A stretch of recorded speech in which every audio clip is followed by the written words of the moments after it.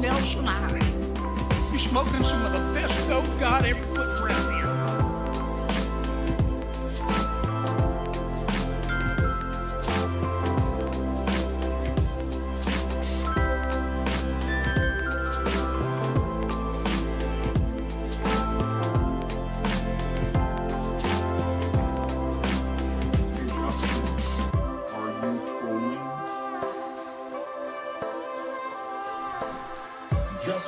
FREAKIN is a formidable voice in the culture.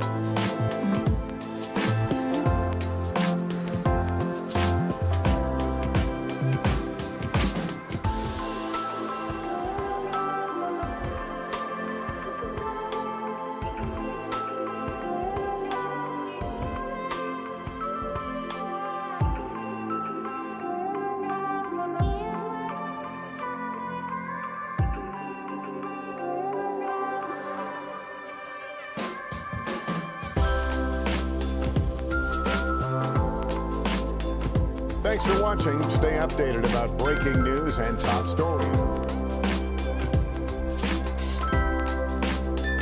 Shut up, Lester.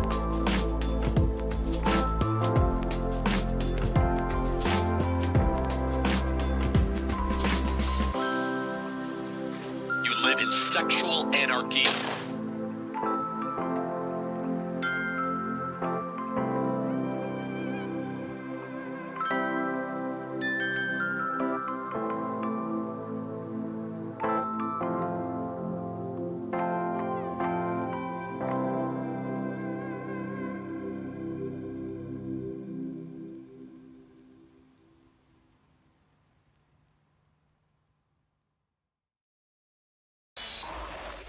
This is the Troll Patrol, live with Justin FREAKIN. Welcome to the Troll Patrol live. It's a freaking Thursday, right? I went through this yesterday. I had to look. It's Thursday, and tomorrow's when the Artemis is. I was all discombobulated yesterday. I thought the Artemis was coming back, and I'm even standing in there in the kitchen with Curiouser, and I'm like, apparently they're coming back tonight. It's 8 o'clock. They're going to re-enter the atmosphere, and I thought they were going to be up there a couple more days because I thought it slowed down when it went around the backside of the moon. So, but I guess they're coming back tonight. But no, they weren't coming back tonight.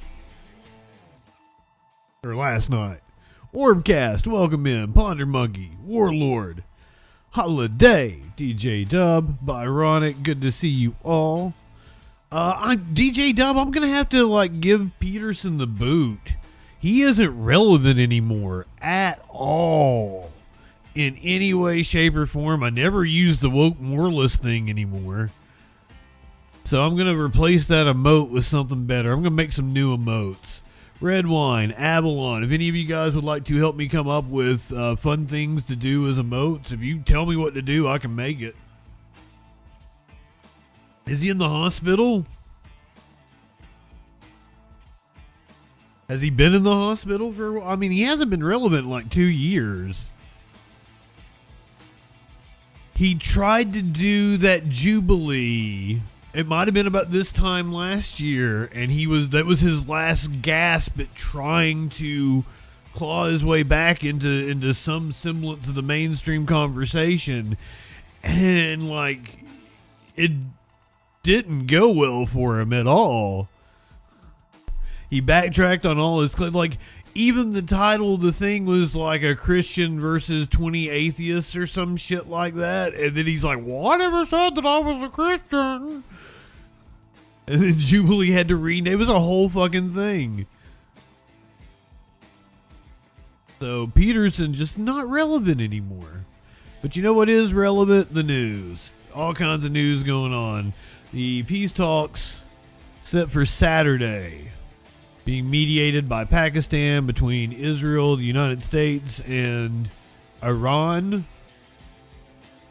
Of course, if that diplomacy falls apart, then that's when the shooting starts, according to Trump in yet another insane Truth Social post. Warlord, did you not see that one? You lost your mind about the NATO truth last night. Didn't say anything about it, and then the shooting starts. That was today's Truth Social post. I think it was today. It might have been overnight last night. Who fucking knows? Nothing matters anymore. Time isn't real. NATO was funny. T-minus, welcome in. Whatever diplomacy they're going to try to do on Saturday, 10-11, clinically. Good evening. Also, congratulations are in order to me, I guess. I didn't do anything to earn it. But now I am able to broadcast on Instagram Live, and they've returned my TikTok privileges to me. I just wasn't prepared to do either of those things today. So on Sunday, we'll probably be on Instagram and or TikTok at this time. I don't think Instagram people can comment, but I think TikTok people might be able to. So we might be able to add TikTok live people, but I get a lot of strikes on TikTok. I had another video today. I don't know if I won my appeal. You know, a video that came from the stream last night that I put up on every other goddamn platform. But it got a strike on TikTok. And the Chinese don't even own it anymore. Okay, they have not responded to my appeal. Oh, it was the Ukrainian woman. I don't even know. I didn't show him stabbing her or anything. It did show like the moment of horror on her face after she's been stabbed, right before she falls on the fucking floor. But it didn't show any of the graphic violence, so I don't know why. And we're on vertical on YouTube, so I've got two streams on YouTube right now where we are horizontal and vertical.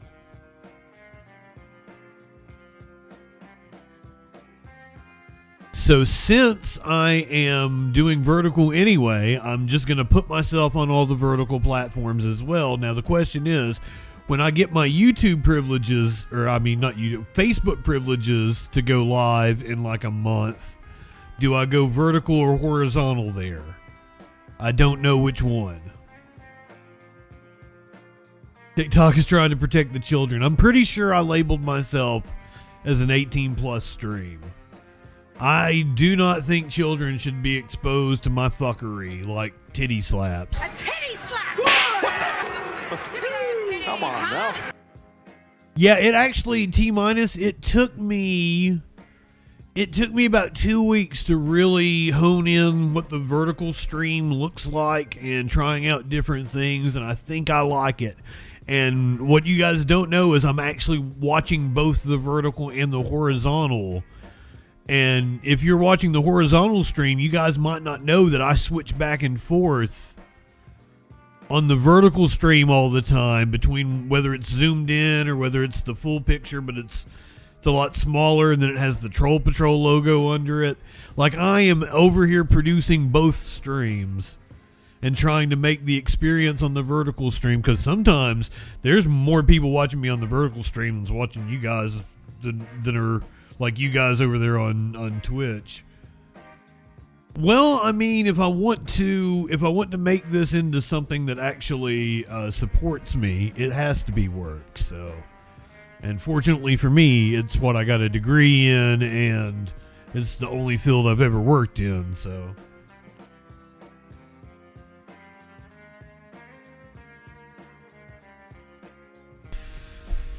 it's do this or go work for a local news station, or try to get on with NBC News or CBS News, or they've been downsizing.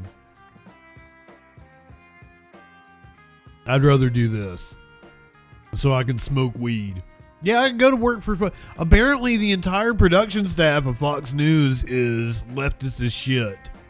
And that's why you'll see a lot of graphics that make them look stupid. Because like at the TV station I worked for, I would say most of the reporters were, you know, of the liberal persuasion. Did I not say Melania? Did I misspell Melania? Oh, or was I mean to Melania? Always. But she can be my GOP mommy. She's not a bad looking woman. Oregon gal, now that you're here, we should totally get high. We got a lot of news to get to, and if you don't like cops and you want a lot of stories that make cops look bad, this is the show for you. Stick around. I have some insane stories. A New York Police Department sergeant threw a cooler at a suspect and killed him. A sergeant in New Jersey indicted in a fatal shooting of a man who was only armed with a baseball bat, and he shot him from like feet away from him. An Arkansas police chief has resigned after he slapped the shit out of a paraplegic man. A police chief in Louisiana and several deputies have been arrested. Got a New Mexico deputy that was apparently keeping drugs for himself when he was going out on busts. A female deputy in Georgia was fired for having a relationship with a gang member.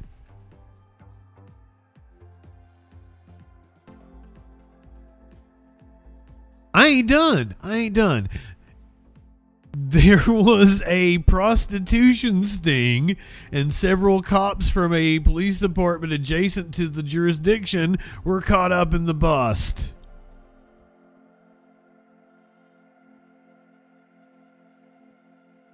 We got wild video of a parking garage collapse in Pennsylvania. California warehouse set on fire. Might have been a Luigi-like incident. A man pulled a fake gun on a clerk in a chicken shop. And a teacher apparently injured herself in a hoax in Texas. All that and a lot freaking more tonight on the Troll Patrol live. Good evening to Jones. Nate, my friend, welcome in. You are welcome to give us a call anytime you want. I am happy to talk to you. You can call or Discord. The chat. Oh, would you guys like the update on the crash from yesterday? We had the standoff that we watched. That dude is dead. He's very dead.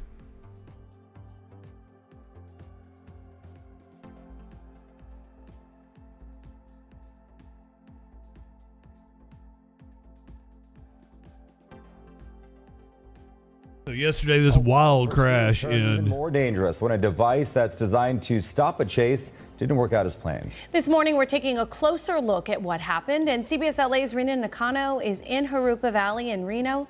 Rena, you can still see the damage from the crash that ended that pursuit. Exactly, yeah. We're here on Bellevue Avenue. You can see the wooden fence that's been blasted away, and of course this big hole right behind me where this chase ended. It all happened yesterday at around 2 p.m. The police are saying that he took his own life. Was attempting to sometime during the suspect standoff. I don't know, I believe it. Theft with their newest tool, the grappler. Now, if deployed correctly, oh, they were wanting to try it out. That tangles the suspect's back tires and anchors it onto the patrol car, ending the chase. But after 2 unsuccessful attempts, it sent the car barreling out of control and slamming into this concrete wall. He was already dead then. I spoke to a man who was standing here at the wall, watching the pursuit with his dog when it came. They're just gassing a corpse here. When they did the maneuver on him, I guess it didn't work because it went straight towards the wall. I seen all the stuff like flying past me, and I'm like, yeah, that could have took me out. So now I assumed that he was alive because they said they took him out and put him in cuffs, but apparently they just took out a dead body and cuffed it. Yeah, very dangerous situation there. The crash then turned into a standoff. Now, after hearing the suspect... See, that's where the box moved. Deputies used a robotic arm and deployed... Did you guys see it? Now, was the suspect still alive at this time? Or was that the cop moving the box? Look closely. It's this cardboard box right here. Then turned into a standoff. Now, after hearing the suspect, his arm wasn't anywhere near it. Arm and deployed a few tear gas canisters. But perhaps he was still alive at that point. After 2 hours of negotiating, the suspect stopped communicating, and that is when SWAT moved in, taking the suspect out of the car. He had shot and killed himself. Now, this pursuit comes on the heels of a new proposed legislation just announced yesterday that would unlock millions of federal dollars for systems that can safely stop a fleeing suspect without a high-speed chase, including things like bumper systems that reduce the risk of crashes and drones that could invisibly track vehicles. Now, back out here live, you could see this great damage done to the street. Chase crash standoff we watched yesterday. As well as this wall. We edged to it for at least an hour. Was the grappler the best thing to use, the best tool to use in this situation? And that is exactly right. Yes, sir. Yes, Nate. Hold on 1 second. I will be there with you, my friend.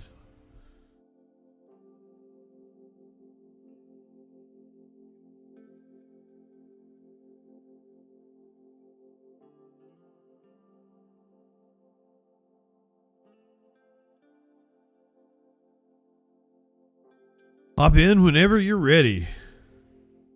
So Nate, I've got some questions for you. So Nate came to one of my YouTube videos, and I've just recently put a YouTube promo. I've been changing the way I do YouTube videos, so I've got it's the super cut that I'm using for TikToks and Reels and shit, as a preview at the beginning of the video, and then it does the thumbnail, and then it goes to this little promo where I'm like, hey, I'm Justin Freakin, subscribe to the video, blah, blah, blah, blah, blah. And I made this comment about right-wingers mocking me for my views, because constantly I get into it with right-wingers, and they're like, you only got 5 views, you only got 10 views. So, like, I put that in there, and now I didn't think that it would trigger people the way it did. And Nate is one of the people triggered by it, so. Well, I just think there should be some, if you're going to say there's no left wingers, then how's there going to be no right wingers? There's either left wing, central. I didn't say anything about there being no left wingers. I'm a left winger. Yeah. So you're left winger, of course. But I mean, Democrats are left wingers, right? No. Well, I mean, there's the few leftists, nominally leftist people are in the Democratic Party, but overall it's a pretty center-right party. Well, yeah. Typically, they consider themselves left center, but the vast majority are left wingers. No. And this was you and I having the discussion about what left wing means. Now, your response to me was that Google was left wing. No. Was it Google or YouTube? Or YouTube. Well, I mean, Google owns YouTube. YouTube is vastly run, most of their moderators, and it's run by left wingers. How can you make that statement? I mean, if you look at their banned words list, a lot of them are buzzwords along with the left-wing parties. Okay, this is probably not something you want to get into, because, like, I have a strike on my YouTube channel right now. Like, right-wingers like to think that they get targeted on platforms, and that's not true. It's that advertisers want a sanitized brand of content that doesn't offend people. So it doesn't matter whether it's left wing, right wing, or whatever. Right wingers actually have some power in society, and that's why you hear them talking about getting censored. Just nobody pays attention to me because I'm a leftist. I don't have the same platform that right wingers have. I think the beginning of this discussion started off with you mentioned that you think you're being censored by right wingers. Is that right? Was that no? Okay, I must never happened on that. Someone on my YouTube video said that I said in my video that right wingers block me, but I actually said right wingers mock me. Oh, okay. So it was just a stupid right winger that got triggered by me using the word right winger, and then they're just an idiot and didn't understand what I said. Okay. So yeah, I thought you. No. Right wingers block me. I don't block anybody. I'll have anybody on. I'll talk to anybody. That's why, like, right wingers constantly say that they're the free speech people, and they're the open-minded ones. But no, they are the ones that will. And I literally have them on video, like a MAGA supporter saying, like, "Oh, I block any leftist that comes into my channel," and he has me blocked after we had a debate. Nope, everything. Debated this guy named King Ginger a few weeks ago. He has me blocked on everything now because I schooled his ass. You guys are sensitive. Are you a right winger? I would consider myself conservative, but taking the test. But now, what does that mean? Because, like, Edmund Burke is nothing like the MAGA movement here in the United States. Yeah. So what I was going to say is I would fall more under the category of libertarian right-leaning. Okay, and what does that? How do you define the right? Because this is what you and I got into, and you took issue with. Yeah. So I mean, so left, right. It's a generalization term. It's loosely attributed to referring to anyone either on the left side of the political spectrum or anyone who's on the right side of. That's not a definition, man. That's not a. Yeah, it's a general. But what makes you part of the left? I explained this to you, and you thought I was wrong. No, I'm not part of the left. No. I'm saying what makes the general you part of the left. What makes someone of the left? Now, what would make someone of the left? Gotcha. Like I said, it's a range of political ideologies that would. Well, you brought up gun control, and then I quoted the two most famous leftists as very pro-gun. And no, I don't remember that part. Which ones were that? You said gun control. That was the one issue that you ever brought up when you and I were going back and forth. You said leftists were for gun control. Brought up. Yeah, it's a small topic there, bro. But generally, you said leftists were for gun control. Marx said any attempt to disarm the proletariat must be exhausted by force if necessary. Mao said change must come through the barrel of a gun. Okay, yeah. So they were both very pro-gun.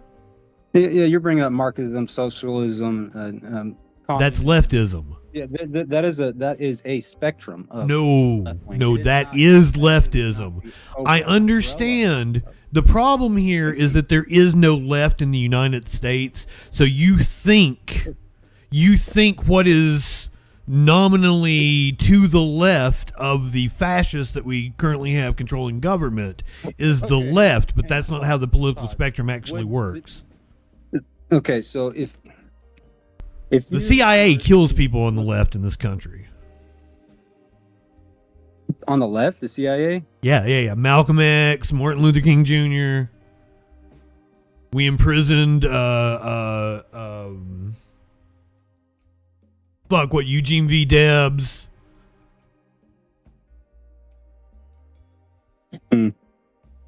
Yeah, I haven't looked too much into those topics, but back to what your question of definition would. Do you want to keep doing this, or do you want to move on to a different topic? Well, I mean, I defined leftism to you. It is a being adversarial to capitalism or free market solutions, being for government intervention over market intervention. Not necessarily in every circle. But it is. That's literally what it is. It's how the term is defined. Now, you presented me with the Google definition, which said being against hierarchies, and I'm like, that's what the capitalism is. It's the hierarchy. Yeah, so Clinton would be considered under left. Clinton was literally what he called a third-way Democrat, where he said, I am fiscally conservative and liberally or socially liberal. Okay, but he falls into the category. Was very right-wing, was a right-wing politician. Clinton? Yes. Clinton was? Okay. A right-wing politician. He believed in market solutions. That's what right-wing means. What about Obama? Very right-wing. What would he fall under? Very right-wing. He talked like a leftist to get elected and then governed by giving bailouts to the banks. And so Obamacare is a right-wing thing? Oh, absolutely, because that was a plan that was invented by the Heritage Foundation. Yeah. Originally implemented by Mitt Romney, a Republican in Massachusetts. That's wild. Okay. Did you not know that? Or do you think I'm stupid and I'm bullshitting you right now?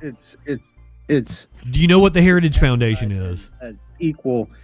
It's advertised as equal medical aid for everyone, right? That's what it was advertised as, right? No, it was advertised as the Affordable Care Act, and it had like 5 or 6 major points, and you probably can't even tell me what it does.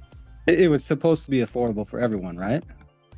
It was supposed to provide health insurance to 20 to 30 million more people through a market exchange where they subsidized health insurance companies.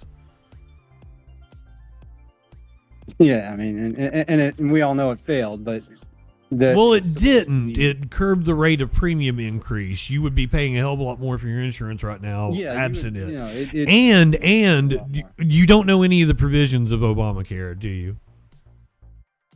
Well, I mean, I didn't look too much into it. You didn't. So you're going to tell me it failed and you know nothing about it. Failed? You told me it failed. Failed? Failed what?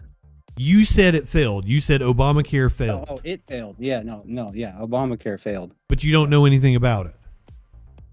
Yeah, I know it failed. That's for sure. How did it fail? Nobody's using it. I mean, What do you mean nobody's using it? Like 20 million more people got health insurance, and guess what? It allowed allowed students to stay on their medical care until they were 26. Before Obamacare, it was 18. So if you're still in college, you can stay on your parents' insurance until you're 26. That's fucking huge. It eliminated lifetime limits. So before, you used to buy a plan, and a health insurance company would say, oh, you've got a $5 million lifetime limit. And then you got cancer and you'd hit that $5 million, and the insurance company would be like, oh, tough shit. Obamacare eliminated that. Obamacare eliminated what they called pre-existing conditions. So if I didn't have health insurance and I had some, heart defect or something, then if I went and signed up for insurance, I would have like a astronomical copay because I had a pre-existing condition. Obamacare eliminated that. People love Obamacare. People just don't know that they love Obamacare. 7.2% of the U.S. population that has Obamacare. Would you call that a success? What do you mean? 7.2% of the population. In 2005, 7.2% of the population of the United States citizens are enrolled under Obamacare. Would you call that a success? What year did you just say? 7.2% of U.S. population is enrolled under Obamacare in 2005. Well, 2005, Obamacare wasn't a thing. Last year. Oh, in 2025. Well, that is people enrolled in the exchange. Under the Affordable Care Act. That's the people, you know what I'm saying when you say the exchange. Those are people that didn't have health insurance beforehand. So you're saying 7% of the population has health insurance, and I told you it was about 20 million more people? Guess what about 7% of the population is? Okay, so you're saying... So those people didn't have health insurance before Obamacare. I would say all of those people think it's a success.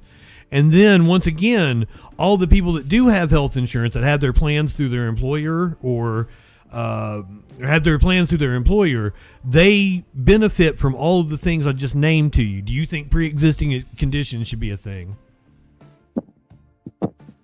Repeat that. Obamacare eliminated pre-existing conditions.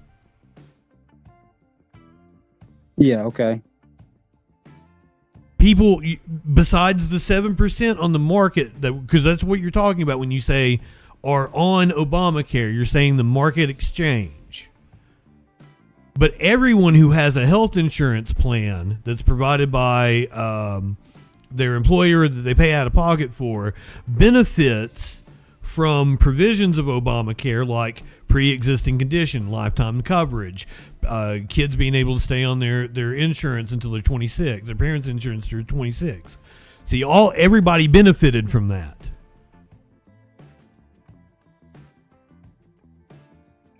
Okay.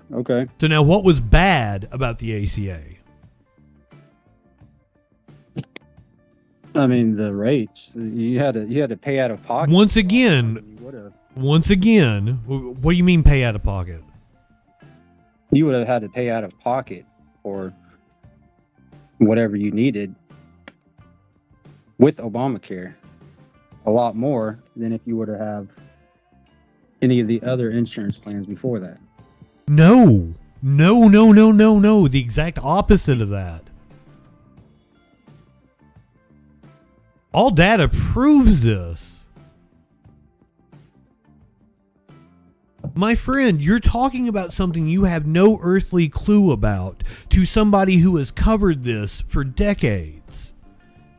This is my problem with right-wingers. You're all incredibly fucking ignorant of everything, but you think you know what you're talking about. Okay, Team U, Tommy Chong. That's a good joke. I thought it was funny, but like you accused me of throwing insults at you when like you were bereft of any kind of an argument. And I'm like, I'm just talking to a fucking moron. Like I can't help. Like I'm sure you're a nice dude, but like don't try to talk about shit you don't know about. Obamacare. I mean, you've shifted the argument. So I mean, you're the one that brought up Obamacare. We're no longer on the topic of what a left winger is. I would love to go back to that. You're the one that brought up Obamacare. God damn, man, stop being so stupid. You make it too easy. You don't know what a left-winger is. You're literally talking to a left-winger. Someone who went to school for political philosophy, who studied this shit, and you're trying to tell me what left-wing means.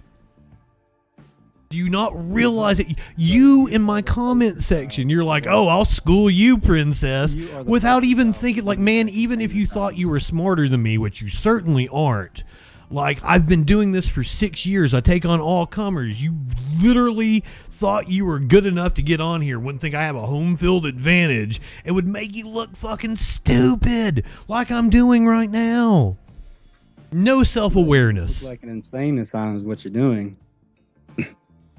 Do I? I'm mocking you, dude. Why have opinions on shit you don't know about? I'm mocking you too, buddy. I'm mocking you too. How are you mocking me for what? Timu Tommy Chong was a funny fucking joke, though. I'll give you that. No, appreciate it. Appreciate it. But how else are you mocking me? I'm not the stupid one here. I mean, you believe that, what, you're not part of the left wing? How many times do I have to state I am a leftist? You believe you're not part of the left wing? What a stupid fucking comment to make back to me when I've told you I'm a leftist like 5 times. That's why I say you people are dumb.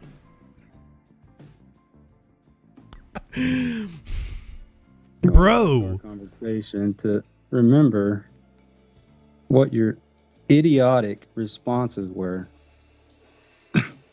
You asked me earlier and I said, no, I am a leftist. In the beginning of this, I am smoking weed. I have taken several bong hits. I am ripping a vape and I still remember what I said 10 minutes ago. You don't remember what I said 10 minutes ago when you asked me a fucking question. And I'm stoned as shit right now. How embarrassing is that for you? That's your whole argument. That's your whole argument. You think all left-wingers are opposition of capitalism. So you're in opposition of capitalism. I am for a mixed regimented economy. My chat would tell you that I'm pretty shit-lib. You're not left-winger. I am on the left wing, but I'm back towards the center. But you stop telling me what I believe, you dipshit. I mean, I'm asking you, do you oppose capitalism? In a lot of forms, yes. No. In a lot of forms. But technically, okay, like you couldn't even define capitalism, I'd guess. What do you think it is? It's not communism. It is a form of exchange that is mostly a control of the public. Less government control over wages and exchange. Okay, so the actual definition is private ownership of the means of production. You're somewhat correct. But what private ownership of the means of production comes down to is that rich people get to make the money. See, you don't have capital. I get a lot of people want to talk about like, oh, the government shouldn't have control of my capital. Well, you don't have capital because capital is actually defined. Let me look it up here for you.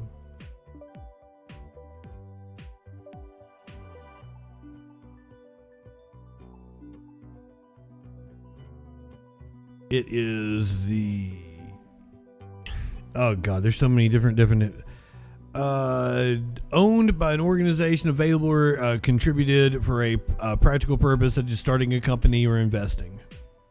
Private owners of companies and business. Brother, you can't even say ownership and you think you're like smart enough to have a conversation with me. I mean, you think that you're a left winger, but I do not opposed to capitalism, and you believe that that's all left wingers? I believe that the government should provide us with government-owned health care. Like, you don't even know what any of this shit means, and you're trying to tell me what I believe. So, yeah, I am opposed to capitalism in a lot of ways. I'm asking you. I believe that our government should run the energy. I think we should, I think the people through our government should own all the oil and coal. I don't think some billionaire should be able to own a resource that comes from the ground. We should operate that as a profit for the people, and you do that through the government. So I don't think there should be private oil companies. I believe when it comes to manufacturing, I think that would be better left in the hands of a public entity. I think the government should step in and facilitate the workers owning their own company. That'd be more like a socialism kind of deal. That's a worker co-op. And then I believe people like me and like Rob Noah got on this because I said people like me, but like I do bullshit, man. I make fucking commercials for people. You'd be a central left leaning then. Stop telling me what I am. You don't know shit about the political spectrum. That's my point. You would fall under the spectrum. You don't know shit about anything. I mean, am I wrong? Well, I told you that earlier that I'm more back towards the center, but I'm still a leftist. Exactly. You are a left wing. So you agree with me that leftism is defined in opposition to capitalism? No. Or as Google said, in opposition to hierarchies? No. It is a spectrum. Left wing in general is a spectrum.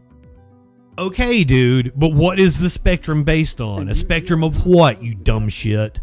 You're not opposed to capitalism.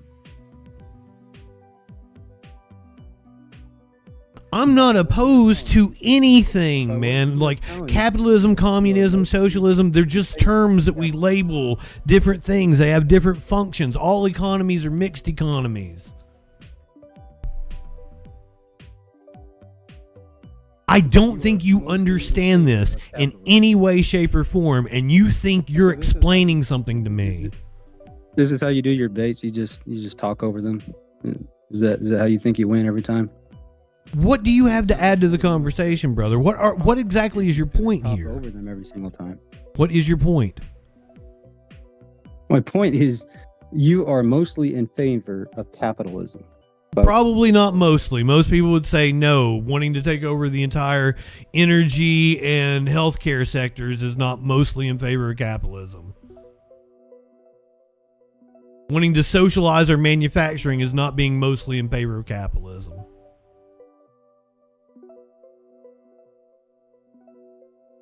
Okay.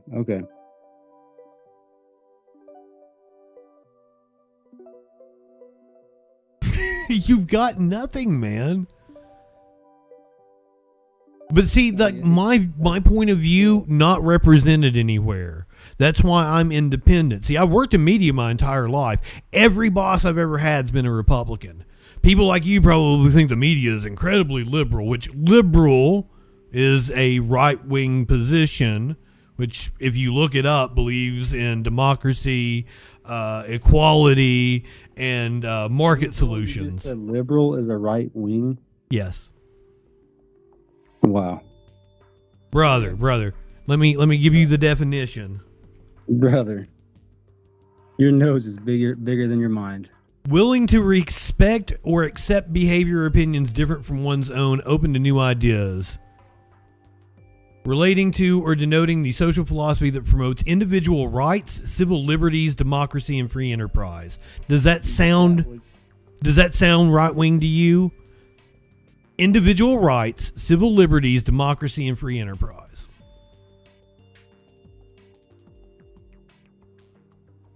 It sounds like equality.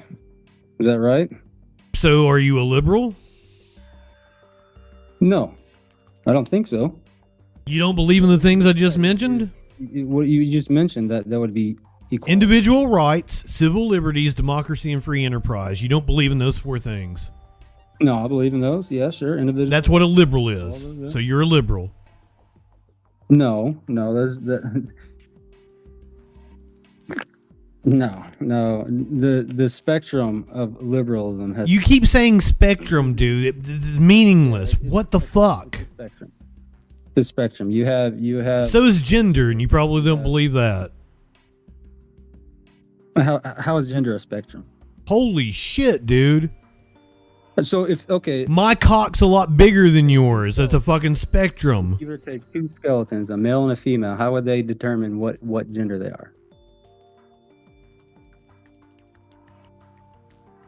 Huh? Huh? Did I stutter? I don't understand your question, sir. If you take two skeletons, a male and a female, how would they determine what gender? If you already know they're a male and a female, what the fuck? No, there's two skeletons they don't know, but one is female. You just said there one's female, one's male. Oh my gosh, buddy. Are you having a hard time keeping up? Brother, okay, so what if it's a skeleton of somebody who had XXY chromosomes? How are they going to determine that they had that? By their pelvis. You're going to determine what chromosomes they had by their pelvis. What gender they were by their pelvis. What if they were XXY chromosome? Can a man give birth to a child? What if they're XXY chromosome? If they were born man, if they're born male. What does born male mean? Brother, what you don't understand is there are people born with both sex organs, no sex organs, everything in between. There are people born with penises so small that doctors think they're clits, and clits so big that doctors think they're penises, that we have that's the spectrum, my friend. But you keep saying spectrum. I give you a literal spectrum that you can see and observe with your eyes, and you don't believe it actually exists. What you just mentioned, sir, are disorders. No, they're not. Disorders, Brother, is you having a 3-inch penis isn't a disorder. Yeah, it's just a micro penis. That's just genetics. Yeah, me having a big swinging schlong, that's not a disorder, my friend. That's just how it works out on a spectrum. But if you had a small genital, they wouldn't assign you as female. They do all the time. That's what people like you don't understand. That yes, there are people that are in a gray area that get assigned one or the other, and then they grow up and they don't want to be that. I mean, that's just facts. You're talking about delusional at that point. What do you mean delusional? But back again, answer my question: can a man give birth to a baby? What is a man? He had How are you defining man? There are people that actually identify as men that have male chromosomes, that were born with male chromosomes and have female genitalia and can give birth. Now, what do you do with that information? Hermaphrodites. Those are hermaphrodites. That's not a hermaphrodite. And they still it's like Kepler's syndrome or something like that. Or the chromosomes of a female. There's not both mixed. No. There are like 7 different combinations of the sex chromosomes. Again, you're talking about something you do not understand. This is my problem with right-wingers. You're all fucking ignorant of everything. They would most likely be deformed. Why have opinions on things you don't know about?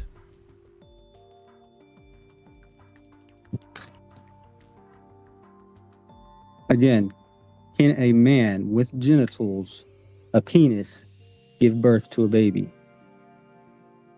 Why? Nobody with a penis is giving birth, dude. Why or why not? Yes or no, why or why not? You can't push a baby out of penis. God, what? Why do you people obsess over this and then get it so fucking wrong? Would not be able to birth a baby's cranium through the canal. It wouldn't fit. My friend, you are so goddamn stupid. What I said, you had 2 skeletons, and they would determine which one was female and which one was male by their pelvis. What does this matter? If you were to take the skull of a baby, it would not fit through the pelvis of a male pelvis. The female pelvis is larger so that the skull of a baby could fit. You do know that archaeologists get it wrong.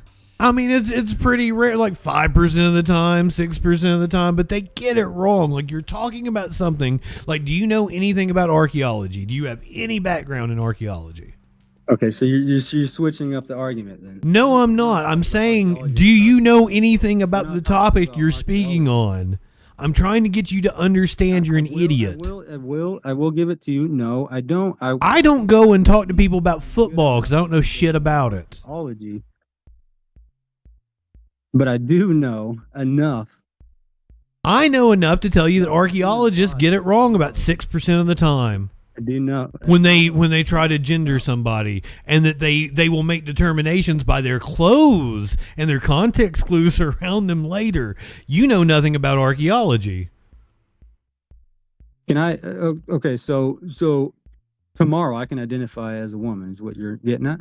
No. No, why not? Why can't I identify? I mean, what does it mean to identify as a woman? If you're trying to attack my trans friends, which I have many of, they are women. Science has proven that their brain chemistry is more like a woman. If we're talking about a male to female trans person, they've done studies on this. Their brain chemistry is that of a woman. They were just born in the wrong body, and that happens, man. There are people that are born with a disorder where they feel like their arm doesn't belong. Stance on this. I'm trying to understand your whole stance on this. Tomorrow, can I identify as a woman? Yes or no? No. And why That's not? stupid. Why not? Because you're not a woman, dude. Why am I not a woman? Have you presented yourself as a woman? Have you struggled with this all your life? Have you talked to psychologists about this? I mean, you don't know that, do you? I don't, but I'm pretty sure based on what you're saying that you haven't, because you're goddamn ignorant of the subject. What if I have? What does it take to be a woman then? What you don't understand is every time scientists try to define woman, when they put a box around it, someone can always present a outlier that like, oh, well, that is a woman, but they don't fit this definition we created. Because you understand man, woman are just labels that we are giving naturally occurring phenomenon, right? It's just shit we made up. Wrong. Would it be female human being is a woman? Yes or no? What? Definition of a female is that a definition of a woman is that a female human being. What's a female? Exactly. What is a female? You tell me. You seem to know. That's why I've been trying to ask. Every time you define female, I can give you something. I can give you an example that doesn't fit inside that box. What I'm wanting to know is why are you so concerned with this? I struggled with my identity and went to a doctor and all that. I struggle with my identity. That's what it takes to be a woman. Do you struggle with your identity? Maybe. I don't know. Do you have issues? What kind of issues? You tell me, man. Why are you being like this? No, okay. Because I'm genuinely curious. Right wingers are obsessed with trans people. Do you look at trans porn and hate yourself after? We're obsessed with trying to understand. That's what it is. No, you're not obsessed with trying to understand. You're obsessed with trying to demonize people. You're not trying to understand at all. No. I'm not trying to. Yes. No. Because I'm explaining it to you and you're not listening and trying to comprehend. You're trying to respond back to me and trying to invalidate trans people. So you can't come in here and act like you're good faith. I'm trying to understand. You haven't explained to me. I'm not attacking anyone. I have explained to you. Well, I still don't understand. I know because you're stupid. So I'm asking you if you are self-aware enough to understand that you don't understand the topic. Why would you have opinions on it? I mean, okay, so I'm a man. Why am I a man? Because you are a man, you have predominantly what we call masculine traits. You're not identified as anything. You've already. But no, it's not you can identify as anything. We're talking about people. You've already labeled me as a man. Beginning of this topic. You are a man because you present as a man. How do I present as a man? Because you're predominantly masculine traits. Okay. And what makes me predominantly masculine? I don't know. I don't actually find you all that masculine, to be honest with you. I'm definitely the alpha in this conversation. Okay, fair enough. That's fine. That's fair enough. But you've already determined that I'm a man. I haven't. I didn't. That's the way you present, correct? The way I present. Would you have gotten upset with me if I called you ma'am? That's how I. I mean, that wouldn't be the worst thing anybody's ever called me. It wouldn't. It wouldn't get under my skin. I'm sure people have called you worse. I'm certain. Well, yeah. I mean, that's not even an insult. So like we're getting nowhere. What is your point here? Exactly. Man? We're getting nowhere. Like I told you that gender is a spectrum, and you got triggered by that notion. I have hormones. My pelvic region is not wide enough to birth a baby. Genitals. That's just a fact. You know, got a penis and genitals. Low boys. Lower. I mean, kind of. Okay, hold on. Can you agree that I have way more testosterone than you? Before I ever even identified as anything. Can you agree that I have way more testosterone than you?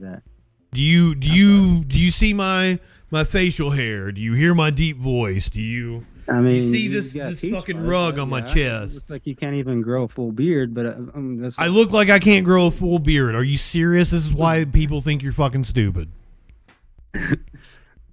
Why? Because I've pointed out the fact that you can't grow a full beard, and you have a squeaky voice. What reality are you living in? The reality of Earth. I'm on Earth. Come back to Earth. Yeah, brother, where I have a fucking bushy ass beard that I have a hard time keeping up with. Like, what the fuck are you talking about? You have a hard time keeping up with. Okay. So we're on the debate of beards now. I have more testosterone than you.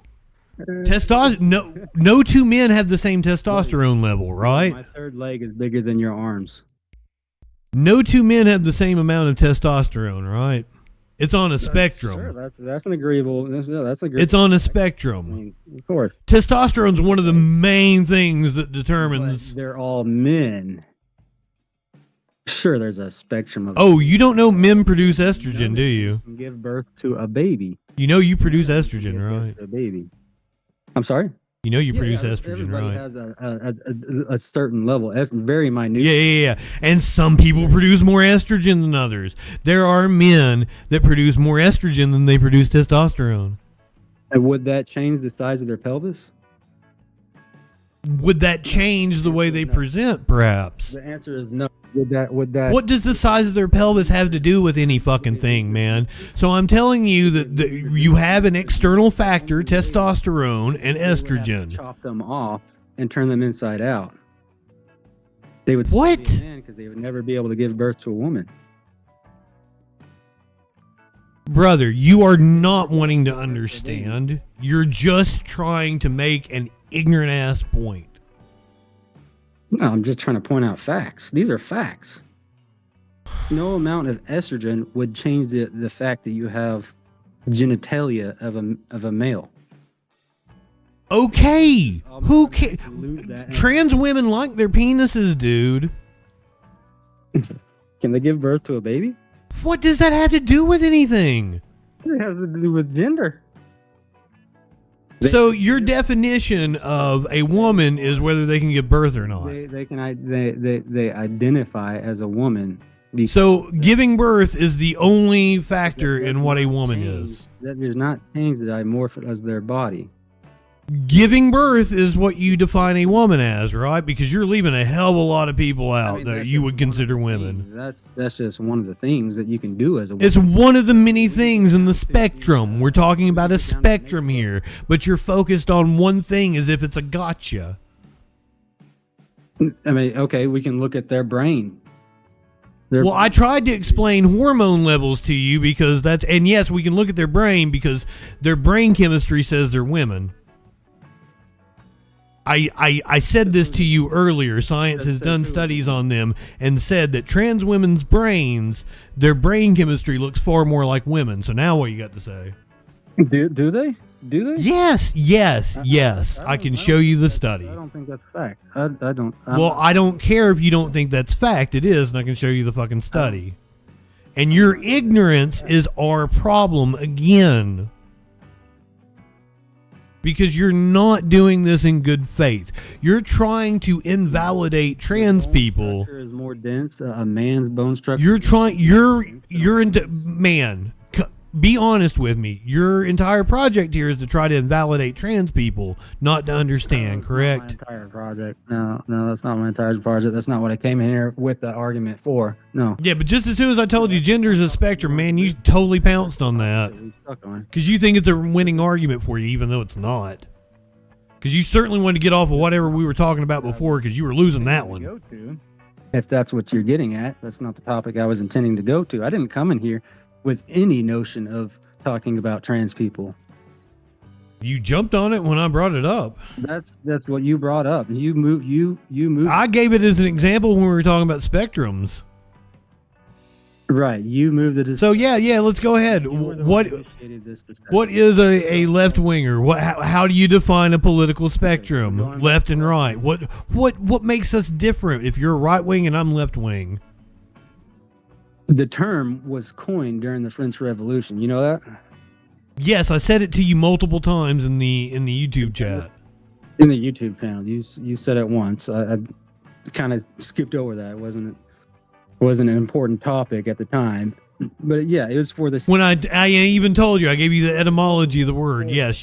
Whoever was for the veto privilege sat on the right. Whoever was against it sat on the left. And what was the French Revolution about? The French word is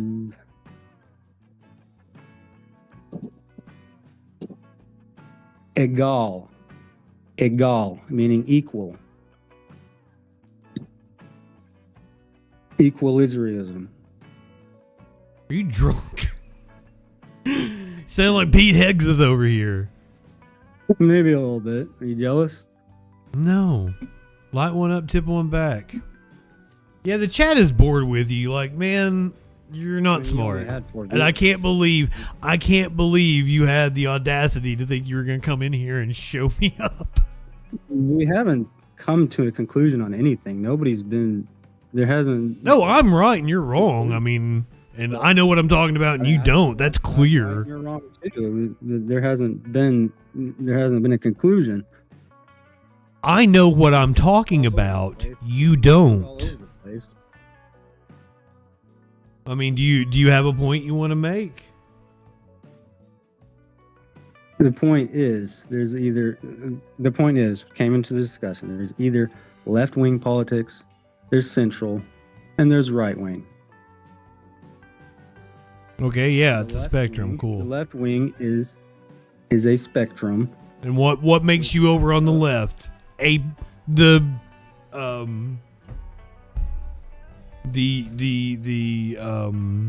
general you. Again, it shifts through. It shifted throughout history. The left wing spectrum has shifted. It's just whoever is on the left of a political belief and whoever's on the right of a political belief. What does it mean to be on the left of a political belief, you absolute fucking moron? Okay, I mean, should I just start naming off different topics? There's a whole spectrum of things. There's some things that the right are vastly in favor of, which the left are not. And there's some things that the left are in favor of that the right are not. You're either on the left of things, on the right of things, or what makes one on the left of things? What makes one on the right of things? I'm a leftist, and I can tell you why I'm a leftist. Again, capitalism. We can go back to capitalism. That was what I said, and you told me I was wrong.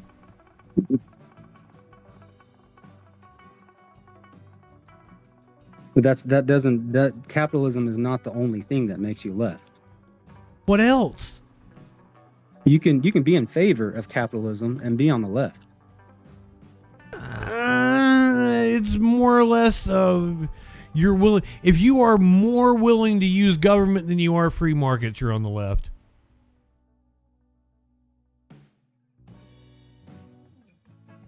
Again, you can be in favor or oppose capitalism, but still be on the left. How? Because left is literally defined by your opposition to capitalism. I mean, there's a whole slew of different topics that you can't fucking articulate it, you dumb shit. You don't know what left and right means.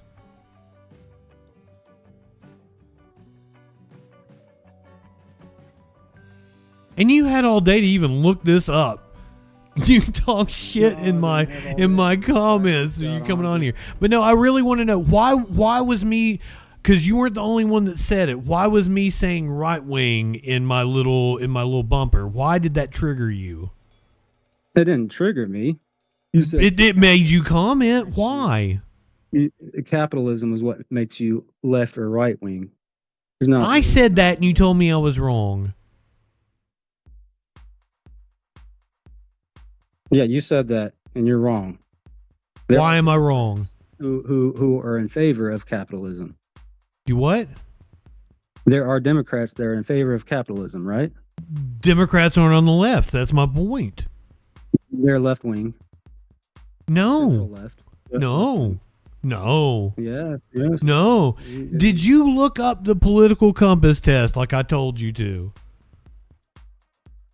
I do not recall you actually telling me to that. I said it multiple times. I know you don't recall because you're fucking stupid, man. Like, you weren't even reading what I was telling you. You weren't trying to comprehend. Like, you told me like you're trying to understand, but you're not. You're not trying to understand at all. You're not even listening to the things I'm saying. So why would you bullshit me? Like, if you just want to, talk shit, then admit you just want to talk shit.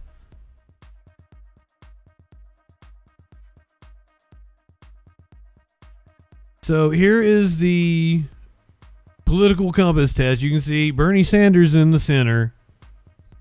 See Trump all the way up there in the top right. And you can see most of the Democratic Party solidly on the right. Hang on.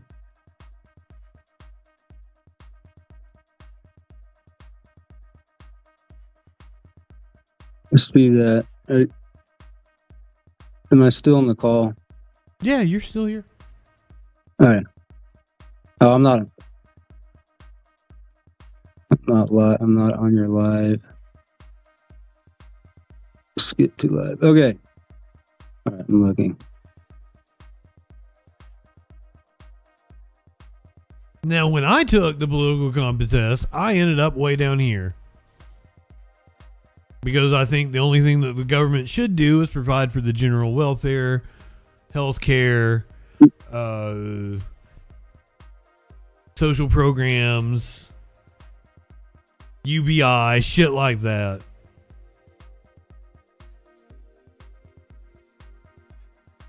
I have 2024 somewhere, but the 2020 was the one I had handy. I'm sorry, Byronic. I will hang up on him. I'm making a point. He's really slow, though.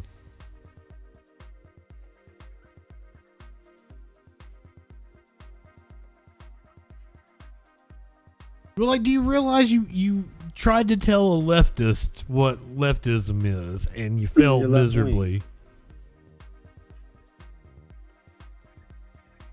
You're left wing, but you're mostly in favor of capitalism. I'm not. Again, holy shit, this is like the third time I've had to correct you on the same thing. I'm not mostly in favor of capitalism. By what you told me, it's No, I told you the exact opposite. That I think the government should nationalize healthcare and energy, the oil industry, the coal industry, the wind, solar power industries, and I think they should facilitate the socialization of all manufacturing in this country. That is not being mostly manufacturing capitalist. and energy. So what I'm saying to you isn't sinking But in, or you're too stupid to comprehend. So can you do me a favor, man?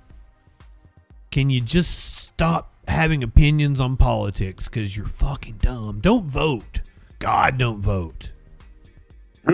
Or vote third party, vote libertarian. Fuck.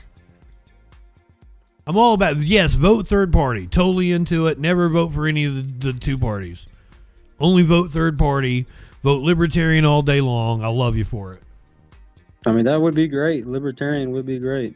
Do it. No, it wouldn't. Because the Libertarian Party is just full of dipshits like you. Like who? Like you. You don't know. You're ignorant as shit. You don't know fuck about anything, but you're confident in your opinion. It's embarrassing.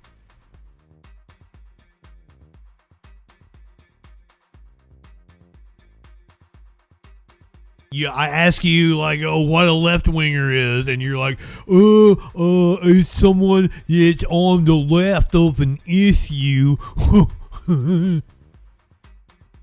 That was your response, man. That's how dumb you are.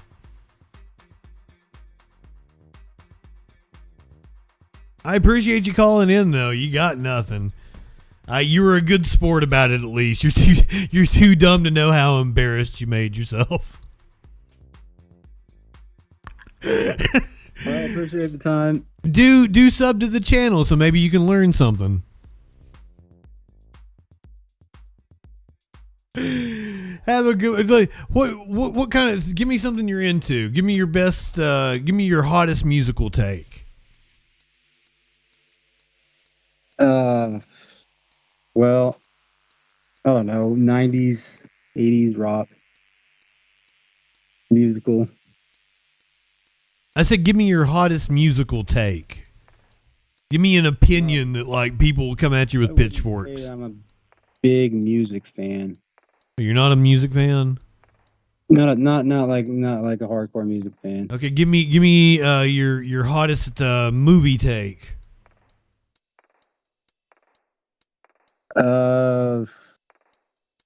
Lawless. I like Lawless. No, give me an opinion that, like, goddamn, man. Your question. Do you have kids? Vague. Question is very vague. Your hottest take on something is vague? Yeah, that's a pretty vague question. Is it? Mad Max. I'd say Mad Max Fury Road was a great one. Is that good enough answer? I mean, it was a good movie. I don't know if that's a hot take. Yeah, I'm asking for an unpopular opinion. Oh, that you have about a movie. Okay, so that's a there you go. That's a better question to ask. Unpopular opinion.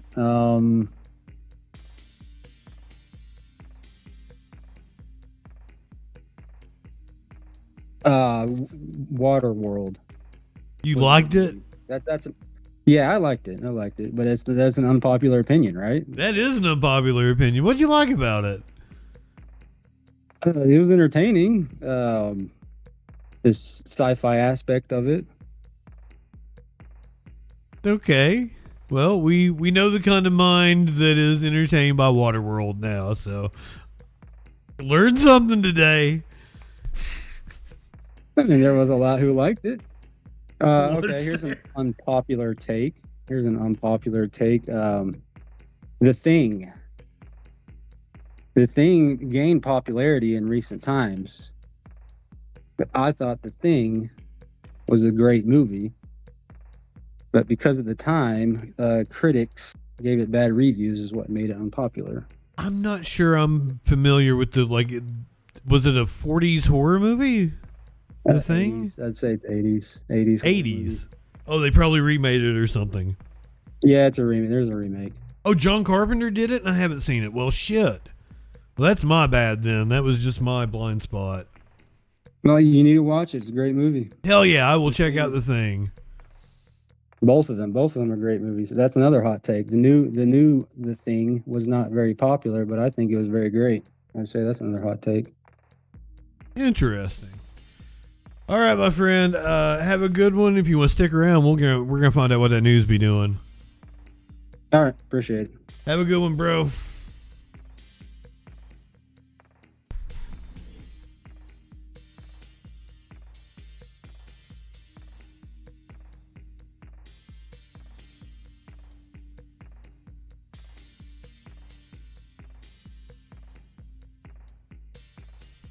And I've got to say, I was probably really mean to him because his very first comment on my YouTube channel was complimentary. He said he liked my video. But then made the comment about Google being left wing.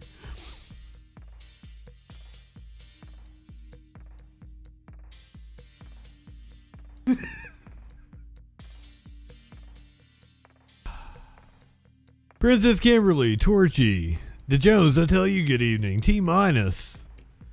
Who else snuck in here on me? Abalon, Krill. We might have to get more high. Lenny, my friend. Good to see you. Ponder Monkey. Kaya's in here. Big Ben, anonymously.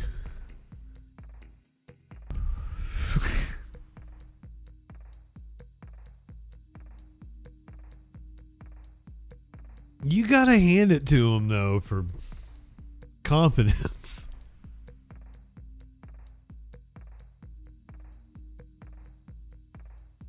The stork brings them.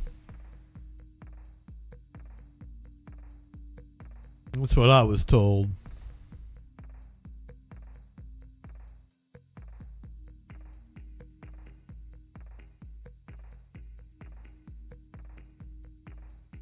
J.D. Vance prepared to lead a delegation in Iran peace talks come this Saturday. I'm Atra El-Nashar in Washington. Thursday marks day 2 of a 2-week ceasefire in the Iran war. Ahead of diplomatic talks in Pakistan this weekend, President Trump says all U.S. military forces in the Middle East are staying. This woman's AI, isn't ready she? For war until a quote-unquote real agreement with Iran is reached. War and peace. None, Torchy. We just started. In Islamabad starting Saturday. We have the Iranians promising to open the Straits of Hormuz, and we have a negotiation that's supposed to start this weekend. Vice President J.D. Vance leading the U.S. delegation, joined by Special Envoy Steve Witkoff and the president's son-in-law, Jared Kushner. On the Iranian side, Foreign Minister Abbas Araghchi and Speaker of Parliament Mohammad Bagher Ghalibaf, both of whom are publicly accusing the U.S. of violating terms of. Oh God, has he already started shooting? Failing to stop Israel from carrying out deadly strikes across Lebanon Wednesday. I think the Iranians thought that the ceasefire included Lebanon, and it just didn't. Lebanon is included in the ceasefire. Iran's deputy foreign minister there also weighing in on the status of the Strait of Hormuz. We have to be very careful for the safety and security of tankers. Iran acknowledging the presence of anti-ship mines in the main traffic zone of the strait, labeled dangerous area on this map distributed by the Iranian Navy,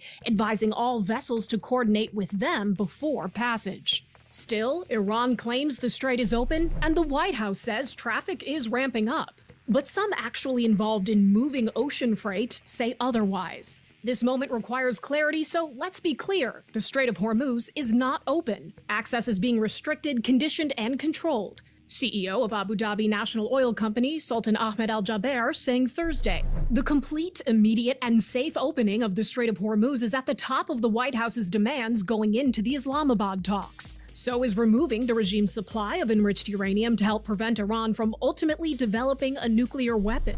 Iranian demands include maintaining control of the strait, that the U.S. recognize the regime's right to enrich uranium, which they claim is for peaceful purposes, and for the U.S. to pull its forces out of the Middle East. There are tentative plans for Israeli and Lebanese ambassadors to begin their own set of talks here in Washington next week. It may not be enough to quell Iran's threats to retaliate against Israel for those deadly strikes. In Washington, I'm Atra El-Nashar. You ain't fooling me. Ultra Al-Nashar? That's AI. That's an AI name if I've ever heard one.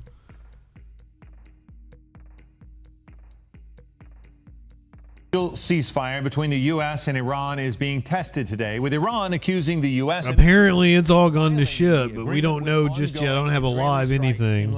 And a major sign of progress, Iran says ships are now able to pass through the Strait of Hormuz. Here's ABC's Christian Cordero. Today, a major announcement from Iranian officials. All ships, including American vessels, are now allowed to pass through the Iranian-controlled Strait of Hormuz. The Strait of Hormuz is open. Of course, there are technical restrictions because of the war zone and because of many arrangements that Iran did during the war. Iran issued this map showing alternative traffic routes in the strait to prevent vessels from potentially colliding with sea mines, retaining control of the strait by saying all vessels in the area must coordinate with Iran's Navy. Well, the Jones, let's see what they're saying. Opening the strait was one of President Trump's red lines in negotiating a ceasefire deal that has otherwise proved fragile less than 24 hours in. Trump says U.S. troops will remain in place in and around Iran, and if a long-term deal isn't reached and complied with, quote, then the shooting starts, bigger and better and stronger than anyone has ever seen before. But now Iran accuses Israel of violating the ceasefire. Israel continues its offense against Iranian-backed Hezbollah targets in Lebanon. Yesterday, the largest strike since the war started, killing at least 182 people alone and displacing more than 1 million Lebanese people, according to the country's health ministry. The White House insists the deal is still intact. I think the Iranians thought that the ceasefire included Lebanon, and it just didn't. We never made that promise. We never indicated that was going to be the case. Mediators in Pakistan agree with Iran that Lebanon was part of the ceasefire deal. Negotiations are expected to begin this weekend in Pakistan. We never said it was, and then she comes back. Yeah, they did. Will actually happen unless Israel stops striking Lebanon. Christian Cordero, ABC News. We are coming up on 4:20 on the West Coast. On the Pacific Coast. I've pulled the Fox News up. They're on commercial. Oh, here we go. They're back. Chief outlines the ceasefire with Iran. They're getting ready to come back. The U.S. economy and more on Sunday Morning Futures with Maria Barbarello. I'm a retiree. I'm living on a pension. I get a bill for almost $40,000 from the. We'll check in with the Fox News, see what they're talking about with Iran.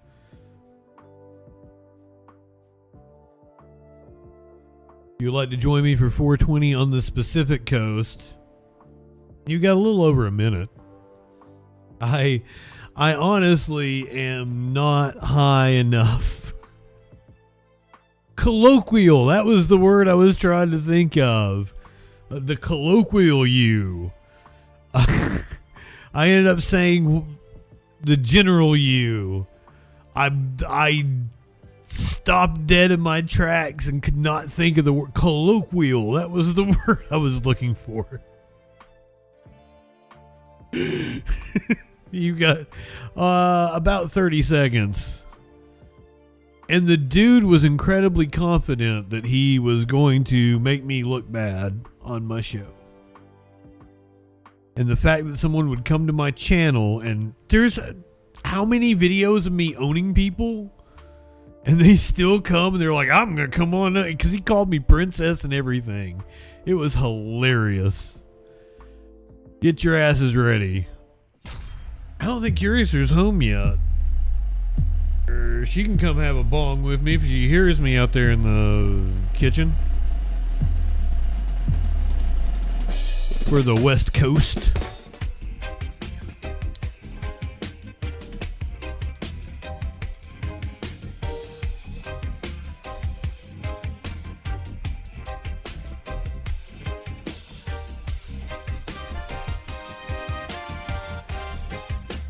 I guess come Sunday, we will not be smoking the marijuana on the stream anymore. Because I'm going to try TikTok again. Instagram, I can't either.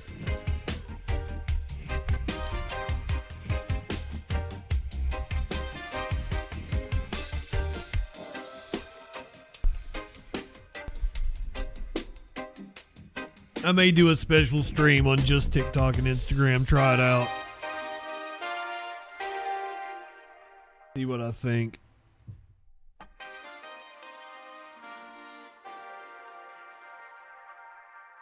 Now be sure if you are smoking marijuana, you're only partaking in a legal state. That is the only way I endorse it.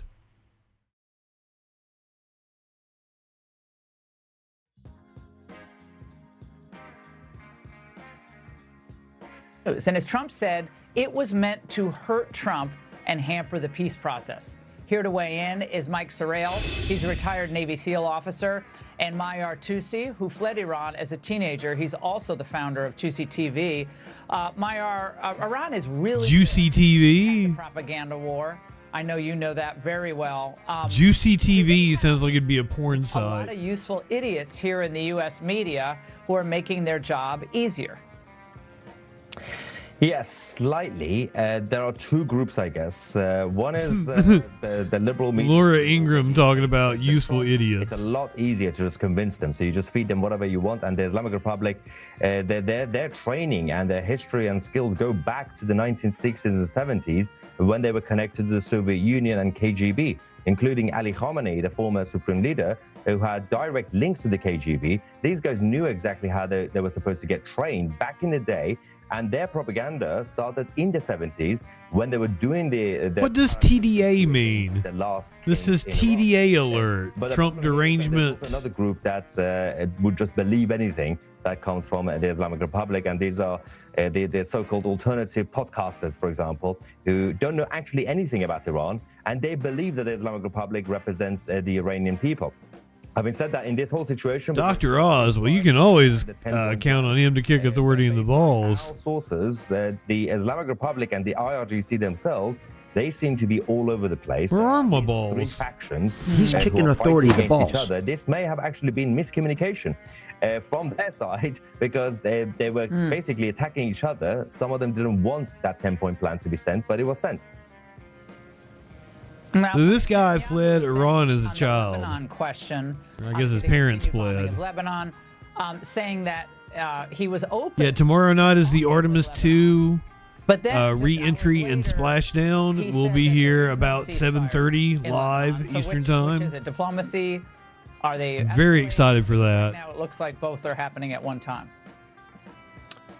Well, of course, they're in a much different position. They're living. Yeah, Fox News ain't telling us shit.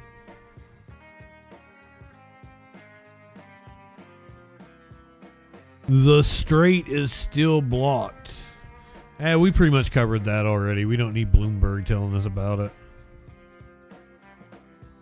Let's go. Apparently, Trump made a threat on the Cuban president, calling for him to step down or else or something.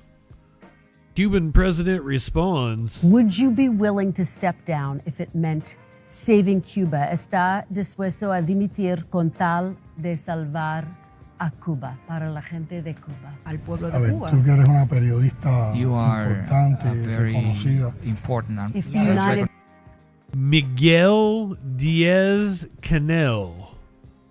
Miguel Diaz-Canel, the Cuban president.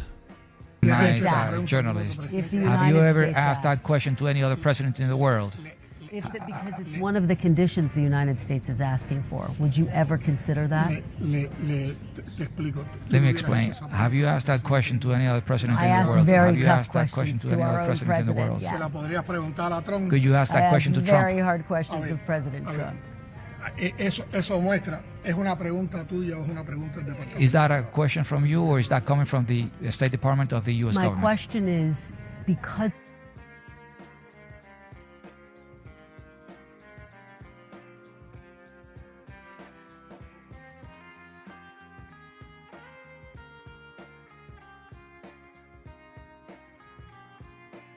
It's one of the things that we've heard the U.S. government talk about. It's hard to keep up. Political change here in Cuba. So my question Voy a- for you, voy a asumir if que- they asked you, if they said this is one condition, would you step down? Because of your honesty, I'm going to assume that you're asking that question because of those reasons. In Cuba, the people who are You're fucking muted. leadership position is not elected by the U.S. government, and they don't have a mandate from the U.S. government. We have a free sovereign state, a free state. We have self-determination and independence, and we are not subjected to the designs of the United States. On the other hand, Cuban leaders are not here representing an elite of power. You can see my background, where I was born, my family, what I've done throughout my life.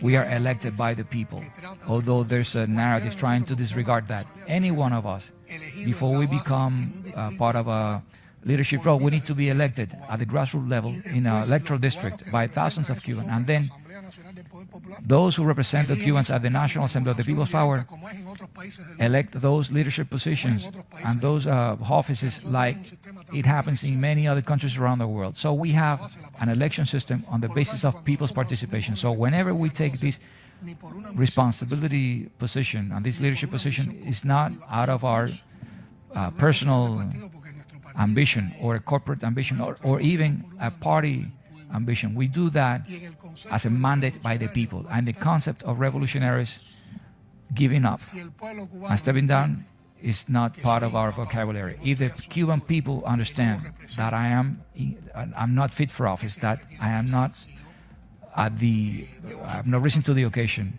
then and I should not be holding this position of president, I will respond to them. But you need to realize that you should not focus only on the president of the country, because we have a collegiate leadership which is very closely linked to the people. But it's not the United States that can impose anything on us. The U.S. government that has implemented that hostile policy against Cuba has no moral to demand anything from Cuba.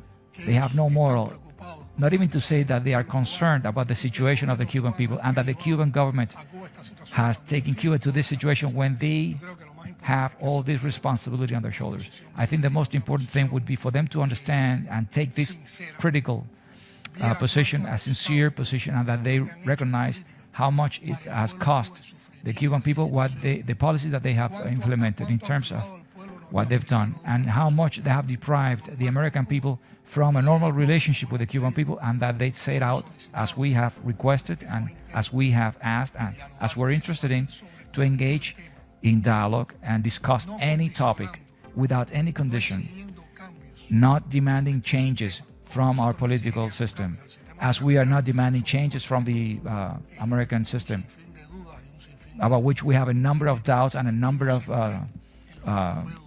considerations, and that we can focus on what brings us together and what can create spaces of understanding in order to move away from confrontation and having a path forward for both countries of benefits of friendship and solidarity.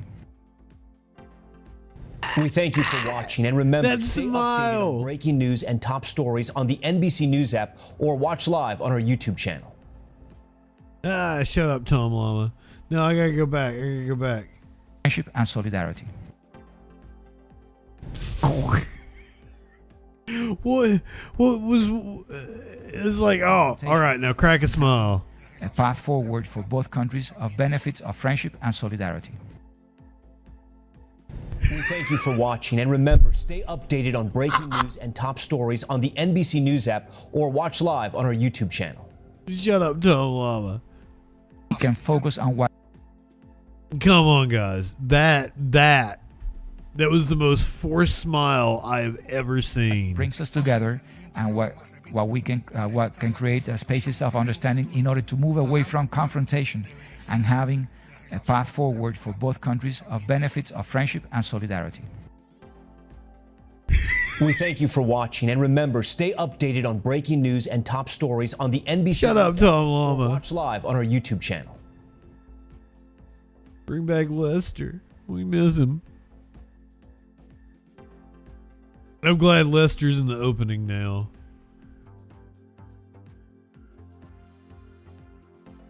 Maybe one day I'll replace him with Tom Llama. Tom Llama will become loved enough. Be loved enough. It's going to take years.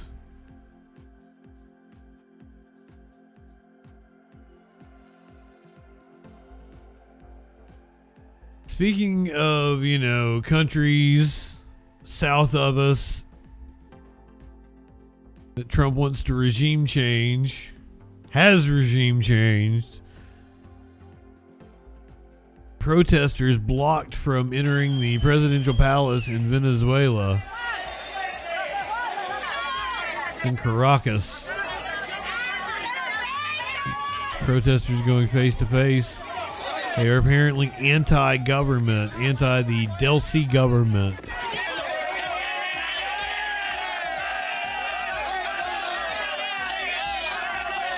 A pro-Delcy government march, however, was planned for later in the day. I believe it was a lot smaller.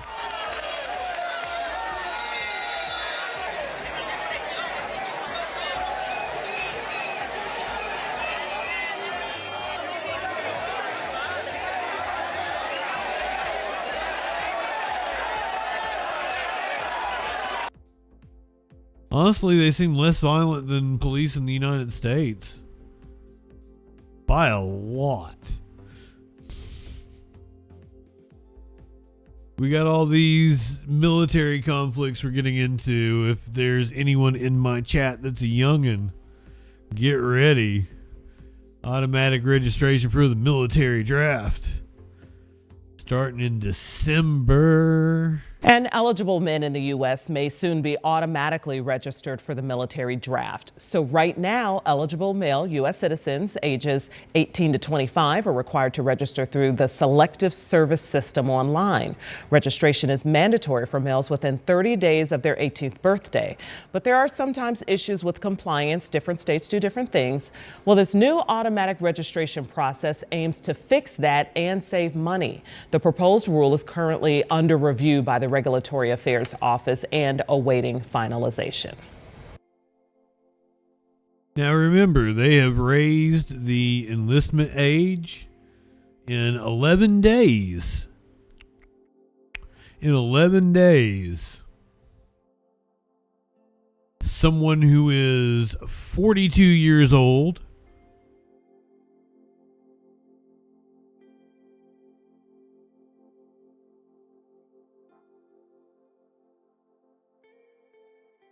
No, they raised it to 40. Yeah, they raised it to 41. I had to remember how old I am and shit. They raised the enlistment age to 41. And they will now take someone with one possession of marijuana conviction. I have exactly one possession of marijuana conviction. And I am 41 for exactly 1 month. Once they will accept 41-year-olds. No, I'm going to join. I am going to go to the recruiter's office at least. If I don't actually join the military, I'm open to it.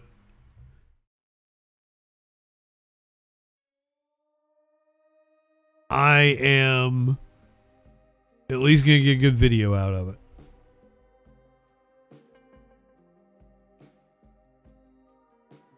And Curious's already told me she'll film me.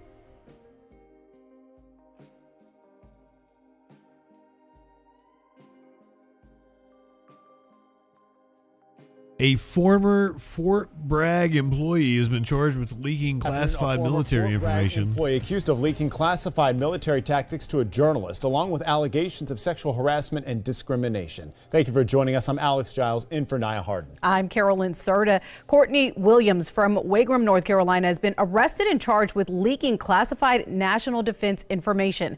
The FBI and Department of Justice made that announcement yesterday. Our Katie Solt joining us now live to explain the allegations and some some of the messages Williams allegedly sent. Yeah, so Katie, what have you learned? Well, I was going through that Department of Justice press release this morning. I can tell you it's very detailed. The DOJ says from 2010 to 2016, Williams worked for a special military unit, had top secret clearance, and had access to a wide range of classified information. Federal investigators say between 2022 and 2025, Williams repeatedly communicated with a journalist through phone calls and text messages.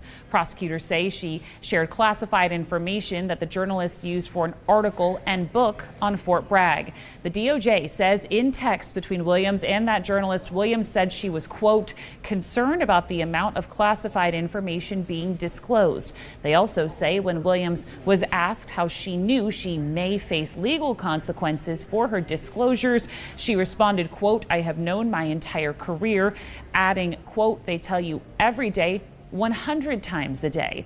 Prosecutors say in a separate message to a third party, Williams said, quote, I might actually get arrested for disclosing classified information.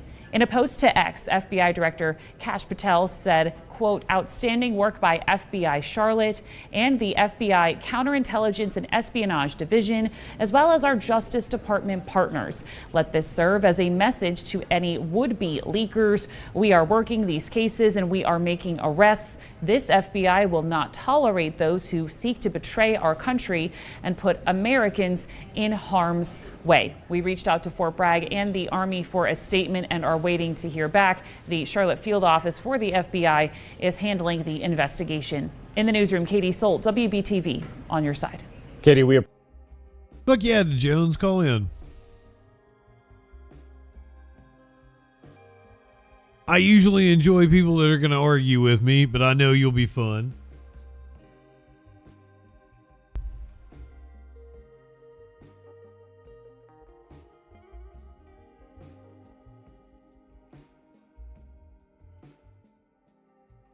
I thought you said they put our whole country ham. I was like, I kind of want some ham.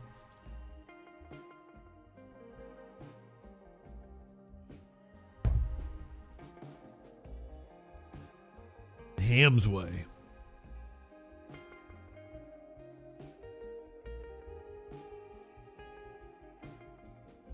With potatoes. Let me tell you, that zit that was on my nose, I picked it and it looked so bad. I got makeup on. Makeup does wonders, but I think I rubbed it off.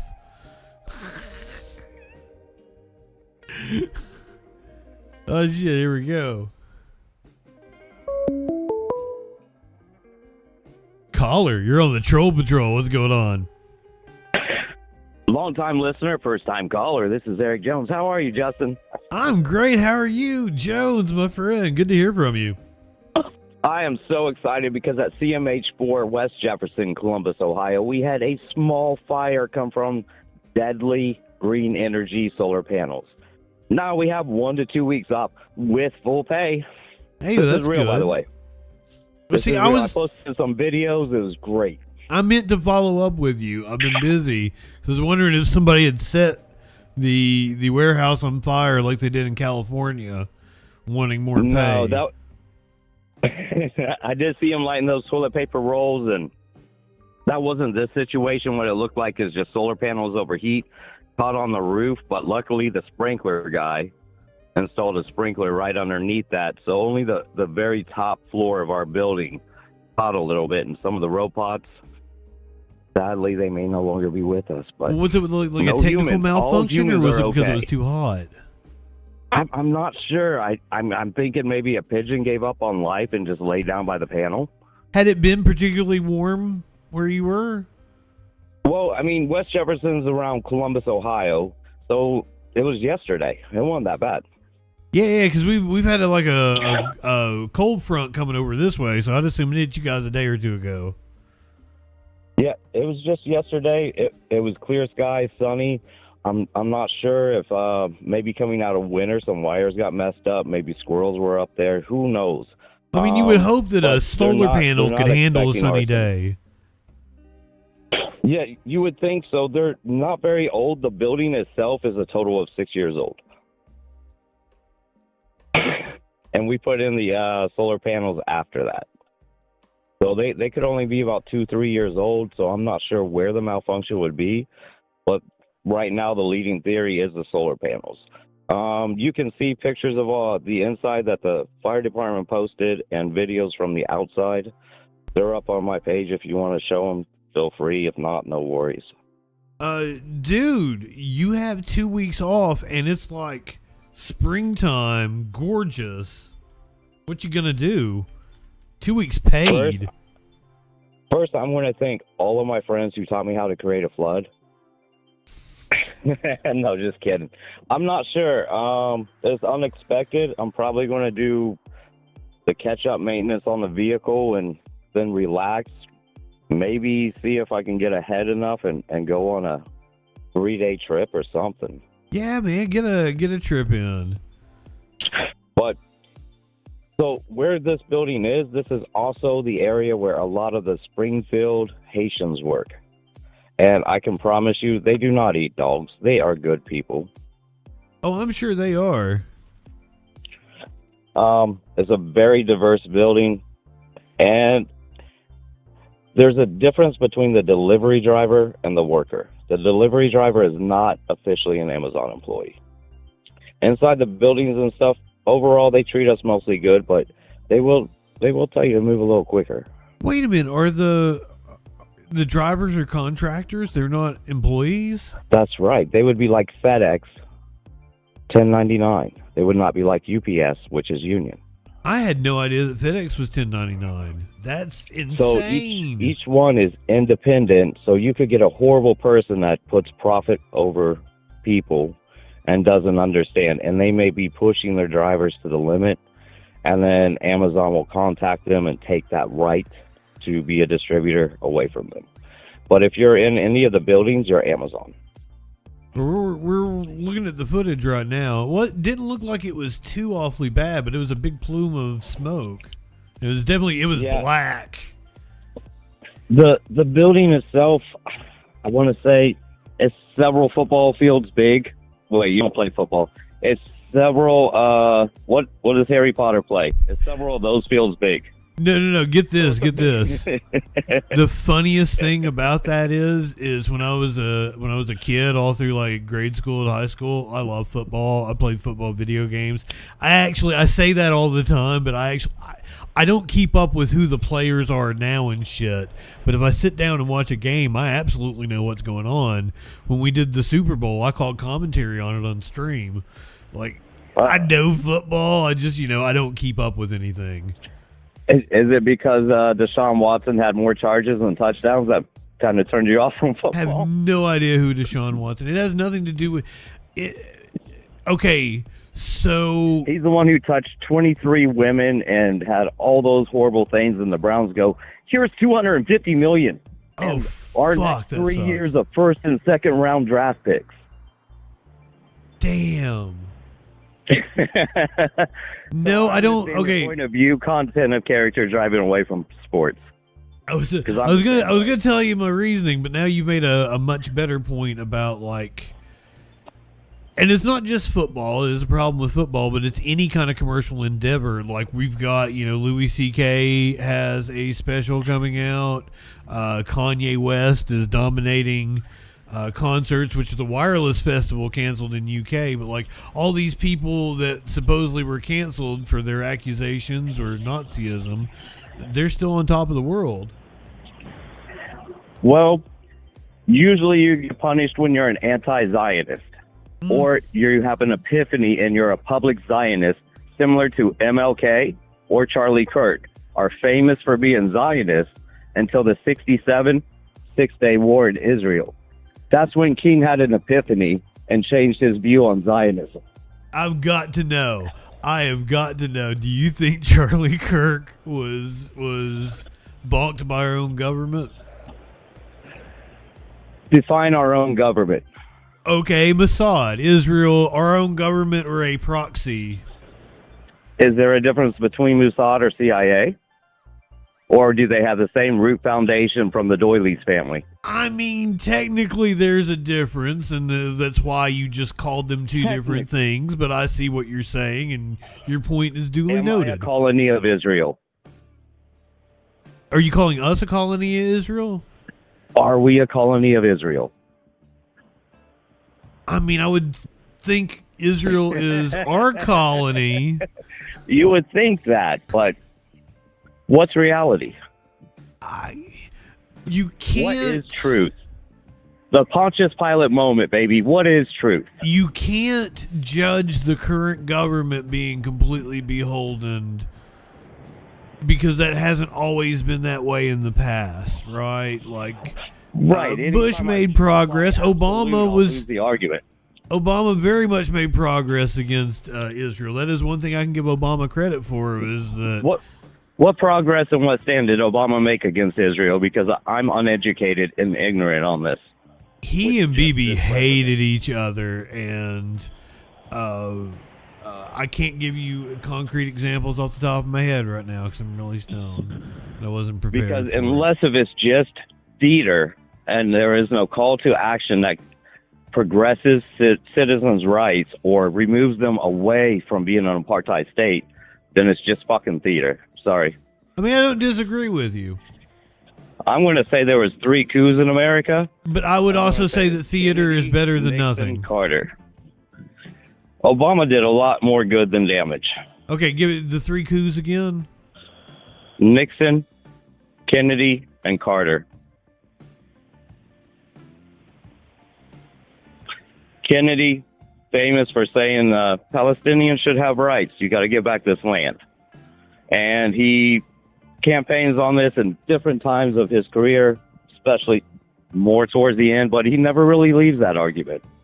Nixon is closer to the Shah of Iran. He sees a way to use the Shah of Iran to keep dominance in the area and grows closer in the ally with them to try and limit the effects OPEC will have, as he wants them to be the leader of the Middle East, not Arabia. Then the CIA, oopsie baby, I got caught putting in bugs. And then all of a sudden Nixon's gone, who won a super majority. People voted for him because he earned it. That was the number one reason given. Carter, you have the hostages. They get released magically on the first day of Reagan's office. Reagan gets an attempted assassination from Hinckley, who has strong links to Bush. 2 months into his presidency. Hinckley had links to Bush? Campaign donations, lifelong friends. Lifelong friends, Hinckley. I did not know Hinckley was that powerful. Well, I mean, we all think he just loves Jodie Foster for being a 12-year-old and taxi driver, but that's not the reason. Bush has dinner with them the week before. Is that true? Google it. Give it the old Google. I'm doing it.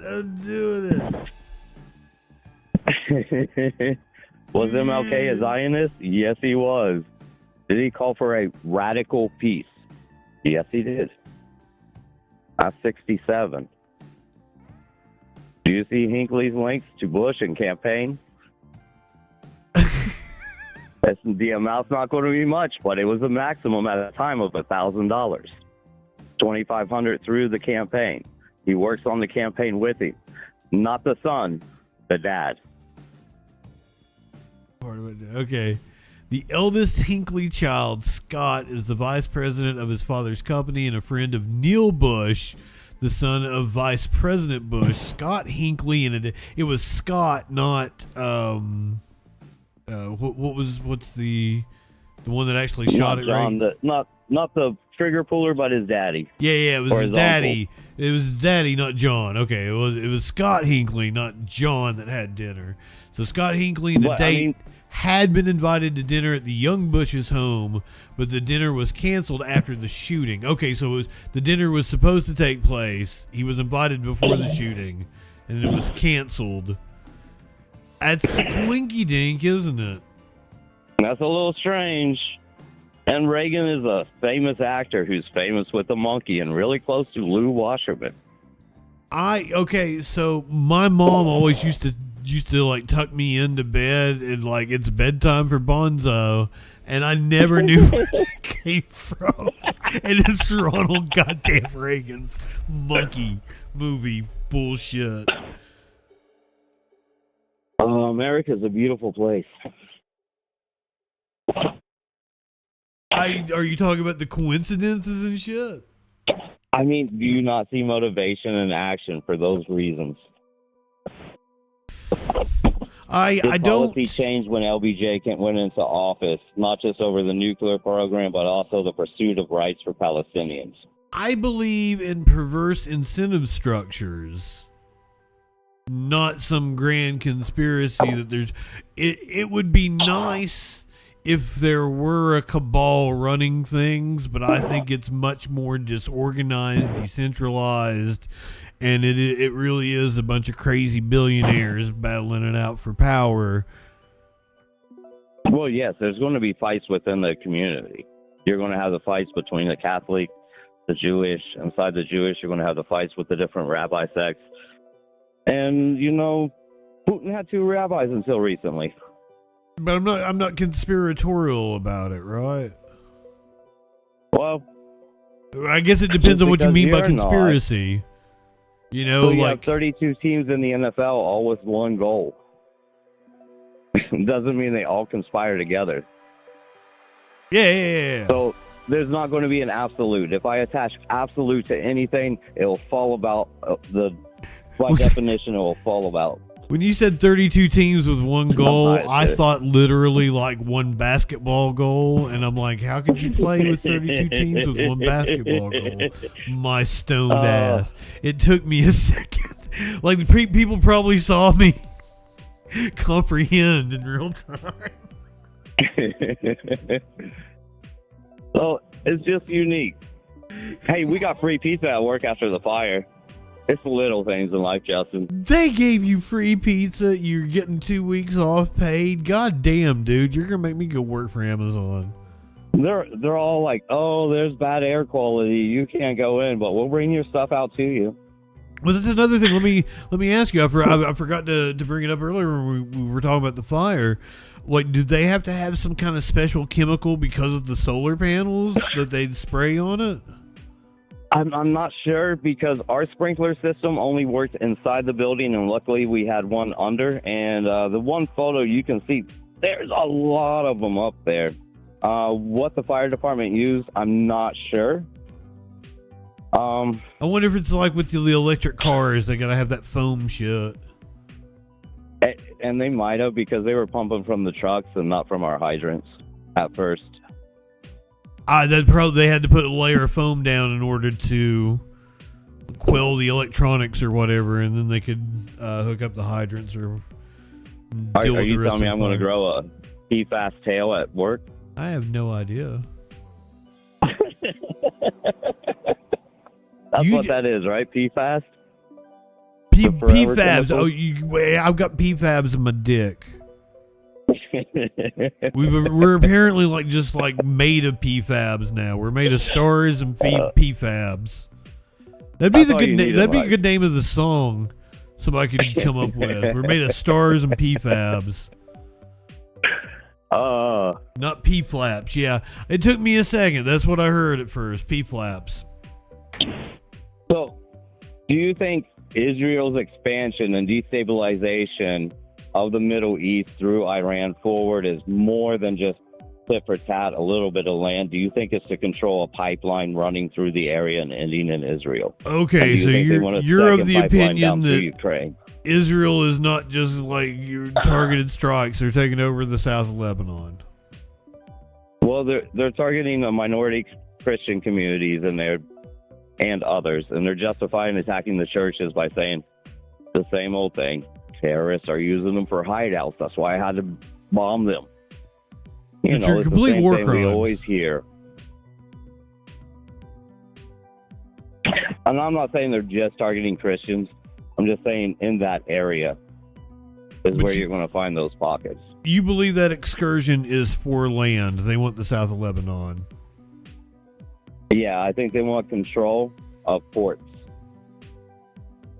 And I think they want control of pipelines for oil production that are to be built or will be built. Their number one export in Israel is natural gas. I thought they had some wanna sort of electronic shit that was their top export. It might be now because they are heavy into tech. Heavy into tech. I'd not heard about not natural so much gas, hardware, but it's other things. I wouldn't doubt there because I have heard rumblings of some pipeline that they're wanting to build. And isn't that what it always is? It's what Afghanistan was about, that goddamn pipeline. Ever since Russia went into Afghanistan in the late 70s, they've been trying to build the two pipelines. I mean, well, they did, didn't they? They were open and operational as far as I know. That's what I figured. I don't know. I think so. I think they've been operational since like 2010, 2012. We got our pipelines. I guess that's why we were able to pull out of Afghanistan. Are you looking forward to the Army? Are you going to be like Tom Hanks? I'm 50-50 whether I'll like. Curiouser is very it's a very low chance that you get into the Army. That they would want you, that they don't kick you out immediately, that they're upset that you're filming. She is, and I went back and forth of whether I should call them and be like, hey, I'm a streamer, I'm going to come down, I'm being serious, and warn them. I think I'm going with the element of surprise. Is better to ask forgiveness than permission, right? What if you get accepted?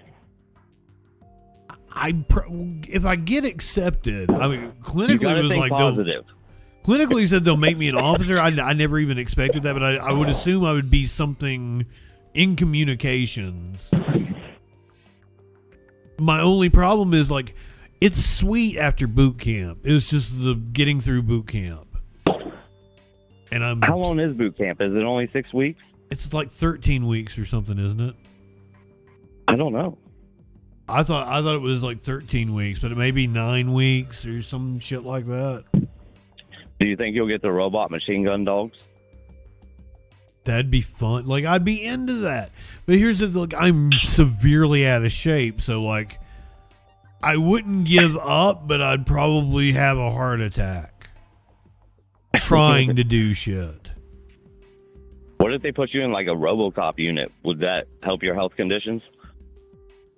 I'm just trying to figure out a way for this to work for you. I do have gang-related tattoos. That is a thing. Well, see, I'd be going. It's the Army that they expanded the age, Flash. So it's the Army I'd be going into. Originally, it was the Navy I was gonna sign up for during the Iraq War. And I think the Marines is still 28. I think that's a hard 28 for them.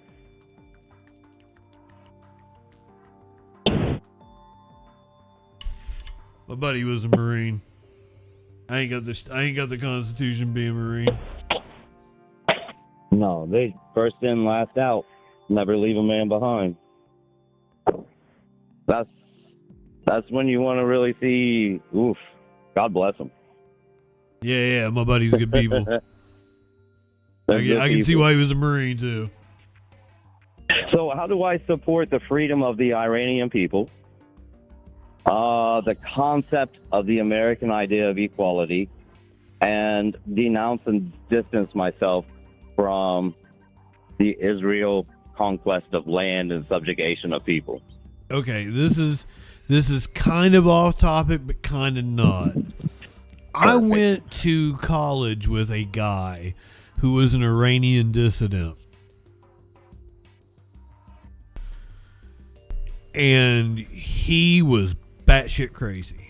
And he thought that everything was Marxism.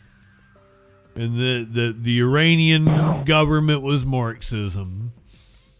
And that he was, now it's creeping into America. I've seen what it's done in Iran. And legitimate dissident. He was So he was scared of the tipping point. He was a bluegrass artist.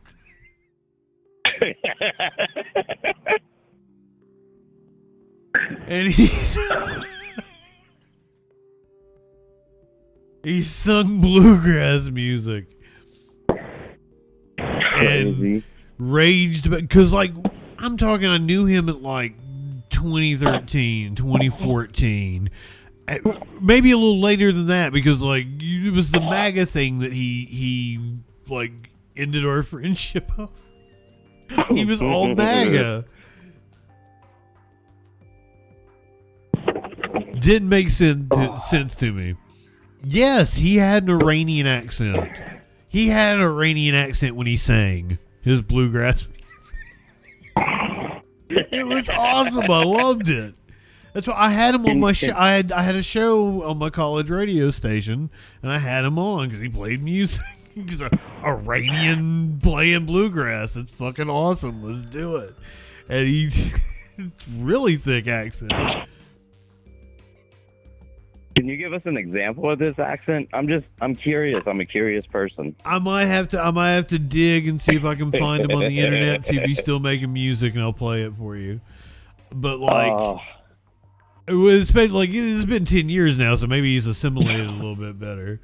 But like, you could tell he grew up listening to American country music and emulating before he probably even knew what the words meant, right? Might have even learned to speak through some of the songs.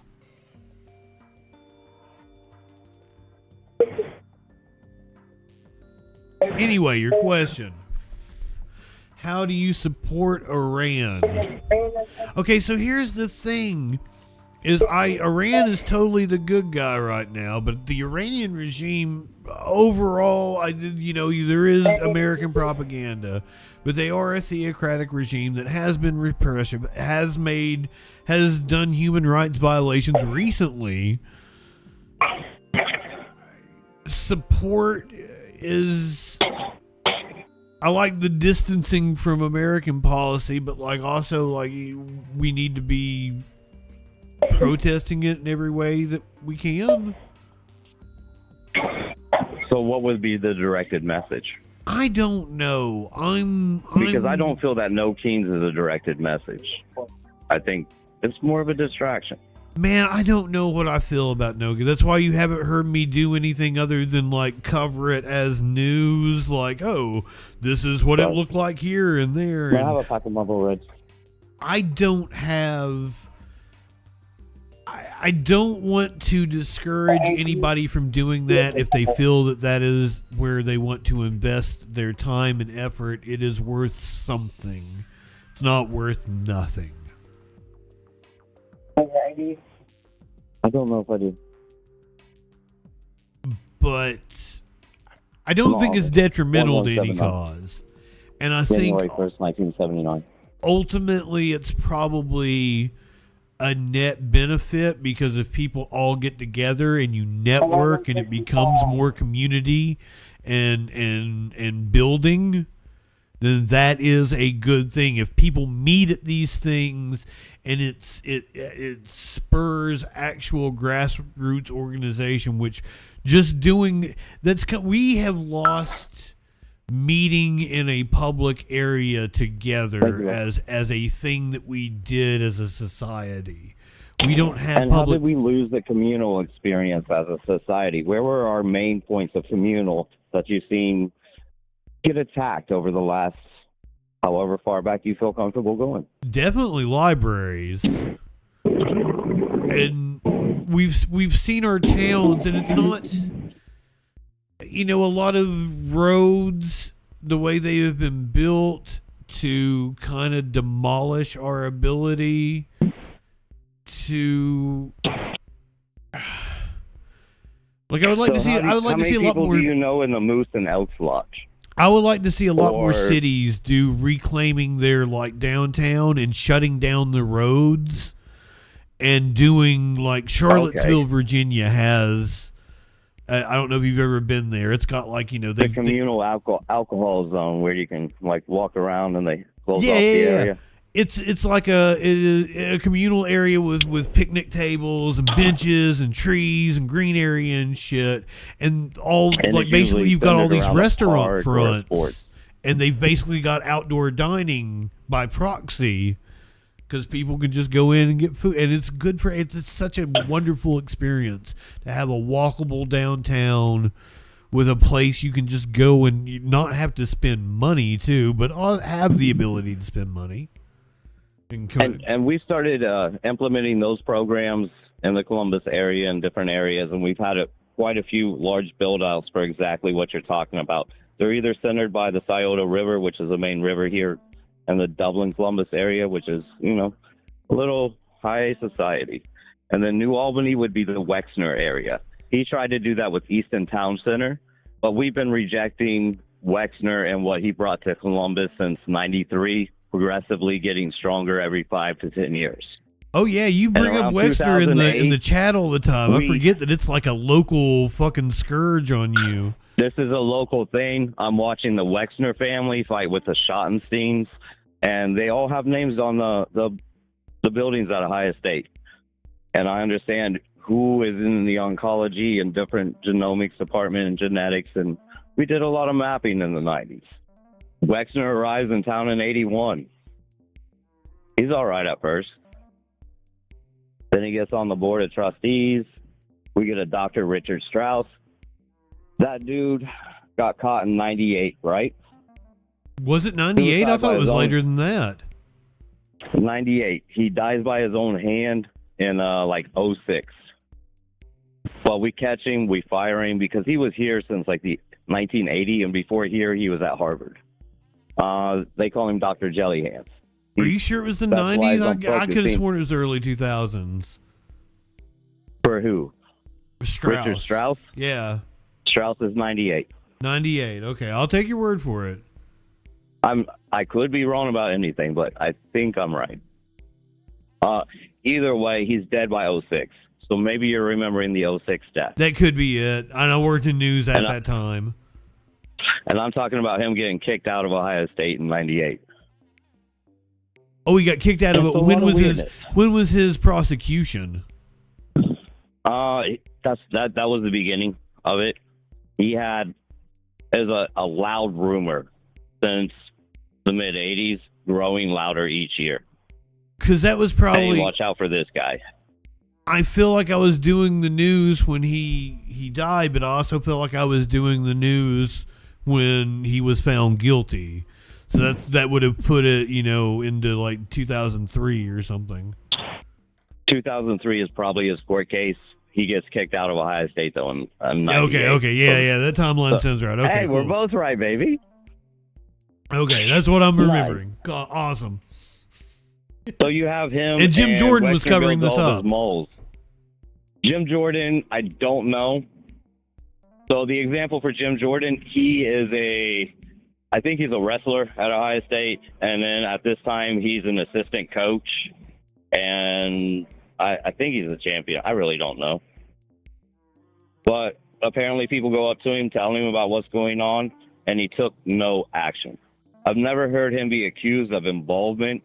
Oh, yeah. I've never heard that he diddled kids. Conspiracy after the fact.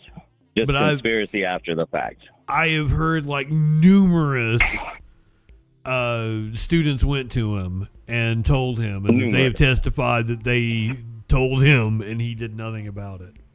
The best guess with Strauss is he would go around anywhere and just give physicals to anybody on campus he could. He was just going around campus being like, "Can I stick my finger in your ass?" So if you had a gymnastics class full of kids, he would start bringing them in to give them a physical. And there'd normally be one person in the room watching. So that way it's a 2-1 witness. So then he would go up into the neuroscience department, and he got accused of going into this department and that department. But the way he got the wrestlers and the athletes is he worked on the Olympics, and he specializes in steroids. So if you piss dirty, hey, let me help you out with that test, bud. It's the Olympics. It's only once every 4 years. Wait, was he involved in the Balco scandal as well? I don't know the Balco scandal. That's the steroid scandal with the Barry Olympic Bonds coach? and I don't know if he's connected with all of that. I just know that it is documented that he has an area expertise in that field. because the timelines would match up perfectly. And then I also get a yeses and nos upon research about whether or not he was involved with the Olympic teams in the 80s. That's just wild that he was just going around sticking his finger up girls' asses on campus. Guys. Wait a minute, it was guys? I thought it was Simone Biles was like the gymnast he molested. That would be Larry Nasser. Oh, fuck, Out of I'm getting the Michigan pervs State. mixed up. And then you have Dr. Anderson that just settled for $300 to $400 million out of Michigan, who had a trustee named Adolf Alfred Taubman. He builds a strip mall. Wexner builds the stores inside. They grow nationwide together. So his one up there is called Dr. Anderson. You know, like the Matrix.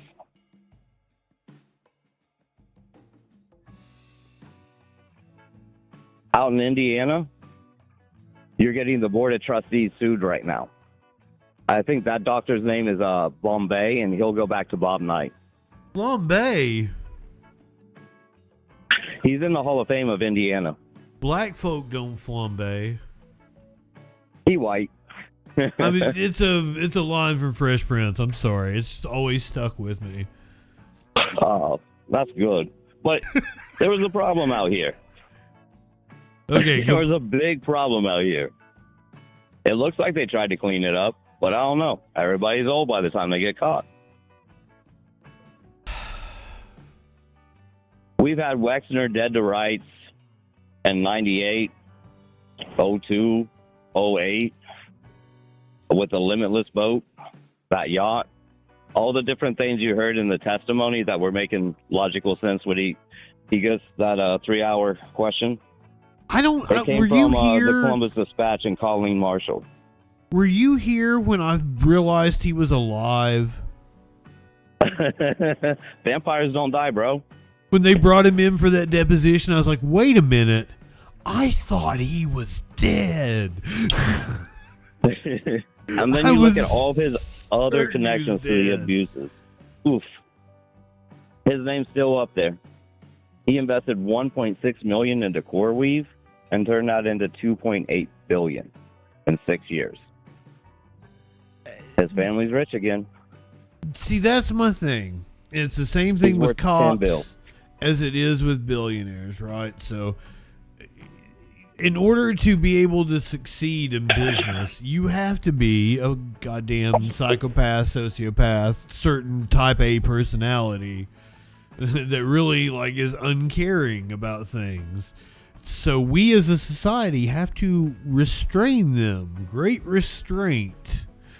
That's why I want to tax billionaires out of existence, because I don't think they should be rich enough to be able to use their wealth to dominate us. I don't even know about multimillionaires. We really need to get that shit down.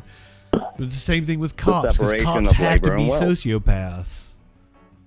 Or at least have sociopathic tendencies. You can find that more common in the prison guard and some forms of the police, and most of your corruption is going to come out of the sheriff that's elected. Your state highway patrol is going to be normally you're more honest.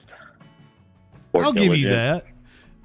State troopers were the best people that I worked with when I did news. If you want a case solved, you give it to them.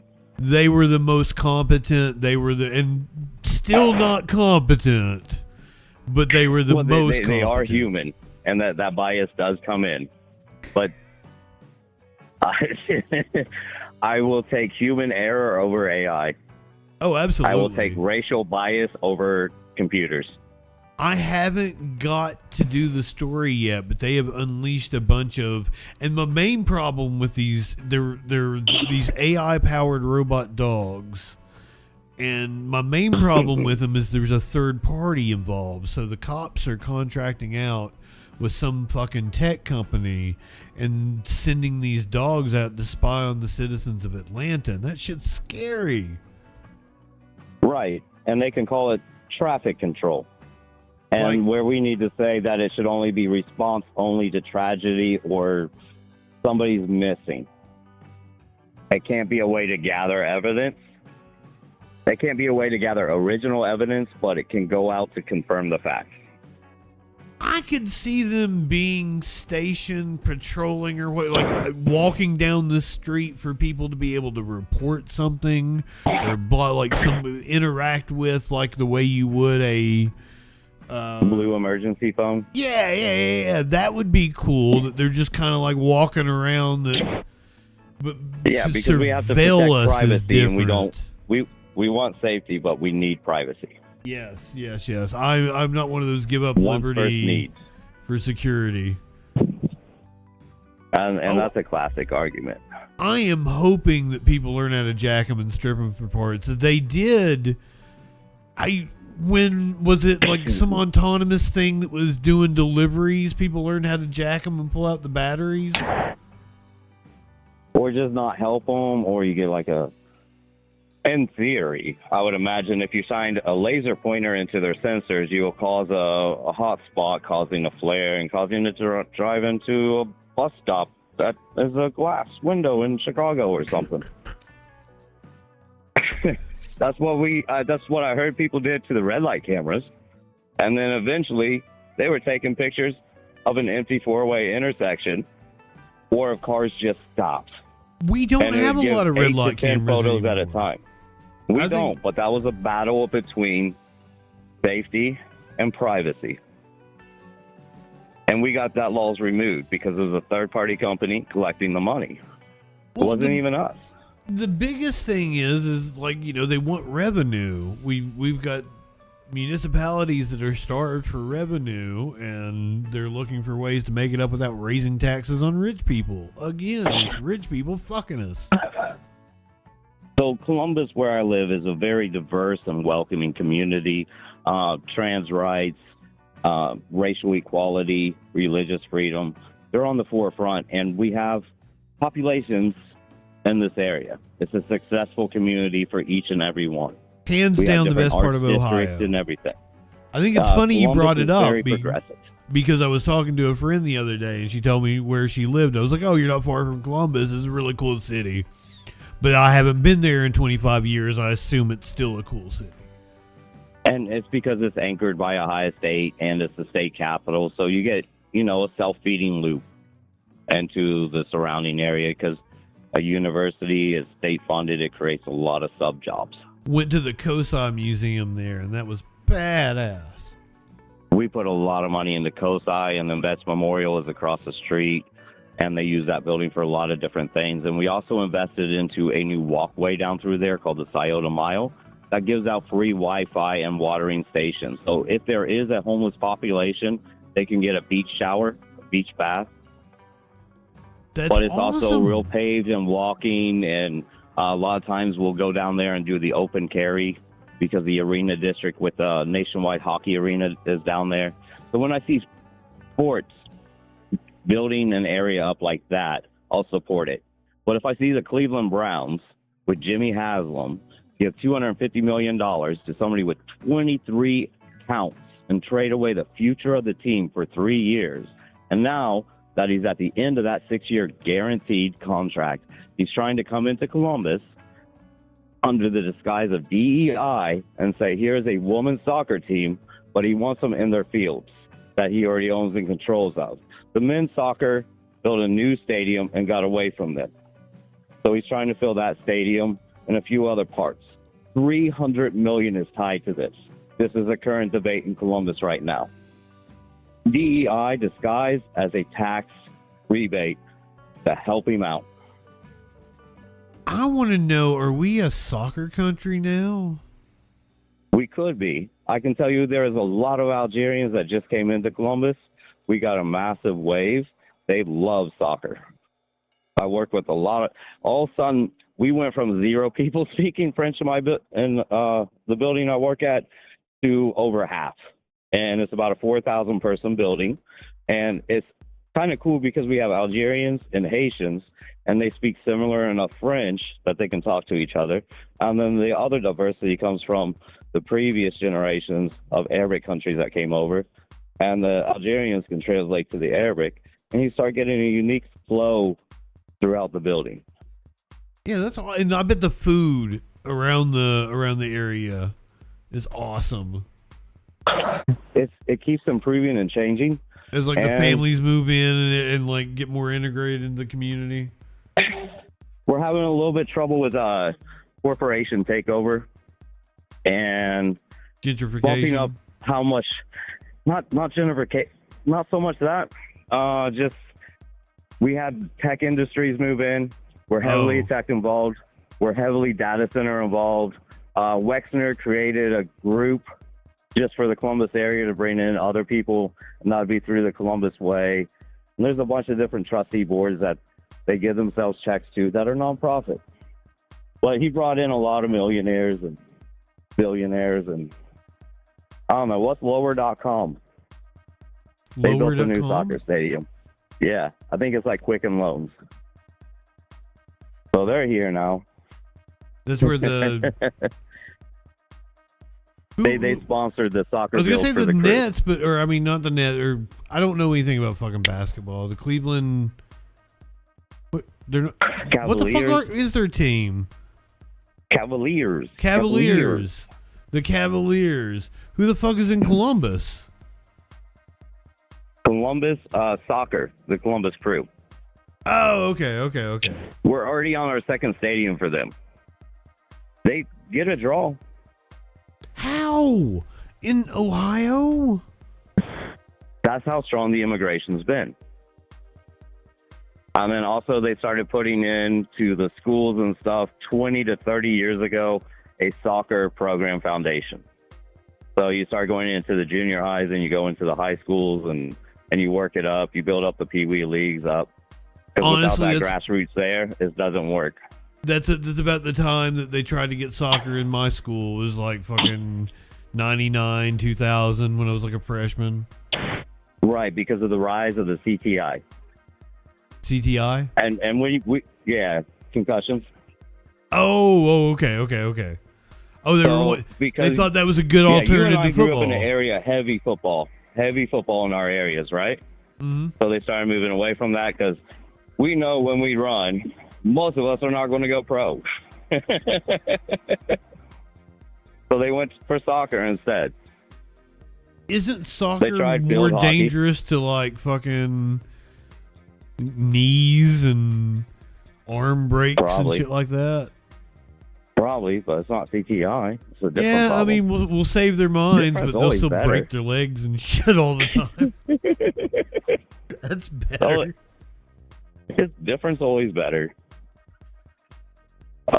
You ever feel like the generational divide is a myth to divide information from generation to generation? Okay, no, I will say you're a little bit older than me, aren't you, my friend? 47. Okay, you got a few years on me, but our generation, we're the generation that grew up with TV that was blossoming, and it was showing shit from like the dawn of television, and we grew up with a broad monoculture that other generations aren't going to experience. Is it easier for you to relate to somebody 65 or 25?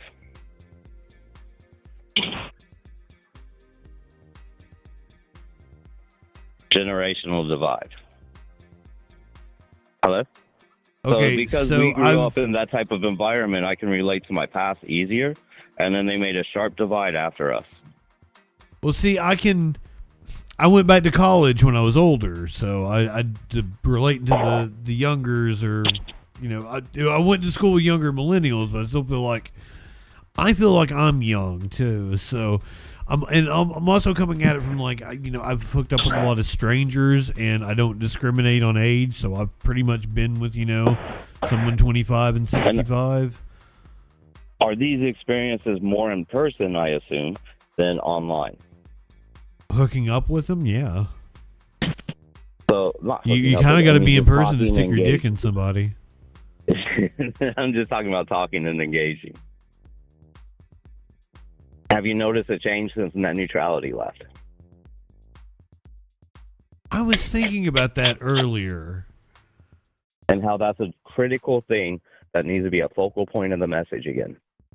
We have to remember Aaron from Reddit. I was just thinking, like, different sites load at different speeds and shit. Like, that's what net neutrality was. And, like, fucking YouTube takes less time to load than Facebook does. It's, when you're on a fast computer, you really notice that shit. If I go into a search, I couldn't pay for mine to be number one. Or everybody had an equal shot of being the best, and that's how we promoted the best information instead of just the volumization of information. Well, Google search changed completely, about 3 or 4 years ago? As they were able to sell our data rights. Yes. Yeah. All that good stuff leads back to net neutrality. Oh, I don't doubt it. But yeah, like, the Google search itself is fundamentally broken at this time. Like, I'm still able to get what I need out of it just because I know how to use it. Because you understand the keyword search. Yeah, because I can get to what I want. I'm using it to navigate to a thing that I know exists out there that I need to get to, right? But if I was now just... is it different when you post? What do you mean Are when you I having post? trouble with age? When you post something, are you having difficulty getting stuck in age brackets? I don't look at the breakdown of my shit. Only YouTube will show the age break. Well, not only YouTube. It's easier to Twitch see on does. YouTube. But so I know I have looked at my age breakdown in the past, and I do skew older, but that's because I'm older. I mean, That's I what we make. think. I was singing Caribbean Queen last night. Like, how many people are going to get the joke on that? Unless you But do you know how to get to the moon, Alice? And that's even How fucking old is that older with show? goddamn How old honeymooners. is that show? Yeah, It doesn't get older. That was what I was talking about. Us growing up with the monoculture, fucking honeymooners played in reruns for us. Because there wasn't, a lot of content on TV, so there was reruns of shit from all different age periods, time periods, movies of all different genres and shit. So we've grown up with a different culture that, like, the kids today have a hard time keeping up with the content that is streaming at them now constantly. So for them to go back and consume, like, the classic movies the way we did is just not a thing anymore. But then you can snip it in there. By having net neutrality, giving everybody an equal chance. Because if you send out a reel, you drop a reel and there's 50,000 views, and your youngest viewer is 45 or 35, then inherently the system is wrong. Okay, here's the here.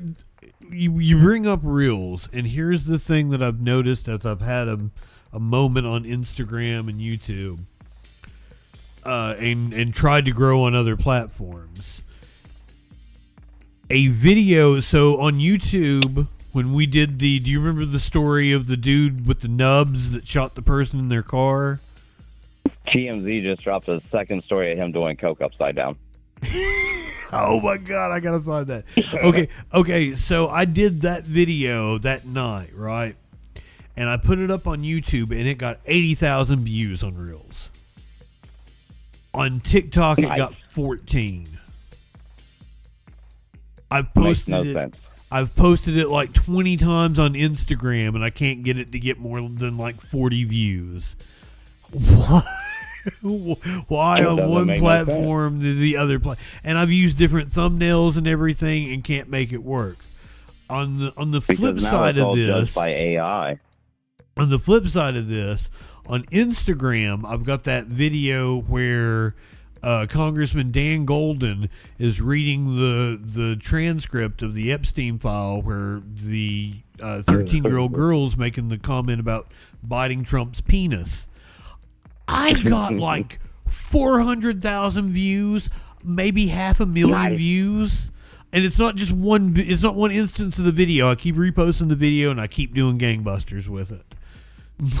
But I've gotten up to that many views off of that one video, but it does nothing on any other platform. So could this be AI judging original content? Not only does it do anything on any other platform, but on TikTok, I've gotten struck every time I've posted it. They'll always turn it over on appeal. But every time I get a content, it's just a congressional hearing. And they try and strike it down every time. Every time. Interesting. But I've also heard there's a thing about the Epstein files on TikTok getting censored.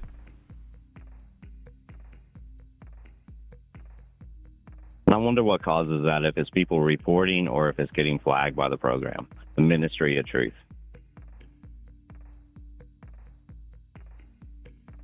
There is no Ministry of Truth. There is an algorithm that is set to safeguards that you put in. Once again, perverse incentive structure. Capitalism demands a sanitized dialogue for commercials. Yes, because we have to have agreed upon morality. And then they punish you, and then you'll automatically adopt their rules for speech so that you conform to get the advertising dollar. Right. Through what we buy and purchases. Yeah. And also what they fund. Through funding, you get the society that you are guiding them to. Well, we live in a society.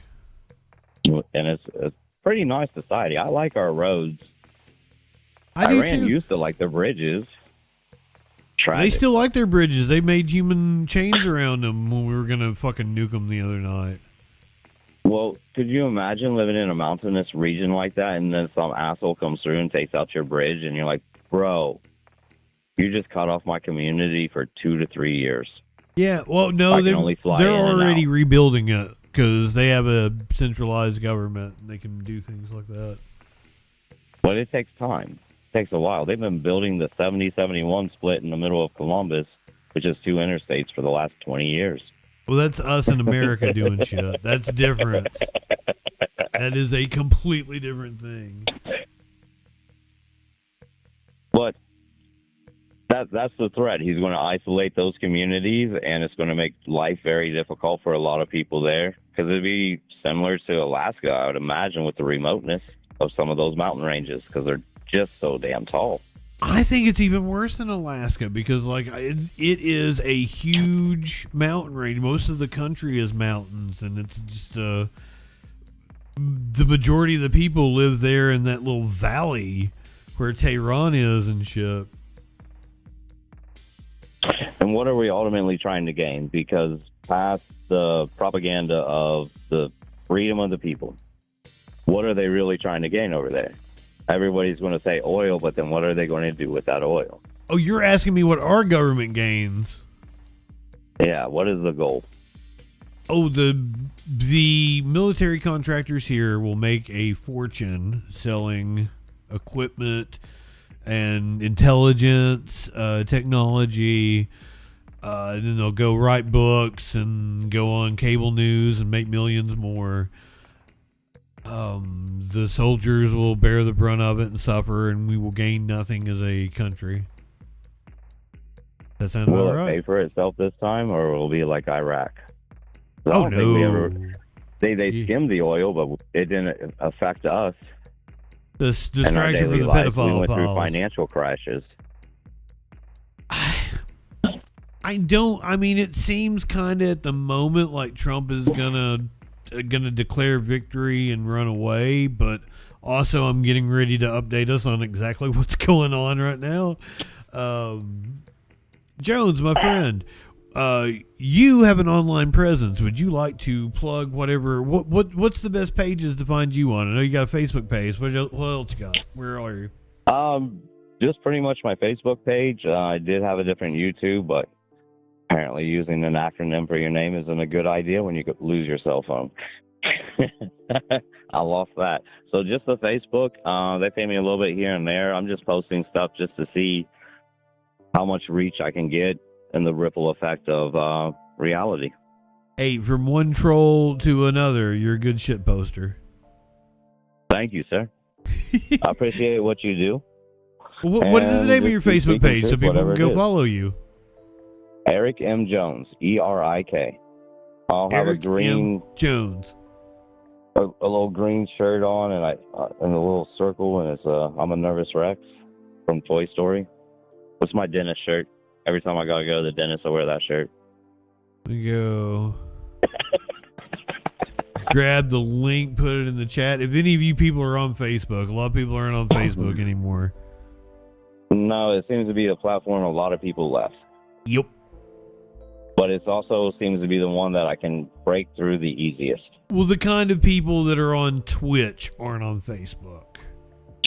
Right. There are people on Facebook. It's just different groups. And maybe I need to go into more platforms again. But it takes a lot of time. That's why I appreciate voices like yours out there. One issue I would like you to follow is the Christopher Columbus statue debate in Columbus, Ohio. Removed 6 years ago, Italians are now suing to have the statue placed back in front of the Capitol. What's your thought on it? Initiated. Put it back, kick the Mellon Foundation out of Columbus because they have ill intent. And the war in Venezuela comes down to the Andrew J. Mellon Foundation versus Tim Mellon, who financed and bankrolled MAGA, paid the troops when we had that little shutdown. You want the Columbus statue back? Chevron. Because to put that statue back, I can walk up and say whatever story I want to about that. And I can talk about who his driver was for the Santa Maria and the Nina. Well, if there's any place to have a Columbus statue, the city is literally named after him. Don't hide it. I'm in favor of keeping Wexner's name up on the building and stripping him of all intellectual rights gained through donation. Absolutely. So that way I can tell a cautionary tale to everybody who comes into my city about his loss of fund and his seizures of assets. He's actively getting sued by the Strauss survivors, started 2 weeks ago. Flash says rename the city. Turns out. Do you have any ideas what you might... Flash says rename the city. What do you have any ideas that you might want to rename your city to if you renamed it from Columbus? Not Flavortown, because we do not claim Guy Fieri. Man, I ate at I ate at Flavortown 3 or 4 months ago. It was good. It was overpriced though. The food was good. It was overpriced. I don't know of any Guy Fieri restaurants until the last 2 years where they put one in at the casino. So that's why we don't claim it. And it's not his quality of food. It's just you didn't really do anything for our city. He seems like a good guy, though. Why wouldn't you like Drew Carey City? You want to call it Caryville? Well, he's Cleveland. Well, I mean, Cleveland. I'm sorry, I fucked up. We'll rename Cleveland Heights after him. Who is a famous Columbusaner? Art Schleicher has a famous gambling problem. He was a star quarterback for Ohio State, so that'd probably be a bad choice. I don't know. Columbus is a good name because of the intent, and also it would let you know right away about how stories get written by the winner. That's true. So I can tell a complete story on all sides, and it can lead into 1492 compared to 1491. Beverly D'Angelo is from Columbus. She is a wonderful lady. I believe she's from Upper Arlington. Upper Arlington is the pillar of Columbus, and that's where a lot of the people that build Ohio State are. Can we call it D'Angeloville? Central, rational voice. We could. I think Family Ties is based off of there, too. From Michael J. Fox City. Michael, I think that was his name there. Anyway, I gotta go smoke this bong. Go smoke one, my friend. You ever watch Family Ties? Great show. I feel like we watched an episode one night for something when we were doing classic TV. It was the first time I'd ever watched it. Thank you, sir. Jones, my friend. Good night. Good night. Light one up, tip one back.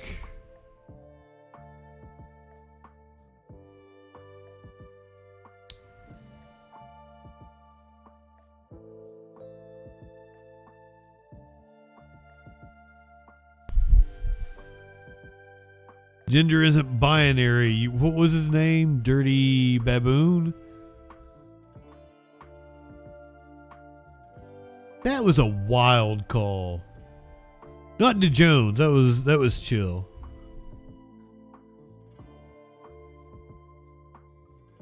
I'm talking about the caller from earlier, the dude on Discord.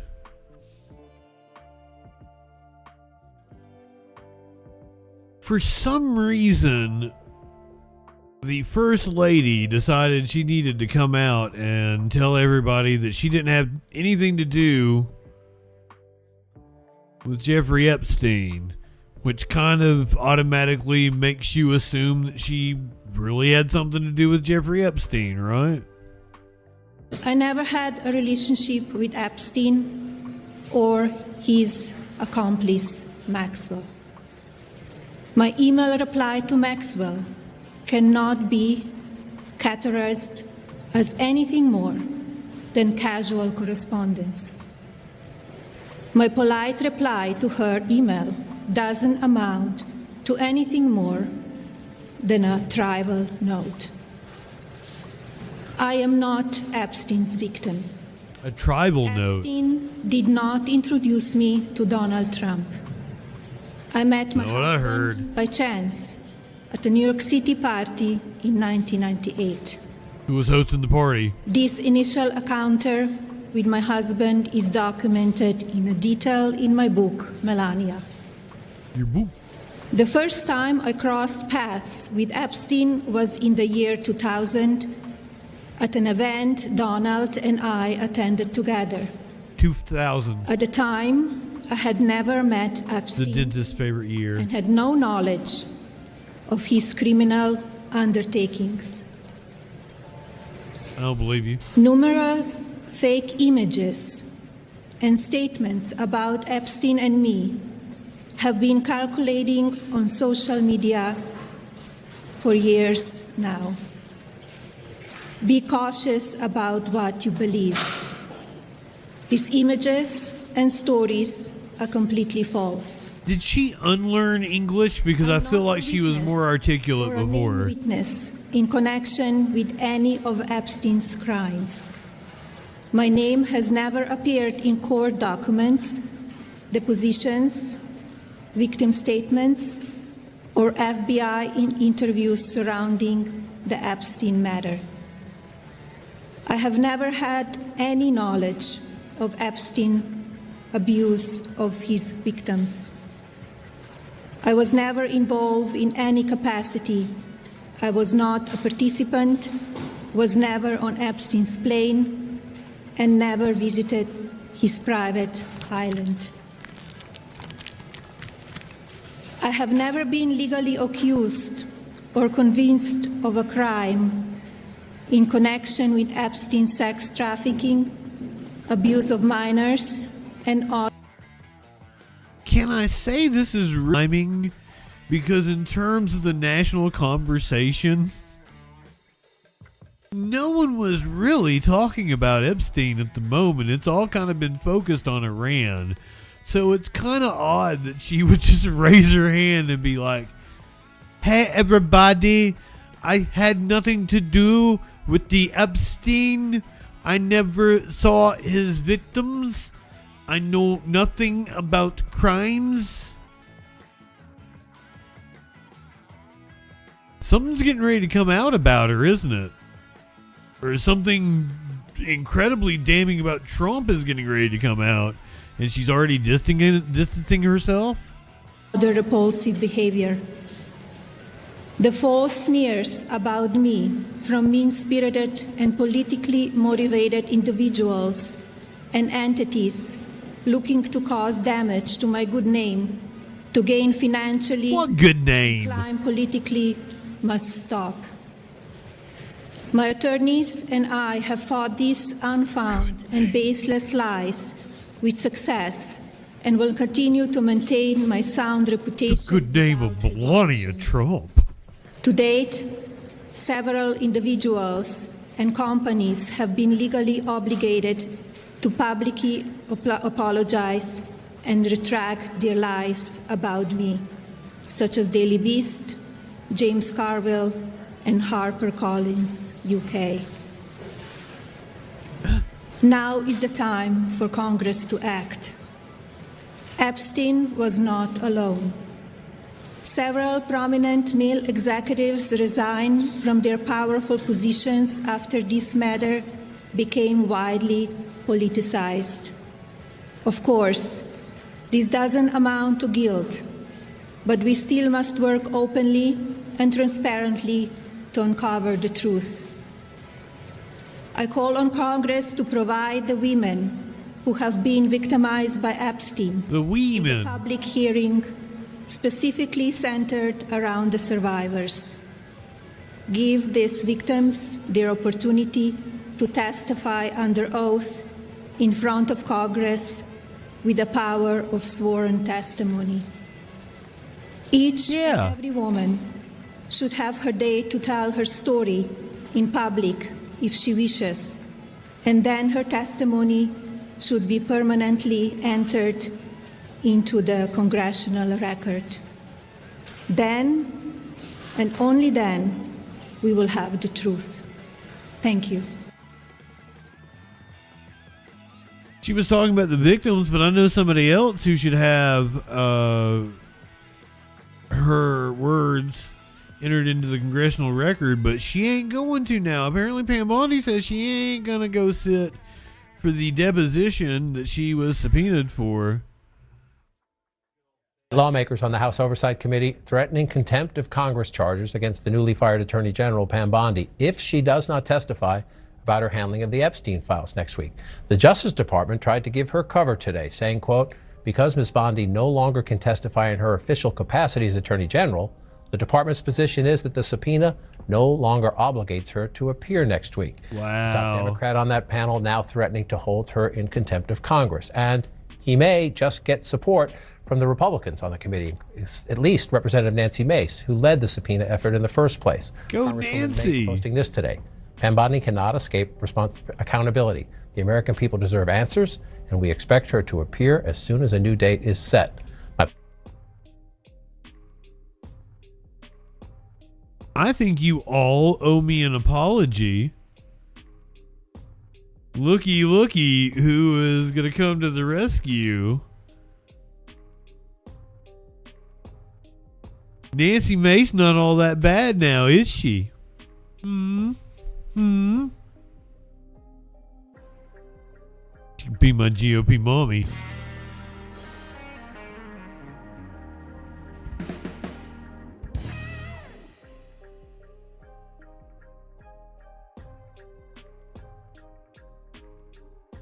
Political sources are back with me and joined by my legal source, the former federal prosecutor, Ellie Honig. Ellie, so the DOJ says she's not Attorney General, subpoena's not valid.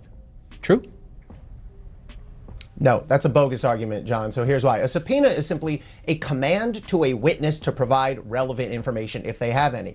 As we sit here right now, former Attorney General Pam Bondi has the exact same information that she had a week ago when she was still the sitting AG. Now, DOJ has come up with this distinction of, well, she's not the AG anymore, therefore the subpoena is invalid. First of all, the subpoena is to Pam Bondi. It's not to current occupant of the office. Second of all, if that subpoena meant whoever the current AG is, DOJ would be offering up Todd Blanche, which they're not doing. And third of all, John, this committee has already subpoenaed several prior AGs, including Eric Holder, including Bill Barr, and including Merrick Garland. So this remains valid. Democratic Congressman Garcia, the ranking member, says he would try to hold her in contempt if she doesn't appear. How would you expect that to play out? They wouldn't have the votes, would they? So the Oversight Committee, all the Democrats would need to be joined by 3 Republicans on the committee to get a majority. So we know Nancy Mace is one. Will they have 2 others? Who knows? If it gets through the Oversight Committee, then it goes to the full House. But here's the thing. Who's on the Oversight Committee? I'll tell you.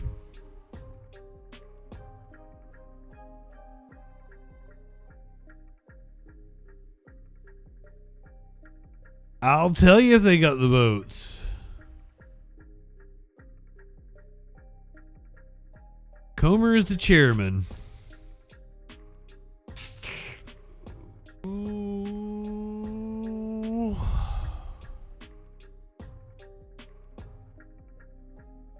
they may get Boebert. Oh, God. They may get Boebert. Oh, 3's hard on that one. Oh, shit. Man, the Oversight Committee. Have you no shame?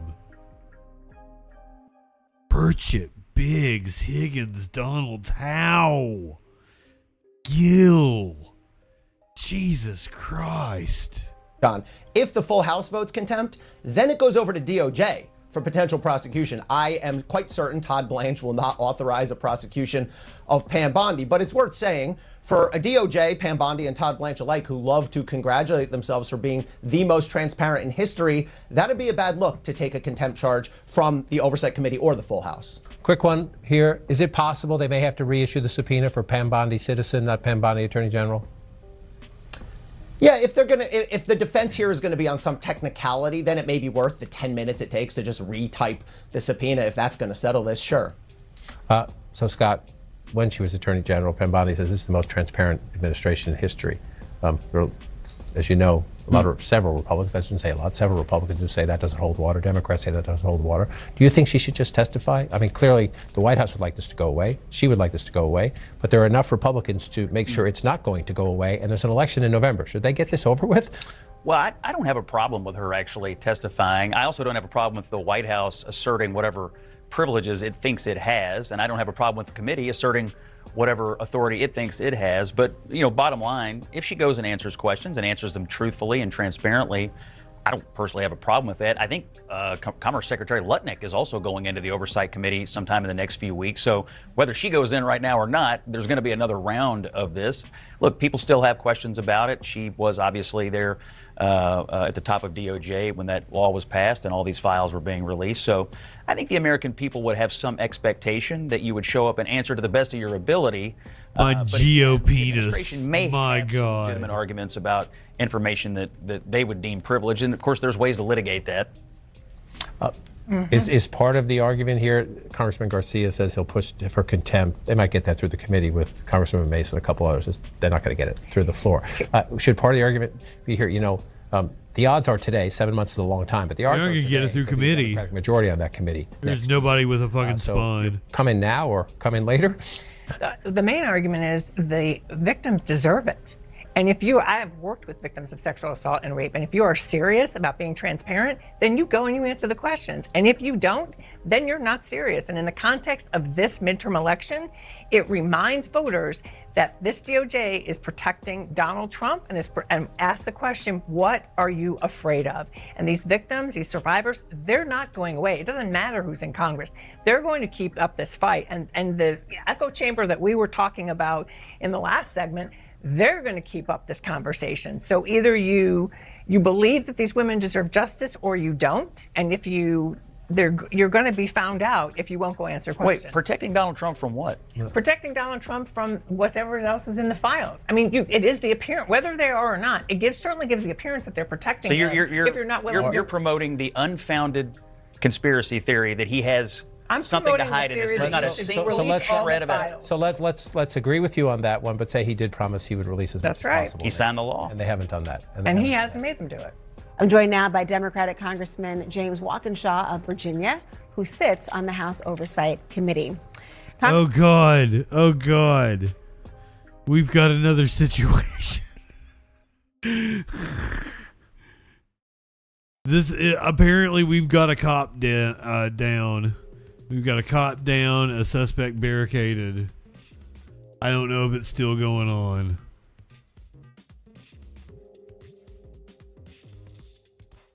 A cop has died. This is in California. The news that we are following for you out in California. This is Porterville, California. Unfortunately, learning of a deputy that has been shot. We are learning some updates right now from the police. Looks like the shot going in a little bit in and out right now. We'll try. We're serving an eviction notice. Lombardi Elementary School. The chief is asked through this process, through you, the media, to tell the parents to listen to their information coming from their PIOs that come out of those schools. The schools are on lockdown and shelter in place is advised. Your children are safe. Sports cars, I'll update you on that shortly. I'll get to that. Tones, welcome in. Here is a local news hit on this. A deputy killed in Central California while serving. He was there to serve an eviction notice. Instead, a sheriff's detective in Central Valley was shot and killed earlier today in the Tulare County town of Porterville. It's a little more than about an hour south of Fresno. Authorities say that a suspect barricaded in his home. Shots were exchanged with the deputy, and ultimately one of those shots did hit the deputy. Jose Romo from our Telemundo sister station has more. That's right. The Tulare County Sheriff's Office says they are still negotiating with the subject who remains barricaded inside his home on the 1700 block of West Bryant Avenue. Mind you, it was around 10:30 a.m. Officers were first called to respond to this location after deputies served an eviction notice to 60-year-old David Morales. It was then deputies say shots were initially fired. Our local sister station, Telemundo Fresno, spoke with witnesses who shared video of the incident the moment you were able to hear gunshots. Officers responded within 15 minutes and are still actively negotiating with Morales. No other injuries have been reported other than the one deputy who tragically lost their life despite being transferred to Sierra View Medical Center, roughly 4 miles from the scene. 4 schools were placed on lockdown according to the Porterville Unified School District. Parents were advised to pick up their children. Jeffery Joe with the Tulare County Sheriff's Office spoke at a press conference earlier today. I can just tell you this is not normal. This is not what reasonable people do. He's committed himself to shooting and putting people in harm's way, and he needs to come out because it's not going to end good for him. The sheriff says he has since spoken to the family of the officer, offering his deepest condolences. He says the department as a whole is shocked by this tragic incident, and they ask to keep the grieving family in the community's prayers. In Porterville, Jose Romo, back to you. All right, thank you, Jose. I'm trying to get us a live shot. Here we go. We're going to go to ABC 30. As this seems to be a still active situation. Stick around. I do have the update on the crash and standoff that we witnessed yesterday. We've got another standoff. This time over an eviction. Apparently we're also striking Iran right now. This seems to be a thing that we're doing.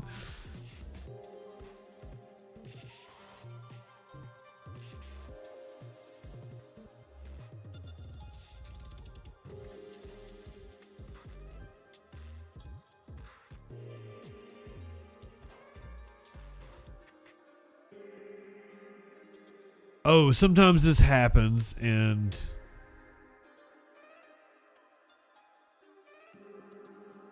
because of there it goes. No, that's not it. Here we are. Would be more personal and tell you more. I just don't think I'm at liberty to share because we have even people standing here who are incredibly close with the fallen officer. Very close. And so I'm not at liberty to share because I haven't asked for permission to do so, but I can tell you they're very close. And it's difficult not only on our civilian staff, but our sworn officers. It's very challenging. Can you confirm the name of the victim? Our deputy, Hoppert, and ironically, he is the grandson of Doyle Hoppert, who was the Tulare County Undersheriff many years ago. Sheriff, I know you said you just saw him yesterday. How have you doing? It's rough. Can you do me a favor? Find out what that update is because they're blowing up my phone. I'm probably going to have to step away.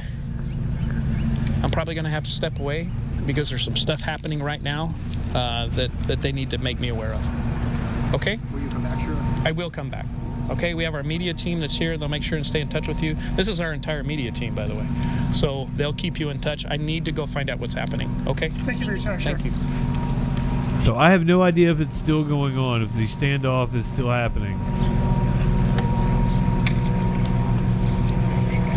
You've been listening to a live press briefing from Tulare County Sheriff Mike Boudreau, who's been very forthcoming with the details as this investigation has unfolded. He has given us a number of breaking new details. The name of the sheriff's deputy who was killed this morning, Randy Hoppert, a veteran of the department for at least 6 years and the grandson of a This morning, this has been a Tulare County all-day standoff. History of law enforcement, leaves behind a wife, children, and a pregnant wife who is 4 months along, who is said to be inconsolable, along with his mother, who gave their last goodbyes at the hospital where Deputy Hopper passed away today.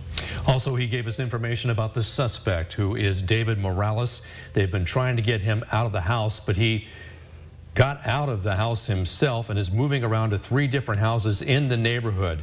They're trying to locate him right now. There seems to be a breaking development as well that took Sheriff Boudreau away from the news conference you were just watching. Hopefully he will have an update on that soon, but they are getting help from the Kern County Sheriff's Department to bring in a vehicle, a tactical piece of equipment that started breaking up the house to get into where Morales was hiding in the house. They don't know how many shots have been fired, but those shots were continuing throughout the afternoon. We still have another breaking story going on right now. There is a tornado warning in the valley at this time.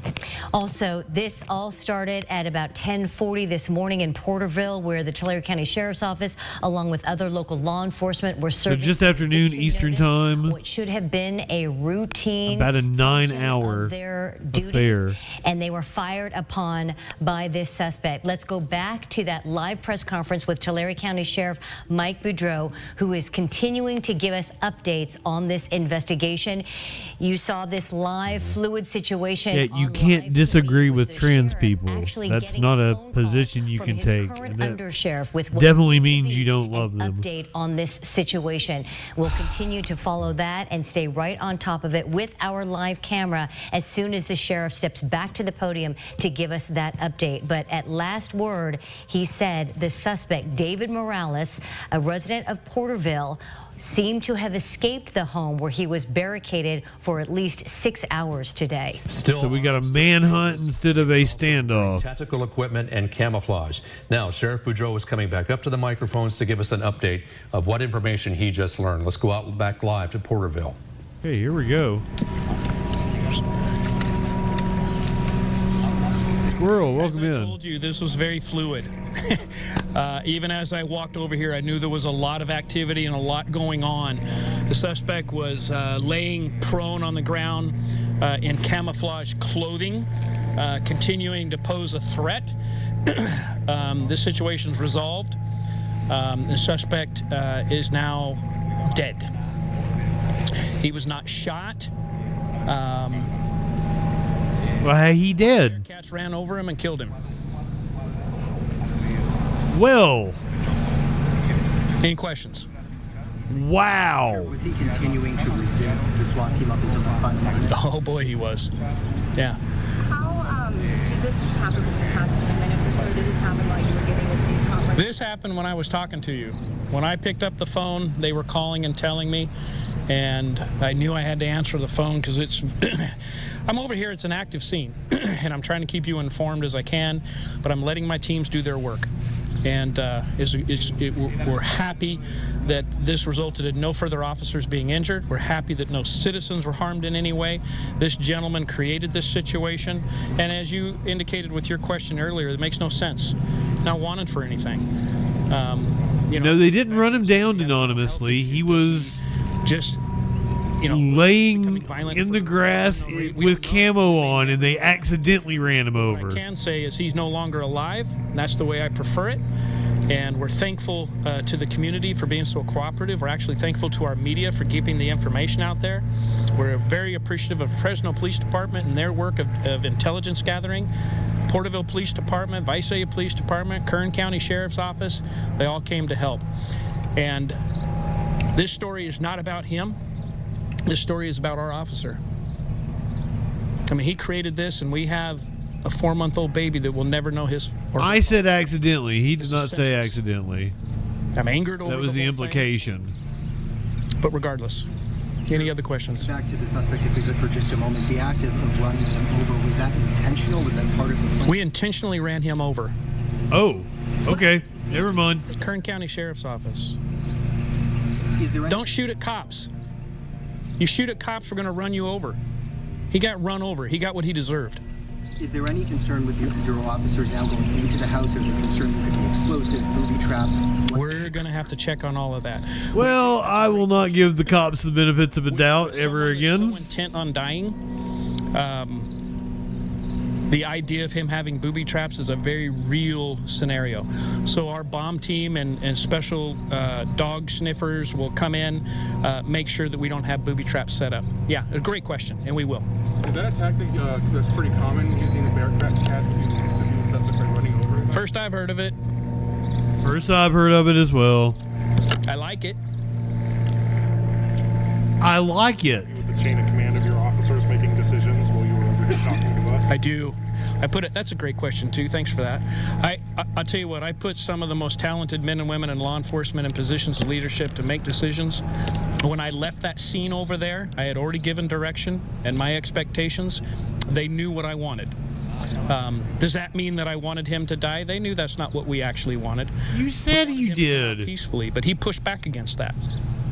He was in camouflage clothing and continued shooting at officers all day to the point he shot and killed one of our own. He created this. But yes, great question. I'm very confident in the leadership of my agency as well as the leadership of other surrounding agencies. There's a lot of men and women over there making very, very hard decisions. And thank you for that. That's a great question. As the suspect's family, I know that they're cooperating with investigators. Have they provided any reason, any intelligence that could explain? They are...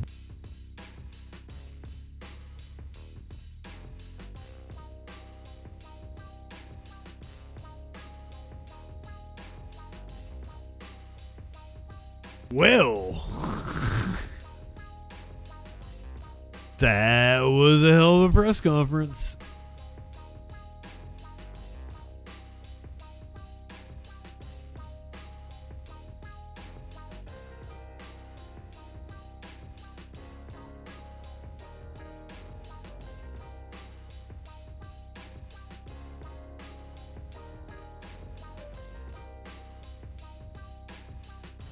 Air raid sirens going off over Tel Aviv as of like a half hour ago. Hezbollah launched a missile attack.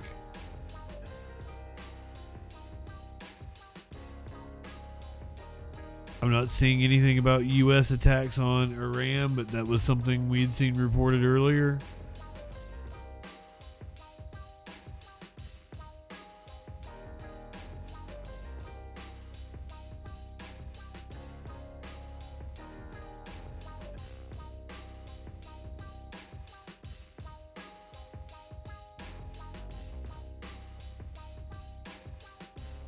Nate, as for our friend Nate, you can't disagree about a person's ability to exist and love them. That's not a thing you can do.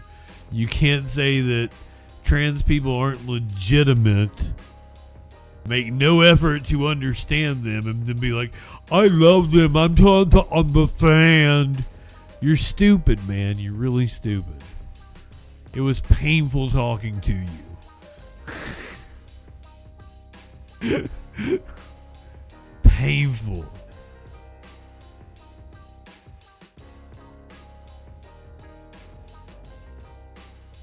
So everyone wanted to know about the story from yesterday, the crash standoff that we covered. Where we left it was the news had cut away, did not show the shot of the resolution, said the suspect was in handcuffs. We later found out that the suspect was deceased in handcuffs. The cops are claiming they took their own life sometime during the standoff. A wild pursuit turned even more dangerous when a device that's designed to stop a chase didn't work out as planned. This morning, we're taking a closer look at what happened, and CBS LA's Rena Nakano is in Jurupa Valley in Reno. Rena, you can still see the damage from the crash that ended that pursuit. Exactly, yeah. We're here on Bellevue Avenue. You can see the wooden fence that's been blasted away, and of course this big hole right behind me where this chase ended. It all happened yesterday at around 2 p.m. when a Riverside County Sheriff's K-9 unit was attempting to stop a suspect wanted for grand theft with their newest tool, the grappler. Now, if deployed correctly... So all they had done was steal a car, apparently a caddy. Wanted for grand theft, that's all. Attempting to stop a suspect wanted for grand theft with their newest tool, the grappler. Now, if deployed correctly, the grappler shoots a net that tangles the suspect's back tires and anchors it onto the patrol car, ending the chase. But after 2 unsuccessful attempts, it sent the car barreling out of control and slamming into this concrete wall. Now, CBS LA spoke to a man who was standing here at the wall, watching the pursuit with his dog when it came crashing into his backyard. And they did the maneuver on him. I guess it didn't work because it went straight towards the wall. I seen all the stuff like, no, it worked. Me, and I'm like, yeah, that could have took me out. Yeah, very dangerous situation there. The crash then turned into a standoff. Now, after hearing the suspect was possibly armed, deputies used a robotic arm and deployed a few tear gas canisters into the car. But after 2 hours of negotiating, the suspect stopped communicating, and that is when SWAT moved in, taking the suspect out of the car. He had shot and killed himself. Now, this pursuit comes on the heels of a new proposed legislation just announced yesterday that would unlock millions of federal dollars for systems that can safely stop a fleeing suspect without a high-speed chase, including things like bumper systems that reduce the risk of crashes and drones that could invisibly track vehicles. Now, back out here live, you can see this great amount of damage done to the street, the wooden fences as well. They ain't gonna repair that wall. So the question remains, was the grappler the best thing to use, the best tool to use in this situation? And that is exactly right now what investigators are trying to figure out. Live out here in Harupa Valley. Clearly, it wasn't. Yeah, it's an important question. Thank you, Rena.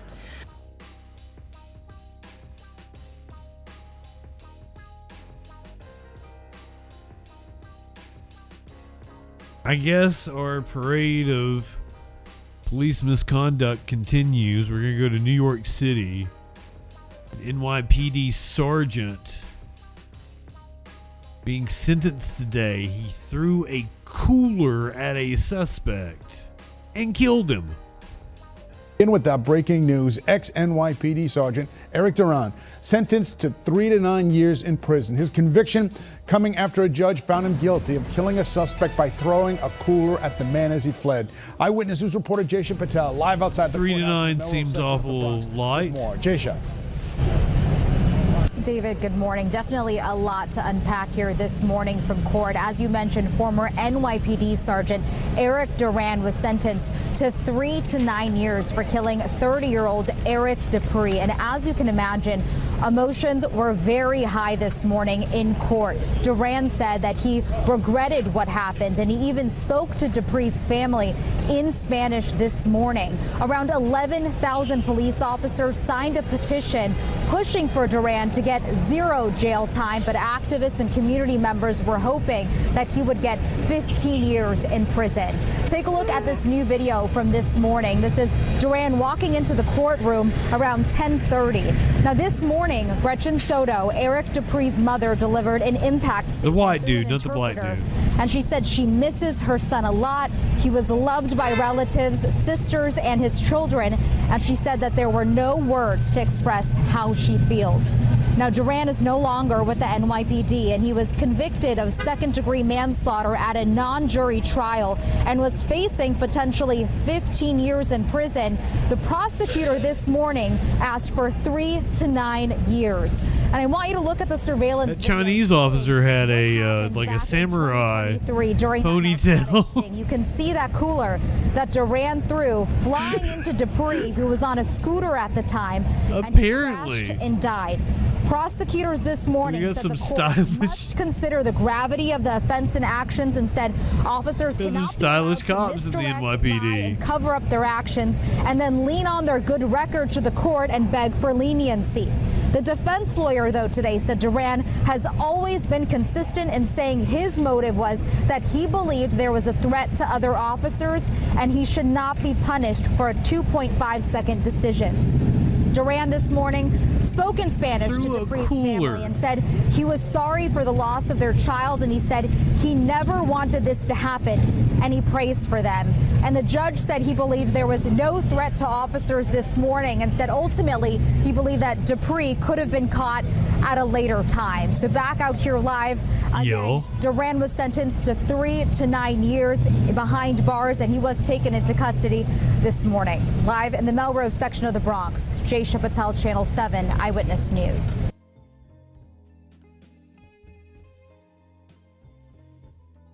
I guess let's keep it up in the Northeast. We're going to New Jersey. A cop in Woodbridge has now been indicted. He was a police sergeant, indicted in a fatal shooting. New tonight, a Woodbridge police sergeant will face charges for shooting and killing a man. There is new video tonight of this encounter. It happened last May in the Port Reading section of Woodbridge. We do warn you that some of this video here is disturbing. Get a police officer now. It's 1 a.m. Police get a call about a man hitting occupied cars with a bat. Got the bat. Got the bat. He just destroyed my truck. He's destroying me. They find Amir Allen walking down the street. Barry Bonds. Drop the bat. They follow him down East Tappan. Called him Barry Bonds. Telling him to drop it. Drop the bat. This the view from the body camera of Woodbridge Police Sergeant Marco Bruno. Allen just stands there when Bruno opens fire. 6 shots fired. Allen struck multiple times. He dies at the hospital. Other body cameras show different angles. Shots fired. Shots fired.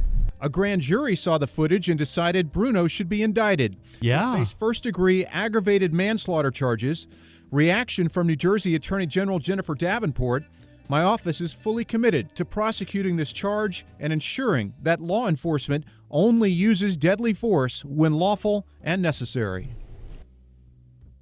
The man, while having a baseball bat and not following commands, seemed to be calm, was not making any movements. Absolutely no reason. One of them could have tackled him easily.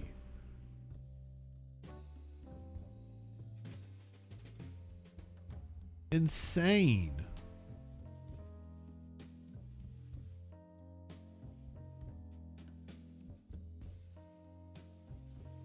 The city of Osceola, Arkansas, announced its new interim police chief just hours after the former police chief resigned. Mayor Joe Harris Jr. confirmed to K8 News that Captain William Skaggs will serve as the interim police chief while the city launches a national search for a permanent replacement. This comes after the Osceola police chief Robert Bobby Eflin resigned after a video surfaced of him slapping a man in a wheelchair. The cop was the chief of police for 2 weeks before he slapped somebody in a wheelchair, and now he's resigned.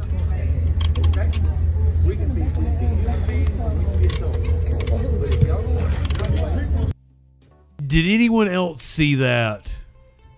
Am I the only one that saw that? That woman's titties. A titty slap! Come on now. Beyond massive.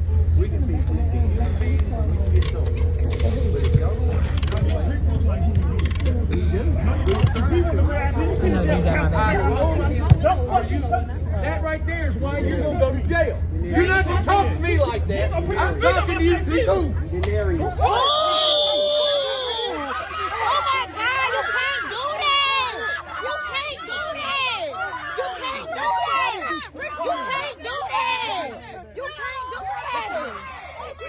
slapping the shit out of a paraplegic man. Nobody! Oh my God! He looks exactly the way I expected him to look.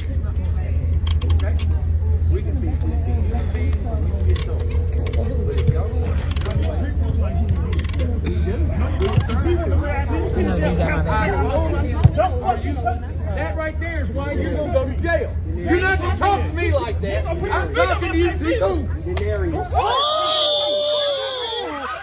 my God! You can't do that! You can't do that! You can't do that! You can't do that! You can't do that! He punched him. You can't do that! He slapped the shit out of a paraplegic man in a wheelchair and then punched him in the back of the head. Yeah, he weaponized his wheelchair, I guess. He's coming right for him.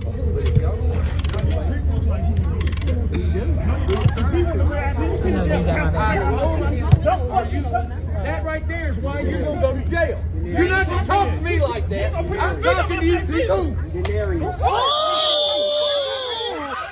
my God! You can't do that! You can't do that! You can't do that! You can't do that! This cop is reaching for his handcuffs. You can't do that! Yeah, let's handcuff the paraplegic man. Oh my God! We gotta make sure he's properly detained. According to the lady, you can't do that.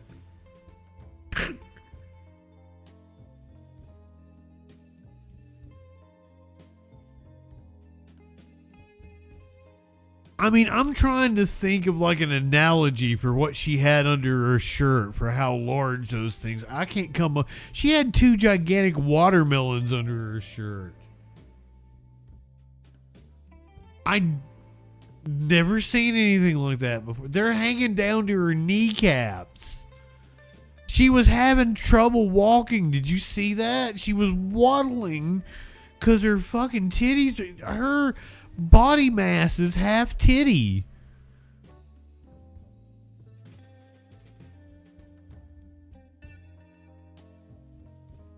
She's she's right there.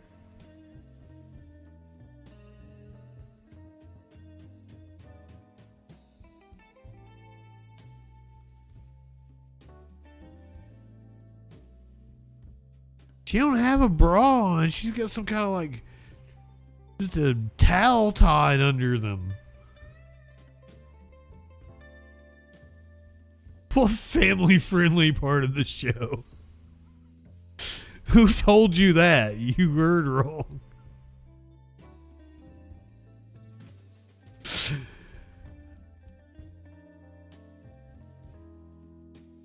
A police chief in Louisiana and several deputies have been arrested. This was in Mamu, Louisiana.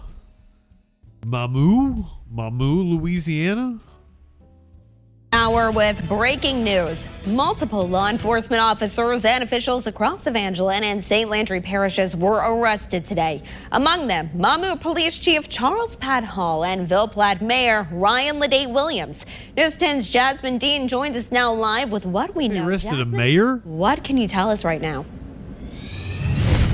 That's right, Britt. Multiple public officials across Evangeline and St. Landry Parish were arrested today as a result of the state police investigation. Now, in a release, the Evangeline Parish Sheriff's Office requested state police criminal investigations investigate allegations of malfeasance in office of these individuals. Now, police say during the investigation, 5 public officials were identified as having access to state or government computer databases and shared sensitive information with an arrested defendant pertaining to an ongoing case. Among the arrested are Ville Platte Mayor Ryan Ledate Williams and Ville Platte Police Officer Sergeant Darian Guillory, both facing malfeasance in office, each with a bond of $500. Mamou Police Chief Charles Pat Hall is facing trespass against state computers and malfeasance in office charges with a bond of $75,000. 911 dispatch supervisor for Evangeline Parish, Jessica Bosco, is facing trespass against state computers and malfeasance in office charges with no bond amount set at this time. In St. Landry Parish, Opelousas Police Officer Yolanda Lewis is facing trespass against state computers and malfeasance in office charges. Police say all individuals, with the exception of Lewis, were booked into the Evangeline Parish Jail. Lewis was booked into the St. Landry Parish Jail, but has since bonded out. Now, News 10 did contact the Evangeline Parish Sheriff's Office, but we are awaiting a call back. When News 10 contacted the St. Landry Parish Sheriff's Office, we're told no comment would be given at this time, as they are not the arresting agency, and they will allow the arresting and investigating agency to comment. As developments become available, we'll have them here for you on News 10. Reporting live in Evangeline Parish, Jasmine Dean, KLFY News 10. Always love seeing cop mugshots. We got more. This cop, under scrutiny for a history of lying, apparently was keeping drugs he seized. He was investigated for having an on-duty affair with a teenager, sending nudes and keeping drug evidence from suspects. When the police officer was You kind of buried the lead with your headline there, news station. The thing that you led with just then, way worse than the other things in the headline. confronted about it, he quit the department and got another job in law enforcement. Of course he did. Bernalillo County. KRQE investigative reporter Gabrielle Burkhardt shows you why defense attorneys are now raising questions about whether he could be trusted to testify in court. No, he raped a teenager. I'm going to sign it. I think I'm just going to resign. Just hearing those things and that he admitted to this, what goes through your mind? How in the world is he a law enforcement agent roaming the streets of Albuquerque? Local defense attorney Ahmad Assad is referring to James Walker, a New Mexico law enforcement officer who swore an oath to serve and protect. You know, Flash, I don't know. I jump conclusions. It could have been a 19-year-old. They just said teenager. It's creepy, but not illegal then. But we found evidence in Walker's police file showing he violated his code of ethics. Violations Assad and other defense lawyers say raise serious questions about his trustworthiness. Quite frankly, these are acts unbecoming of a law enforcement agent. In 2023, 2 young women filed citizen complaints against Walker, then an Edgewood police officer. They say Walker was having an affair with their 19-year-old McDonald's co-worker, that he'd show up while on duty, bring her liquor, and have sex in his police unit. Oh, that he is married and having an affair with a McDonald's worker. The women also claim Walker sent nude photos of himself that were passed around their workplace, shared with minor co-workers. We have 15-year-olds at work here, one woman wrote. It's bad enough they had to see that, but it's even worse that it's a cop you guys hired, the complaint states. They also claim he's taken weed from stops and gives it to the teen. Edgewood police launched an internal affairs investigation. It was a complaint that came in on Monday, and this is going to be your target letter for that complaint. Lapel video shows Walker being served with a target letter, notifying him he's under investigation. There's also a section for you to sign. Okay. Those are the areas of policy that you're being accused of violating. Essentially, you're just signing the receipt of the target letter. But after reading it over, I don't even think I'm going to sign it. I think I'm just going to resign. Because, right now I'm already hired with BCSO, and I don't get stress of any of this going on. Walker resigned from Edgewood and is now a deputy. Don't think that's going to make that go away. Office. Wow, that's incredibly telling of this person's credibility. Records obtained by KRQE Investigates show Edgewood PD followed through with its internal investigation into Walker.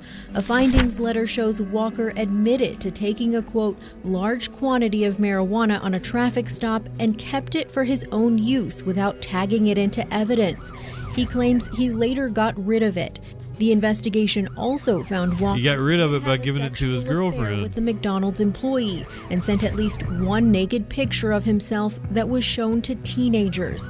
As far as having sex in his unit, the investigation did not find conclusive evidence, but the IA found he violated search and seizure, standard operating procedures, and their code of ethics. His conduct. Wait, cops have a code of ethics? As a result, the state's Law Enforcement Certification Board agreed to a suspension of Walker's law enforcement certification, a punishment he served in June of 2024 with BCSO. I would want the opportunity to give the DA's office, to give BCSO a fair opportunity to tell us why, despite all this information, he's fit to be a law enforcement agent.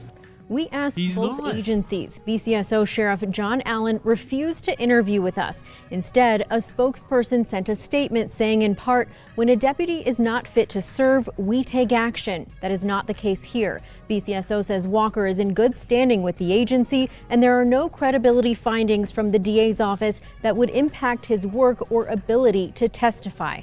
The Bernalillo County DA's office tells us they've been voluntarily notifying defense counsel of Walker's history in cases that rely on his testimony, but his name is not on what's known as the Giglio list, which names officers the DA's office no longer considers credible witnesses in court. So why isn't he on the Giglio list? And that to me is the ultimate question.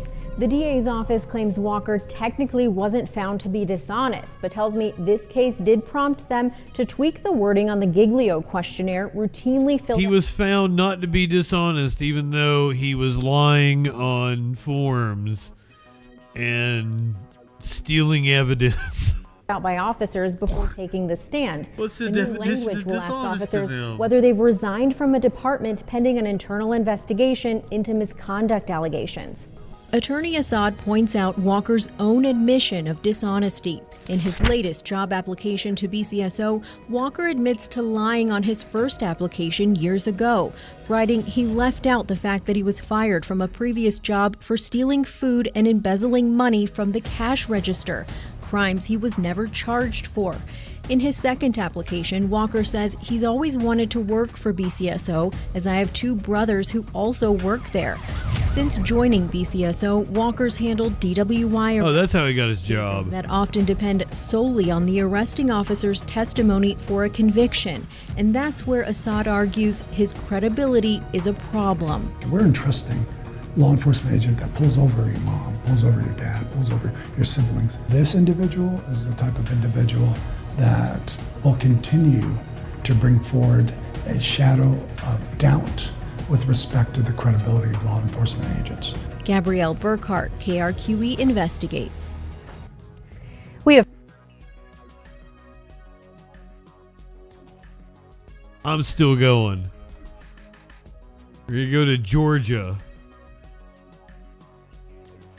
where a deputy has been fired after a investigation reveals a relationship with a gang member and an inmate.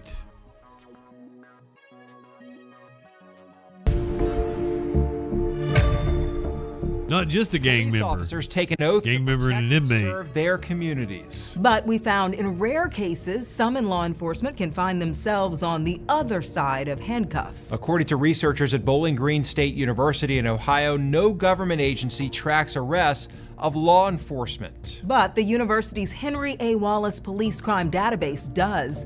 Its data shows each year between 2006 and 2021, the U.S. saw about 1,200 cases in which a police officer was arrested. One recent case happened in Georgia. In October 2025, a sheriff's deputy found herself in hot water when an investigation uncovered her relationship had crossed the line. Diana Santiago was fired right before she was taken into custody, but reporter Meredith Anderson uncovered problems that She just got out on bond. a law enforcement officer in Georgia years ago. It's no secret. Hey, what's up? So what pop? Almost every jail call is recorded. I love seeing your beautiful face. You just give me life, bro. No one should know that better than a law enforcement officer. I love you. I love you more. But in 2022, Then Richmond County Deputy Diana Santiago was recorded at least 27 times talking to an inmate at the Greene County Jail, putting your safety and the safety of her fellow deputies at risk. Was she? We'll get to that inmate in just a minute, but first, let's talk about those calls. In about half of them, Deputy Santiago is in uniform. I'm only doing it to make money for you, as I would do that bullshit. And yes, she's actually driving her patrol car in this video call. I try not to work with rappers. On video call In while some eating. calls, she appears to be on duty. Man, he really trying to get a f***ing ticket. Who? He just flying down here like an idiot, like he don't see a damn car right here. At one point, she shows him where she is working. And another time, he brings up a gang by name. Where you at? Shirley Avenue. Shirley on load. I know. Again, this was 2022. Fast forward to 2025 and Santiago's arrest in October. Documents show her connection to that same gang. LOE. Loyalty over everything. According to her recent arrest warrant, she admitted to an intimate relationship with a member of LOE. It also says she admitted to visiting that member while she was on duty and using the Richmond County Sheriff's Office databases to look up information for him. That suspect is not the same person in these videos. Oh. This inmate is Raheem Brown, who at the time was facing felony drug charges in Greene County, but that's not all. Brown was arrested when he was that's a swerve. on murder and armed robbery charges for a shooting that killed a man in 2021 at the Budgetel on 5th Street in Augusta. Brown is also a convicted felon. I love you so much. I love you too so much. According to Santiago's disciplinary file, it was well known around the jail Brown was in a relationship with a deputy, which isn't surprising considering these video calls are out in the open. You can even see her in uniform waving to another inmate. She's also listed as Raheem Brown's wife on his visitation information. Wow. Someone reported all of this to Internal Affairs at the Richmond County Sheriff's Office in 2022, and Santiago didn't deny it. She said she met Brown at the Augusta Mall about 5 or 6 months earlier when he was out on bond. The relationship violated policy, but she agreed to end it, so she was suspended for just 1 day. She was ordered to have no contact with the inmate, but was allowed to have a closure breakup call. By then, the damage could have already been done. She had already told a convicted felon in jail on drug charges about an operation to find fentanyl. Who is the state? State Patrol? Oh, undercover, but it's got all of them out here. I told you, it's different spots, different places. They look for that shit like that. And she was busted not having her body cam on. You left the camera, right? Well, then they won't see nothing. What you don't see, you don't know. Which certainly makes you wonder why in 2022, all then Sheriff Richard Roundtree gave Deputy Santiago was a slap on the wrist. Yeah, I love you. I love you too forever, of course. You know that. Duh. Allowing her to essentially fly under the radar when she found herself on the other side of the law. Got a different look now, doesn't she? Fired Santiago in 2022, it would have triggered a state investigation. Georgia Post certifies all law enforcement officers. That investigation could have prevented her from ever being an officer again in Georgia. Because she was But guess fired what? this time, Post is now investigating. Barney Mullen is a man of few words. Wow. I ain't done. I still ain't done. We're going to Fort Worth. In tonight's edition of What the Fuck is Up with Fort Worth, we've got 3 cops busted in a prostitution sting. Operation, an alleged plot to dig up dirt on city officials. The woman at the center of it spoke with Fox 4 tonight. I believe in justice, and I know that the truth will prevail like it always does.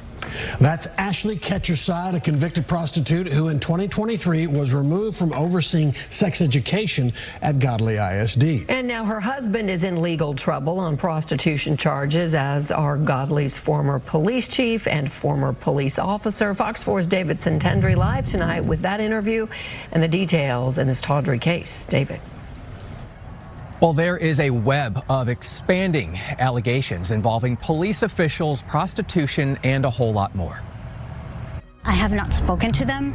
I don't know what their investigation is or what is going on. Ashley Ketcherside at the center of an ongoing prostitution conspiracy investigation by the Johnson County District Attorney's Office and Texas DPS. Her husband, Michael Ketcherside, charged with continuous promotion of prostitution. Former Godly Chief of Police, Matthew Cantrell, charged with promoting prostitution. Former Godly Police Officer, Solomon Omatoya, charged with soliciting prostitution. Was there prostitution between you, the former chief of police, and that officer? Absolutely not. We'll get back to that momentarily, but first, remember, in 2023, Fox 4 broke news that Ketcherside, a convicted prostitute advertising on escort websites, was volunteering on a Godly ISD committee, which, in part, designed sexual education curriculum. She was later removed from multiple positions. Who else would you want designing the sexual education curriculum? The woman knows sex. Within the school district. I truly Her area of expertise. still dealing with this 3 years later. Godly ISD trustee Kayla Lane blew the whistle to Fox 4 about that story. We'll circle back to her soon. As for the current criminal investigation, are you active on any escort pages right now? I'm not. Court documents accuse Ketcherside and her husband of racketeering, operating an illegal business or scheme to make profit while involving coercion, fraud, or extortion. In defending her husband, she disputes the basis for those claims. He's a great husband, an amazing father to my 3 kids, and I believe in the justice system. Investigators searched the Ketcherside's home last month. Court documents reveal they seized Ashley's burner phone and uncovered a large number of prostitution clients, including former Officer Omatoya, who solicited Ashley for sex in exchange for doing yard work and other favors. Omatoya led investigators to former Chief Cantrell. According to the documents, investigators uncovered Godly police officers and their spouses would frequently spend time at Ashley and Michael's residence, where Ashley was reportedly preparing another woman for prostitution. Former Chief Cantrell told investigators Ashley's common rate for sex was roughly $1,000 per hour, supporting details. But she'd give it away for yard work. I feel that 2 consenting adults should be allowed to do whatever it is that they want to do. That's how Ashley responded when asked about prostitution, but to be clear, she denies being a prostitute despite 2 previous convictions. She has not been arrested or charged in the current investigation, though the court documents do identify her as a co-defendant. She also wants to point out she's not a victim. I was absolutely never trafficked. This case, however, is about more than prostitution claims. Investigators believe the Ketchersides and former Chief Cantrell compiled information using police resources on local city and school district officials and private citizens who they perceived as adversaries. How they may have used that information is unclear. Well, that's crazy. Did you ask this chief of police or anyone within the Godly Police Department to get you records that weren't going through the correct avenues? Absolutely not. Solomon Omatoya told investigators his former chief pulled computerized criminal history records of people involved in a civil lawsuit with Ashley Ketcherside, according to court documents. Kayla Lane, the Godly ISD trustee, is alarmed by the alleged conspiracy. I'm very glad that the district attorney's office has been taking this seriously, and so I have no doubt that there are more people involved. Prosecutors say more arrests are anticipated, but despite the multiple arrests so far and sworn statements against Ketcherside to law enforcement, she maintains innocence. I know that the truth will come out. Michael I think she's Ketcherside's innocent. bond is $250,000. He is in the Johnson County Jail. As for the former he police chief, deserves his that. bond set at $100,000, and that former officer Omatoya, he has posted his bond that was $20,000.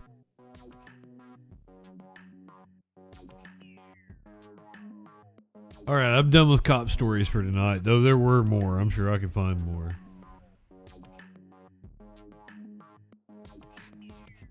man went into a chicken shop store.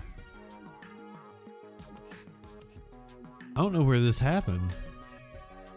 Hopefully they'll tell us. A man went into a chicken place using a fake gun. In London. How many garlic sauce did you put in the bag? 4 garlic sauce. How many minutes? 3.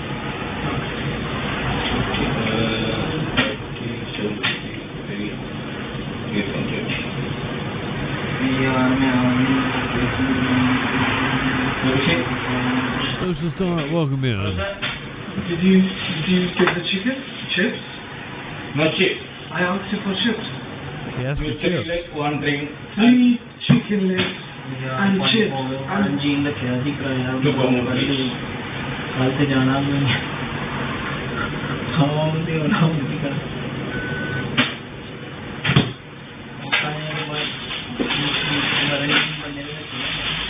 Oh, he's gotta fry the fucking chips.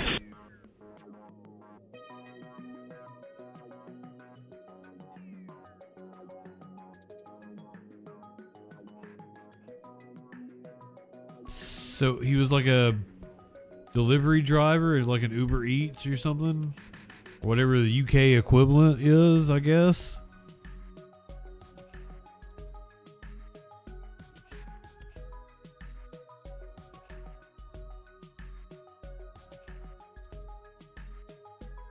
Or maybe it was his food and he took it back home. And we happen to have the camera now. It's wild we have a camera inside of his house.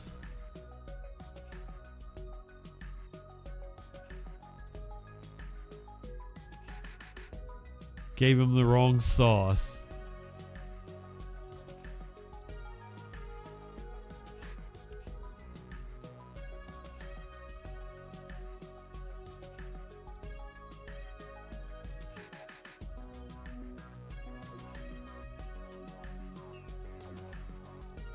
It is the UK. They probably got a lot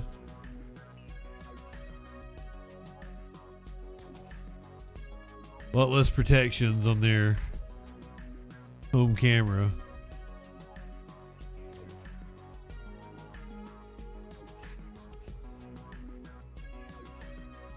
I didn't know if other countries had Uber, if it was called something else. So he called in, told him he got the wrong sauce. No, it was a fake gun he took.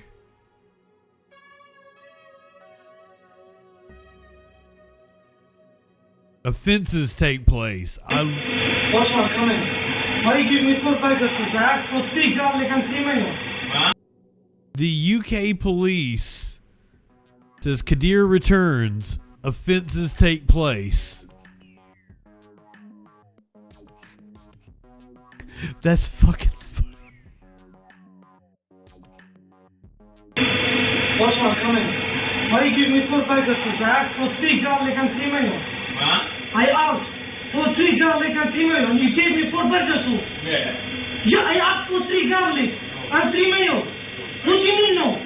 I asked you for 3 garlic sauce. I first looking for. You wanted garlic sauce, I think.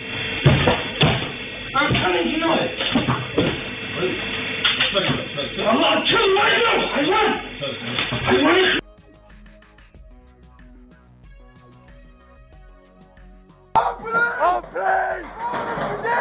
All that over garlic sauce. Nothing in your hands, and your hands above your head. We got the British equivalent of a SWAT team. More of Kadir, come to the front door with nothing in your hands, and your hands above your head. Hands out the door. Okay. I mean, I've beat the shit out of somebody over mayo before. Okay. Now what I need you to do is turn around and face away from me. Interlock your fingers, put them on top of your head. Okay. You're going to stay there for now. What's going to happen is when I tell you, you're going to walk back very slowly. When I tell you. One of my colleagues is going to take you to the side, okay? Slowly. Come on. Currently talking about this. Slowly. Come on. More. Keep coming. Keep coming. Right. Listen to exactly what I say. Step back now. Up One and big over. Step, up and over. Right, listen to me. We're under arrest on suspicion of possession of firearm. We're going to go for life. Same thing. But main hold defence. It did end up being a fake gun. Here's what you do, say you've been given evidence. Yeah. Subject secure. Subject secure.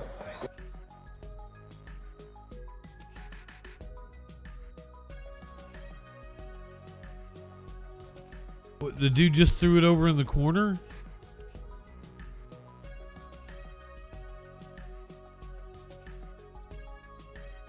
Yeah, that's what I do with my gun when I come home. Just throw it in the corner.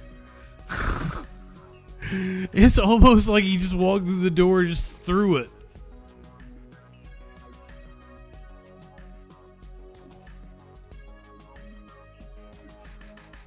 Oh yeah, I forgot about the cops running that dude over. I'm gonna clip that for YouTube. That did happen, didn't it?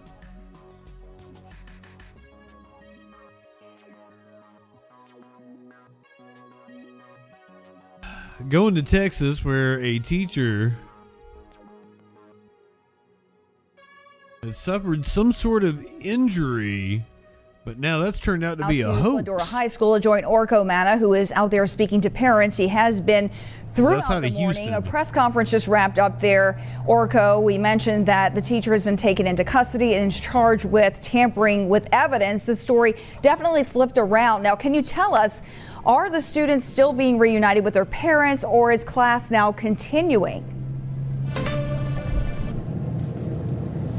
Yeah, Cheryl, it's a two-front situation. I think this was earlier today. That wanted their students released from campus. They are being able to do so at the back of the building. We've seen parents head that way and get their students, their children. And for the other students and parents that want to continue with their classes, that is resuming at some point. We're told that they were going to do a lunch and then get back to classes as well. But a pretty stunning development out here at Splendora High School with this case, with the Montgomery County Sheriff's Office telling us that the teacher involved in this was not assaulted as was previously reported to authorities. That teacher apparently made a hoax and falsely reported that a student had attacked her. And we want to show you some video of the scene from just a little bit earlier. We can see the large law enforcement presence. We know from authorities that a panic button was pressed at the school at around 8:45 this morning, and we have learned that from the Montgomery County Sheriff's Office that the panic button was pressed by this teacher who apparently, according to the Sheriff's Office, made self-inflicted wounds and then apparently told authorities that a student had attacked her. So again, a pretty stunning development here where the Sheriff's Office says that no students were involved with this. The Sheriff's Office has identified the teacher as 53-year-old Nicole Truelove. We asked about this teacher's past with this district. We're told that she was with Splendora ISD for just about a year, and we asked her name is Truelove. Disciplinary actions or with mental health. We did not get those answers. We also asked what exactly led up to this hoax, if she had an issue with any of the students here on campus. We did not get those answers as well. We're told by the Sheriff's Office that this is still under investigation, but you can imagine a pretty scary situation out here for parents who did not really get any information all morning. They were telling us that they got some alerts from the school district about a lockdown and then about a secure hold on campus, but not further details. We spoke to some parents who said they were frustrated with the lack of communication. Splendora ISD, however, tells us that they acted appropriately with all of their investigations and all of their responses in terms of getting everyone here safe, the students and the faculty. We know that, again, that panic button was pressed about 8:45. The Sheriff's Office telling us that the teacher, who apparently was self-inflicted wounds to herself using some kind of a blade or a knife, they were the person that pressed that panic button. And within minutes, we're told, several law enforcement agencies were here on scene. Again, parents right now who want to get their kids out of school are in the process of doing so. We, of course, are going to stay on this and ask more questions about what exactly unfolded here, what this teacher's history is with this district, and with any issues. We're going to bring that to you later on today. For now, reporting live from Splendora, Orko Manna, KHOU 11 News. Yeah, Orko, a frightening alert to get for sure for parents. Glad the students are okay. I just sneezed like 10, 11 times. And I may not be done. This happens to me about once a day, once every other day. And it's happened to me since I was a kid. I'll just sneeze rapidly, multiple times.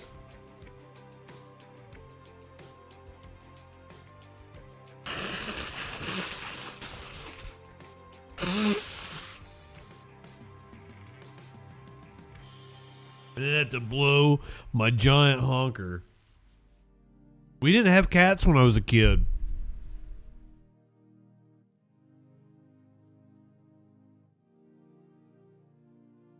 Yeah, you think, oh, well, you're just allergic to cats. Oh, that's not it. It's not it. And I show no other symptoms.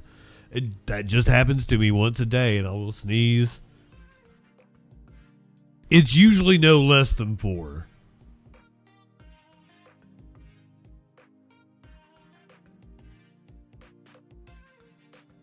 And it's not like I'm sneezing all the time. It's just once every couple of days, I'm going to sneeze multiple times in a row. For whatever reason. You guys witnessed it.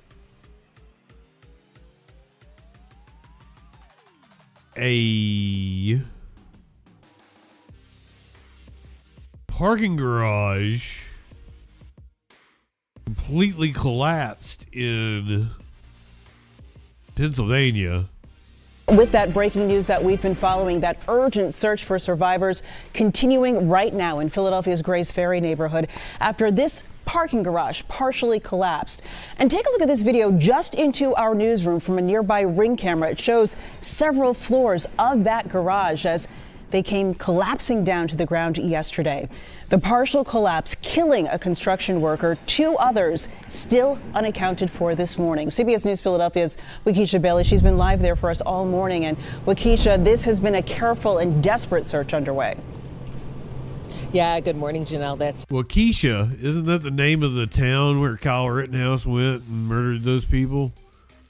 absolutely right. You know, crews have been out here working around the clock since last night and even early into this morning. Now, let's just take a look from an aerial view from Chopper 3, and you can see just how massive this collapse is, where, as you just mentioned, you can see this garage that is partially caved in. You can see all of the debris that is scattered around. Officials are calling this structure unstable and unsafe. That's why it's so dangerous, and it is quite active. Now, we are told that their efforts unstable and unsafe describe several of my exes. Will be ramped up today as they continue to look for those 2 missing workers. Our love for each other. Not true at all. I have some wonderful exes. So you just heard members of the No Chop Garage Coalition who have been protesting this project since September. And today, instead of protesting, they are holding a vigil for the workers impacted by this deadly collapse. Now, this all happened at a parking garage under construction on Grays Ferry Avenue Wednesday afternoon. Firefighters were called just after 2:15, pulling 3 workers from the rubble. 1 later died at the hospital. 2 were treated and released, but 2 people still remain unaccounted for this morning, and officials say the 7-story structure is unstable, making this a slow and careful operation. Meanwhile, engineers are now working to safely deconstruct parts of the building so firefighters can get back inside, and we're told the collapse happened during the precast concrete installation when one section failed, triggering a chain reaction across multiple levels. They wake up one morning expecting I'm just going to work, and something happens now, like they're not coming home, and now their families. There will be some level of community impact to the daily commute and to business activity around here. We will not rest until everyone is accounted for from this tragedy.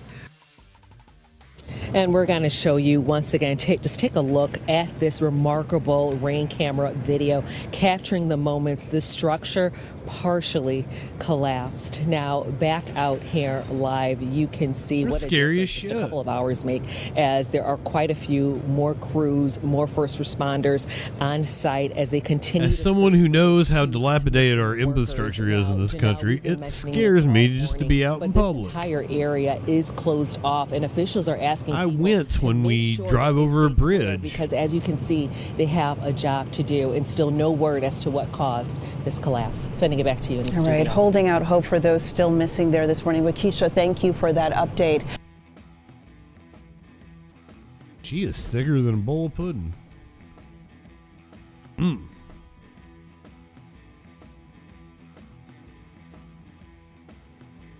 I alluded to it earlier. We might have a new hero here on the left.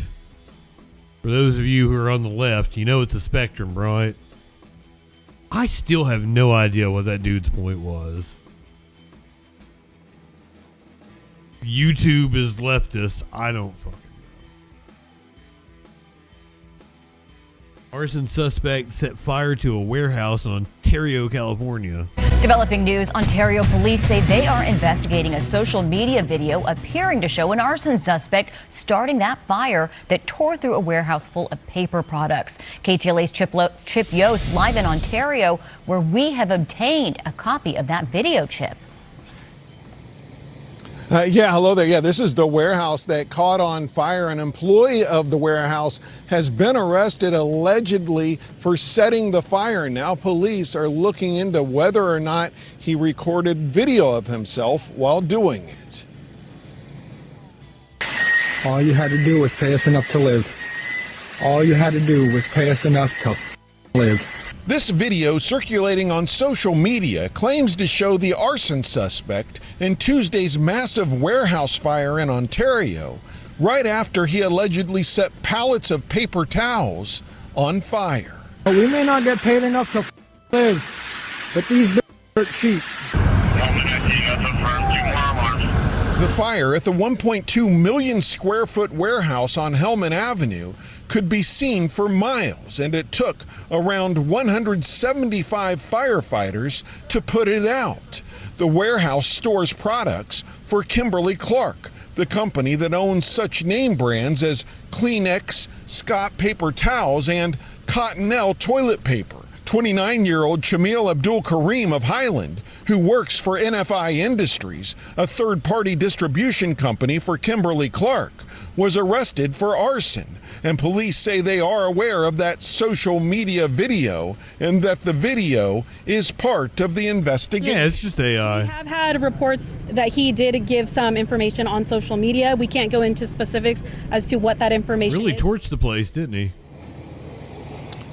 That suspect is expected to be in court tomorrow. In Ontario, I'm Chip Yost, KTLA 5 News. Last week, you may have seen a video go viral of a judge. He had an IT worker come into his courtroom.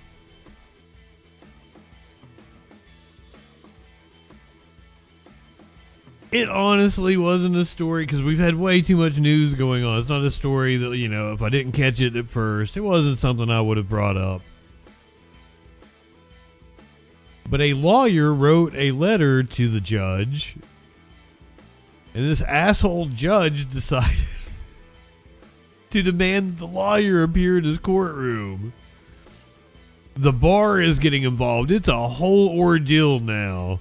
And apparently this man had complaints on him in the past. Don't joke around. I'm serious about this. It was happening. Again. I understand. I'm just saying I can't see it, sir. We're good. Thank you. Get out of my courtroom. All right, so you probably saw that video on social media. Harris County Judge Nathan Milliron raising his voice at an IT Milliron fixing his computer audio. And tonight, that very same judge is getting more attention. Thanks for joining us. I'm Stefania Jimenez, Keith Garvin has the night off. Tonight, KPRC2 News has uncovered court documents showing that Judge Milliron was once sued by his client. Those documents detail Judge Nathan Milliron's time as a defense attorney in a case that later turned into a class action. His client claimed that Milliron's actions cost them hundreds of thousands of dollars. And only on 2 Tonight, reporter Jaewon Jung spoke with the attorney in that case. Jaewon joins us live now with why he believes that Milliron is not fit for the bench. Ooh, the plot thickens. Yeah, that's right, Stephania. We know that Judge Milliron presides here at the 215th District Court. Well, tonight I spoke with an attorney who tells me that he knew him before his time on the bench, and what he saw then raises some serious questions now. Don't joke around. I'm serious about this. It was happening again. I understand. I'm just saying I can't see it, sir. We're good. Thank you. Get out of my courtroom. Harris County Civil Court Judge Nathan Milliron. Yeah, this asshole just yelled at a worker who did his job properly. This judge just doesn't know how to use technology.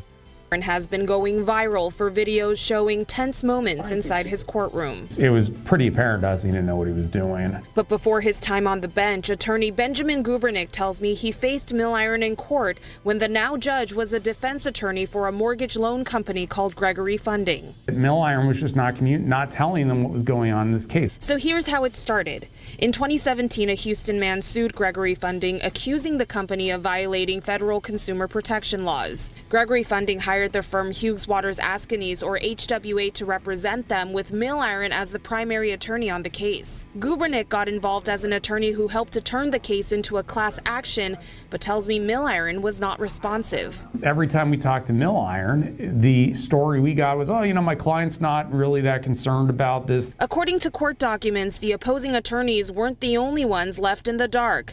Gregory Funding fired Milliron and HWA and hired another firm. Then in 2021, the company sued Milliron and HWA for malpractice and negligence. The lawsuit claims Milliron lied to his client, telling them the case was not being actively pursued, when in reality it had already become a class action. Gregory Funding says they didn't learn that until more than a year later. Wow. Blindsided us when we found that out. The lawsuit also claims the mishandling of the case led to about $20,000 in sanctions and more than $300,000 in new legal fees. Put it like this, I would not hire Nathan Milliron to mow my lawn. The case was later settled for an undisclosed amount. What did you think when he ran and then was elected as a judge? I had figured that he was never going to get elected to anything, and this was just kind of a hobby for him or something, running for office. But I was wrong. Never underestimate the ability to fail upwards in this here United States, sir. I was wrong. You sure were. Your call has been forwarded to voicemail. I tried calling Milliron and also left an email to get his side of the story. What would be your message to Mr. Milliron? Maybe take a long look in the mirror and ask yourself if this is really a job that you should be doing. Yeah, you saw me try to get in touch with Judge Milliron today. I still have not heard back from him. I also reached out to his last firm, HWA, and have not heard back from them either. We're live in downtown Houston tonight. Jaewon Jung, KPRC2 News. Now, the Harris County Bar is apparently going to appear on behalf of the lawyer that this judge has ordered to come to his courtroom, who I do not believe even practices in the jurisdiction. Well, you've likely seen the video that shows a Harris County Civil Court judge in a tense exchange with an IT staff member. Happening this morning, a local attorney who told the judge that he should apologize has been ordered to appear in his courtroom. ABC 13's Courtney Carpenter is live this morning outside the civil courthouse with the latest on this one. Courtney, so much talk about it. There really has been, Samika. Good morning to you. It was local attorney James Stafford that sent an email over to Judge Nathan Milliron saying he should apologize for how he treated that IT staffer. Here's a clip of that interaction that happened last month. No, it wasn't a false alarm. Don't joke around. I'm serious about this. It was happening. Get out of my courtroom. Find his supervisor. Jesus Christ. Sick and tired of this today. After Before Stafford sent the email, Judge Milliron ordered him to appear in his courtroom today. Stafford's made it clear he does not plan to attend, but members of the Harris County Criminal Lawyers Association do plan to be in the judge's court this morning. They say to observe proceedings and make sure no illegal action is taken against Stafford. Stafford spoke to Inside Edition last week about the ordeal. As an officer of the court, I will always obey a lawful order.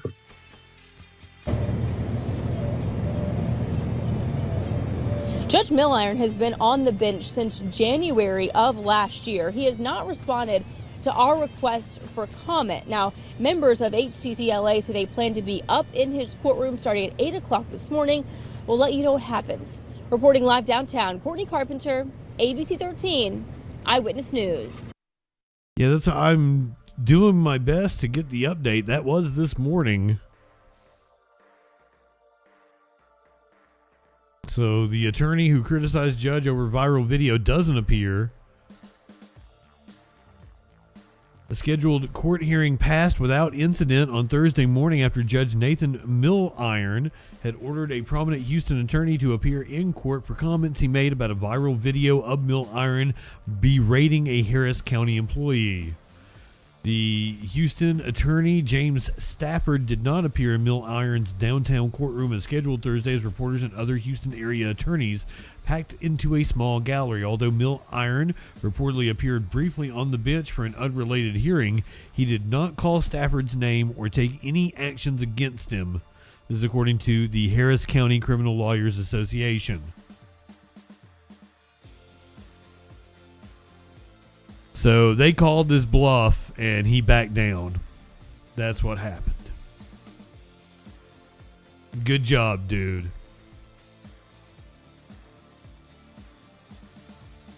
Probably weren't talking so tough today. It is Bear Week, so be sure to get out your Grindr apps. Find you a big, hairy companion for this week. This is Asheville, North Carolina. And those are some baby bear cubs.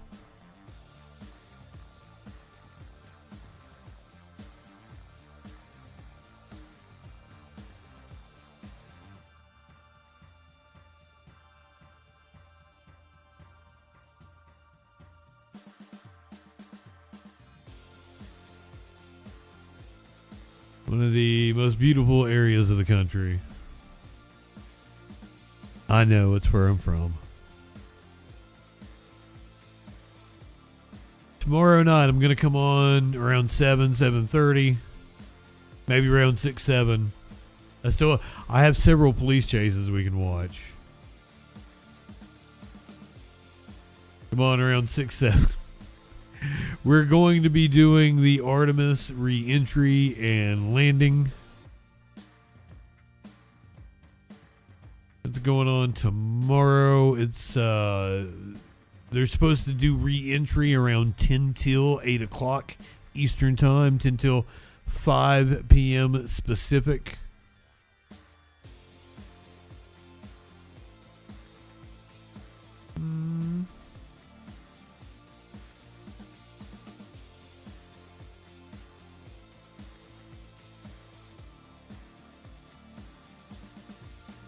Let's go hang out with Raptor Blue.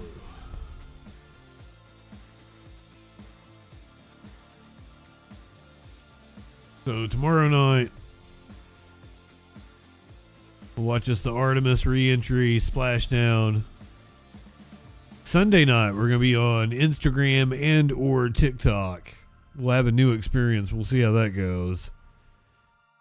Twitch people, you're heading over to Raptor Blue.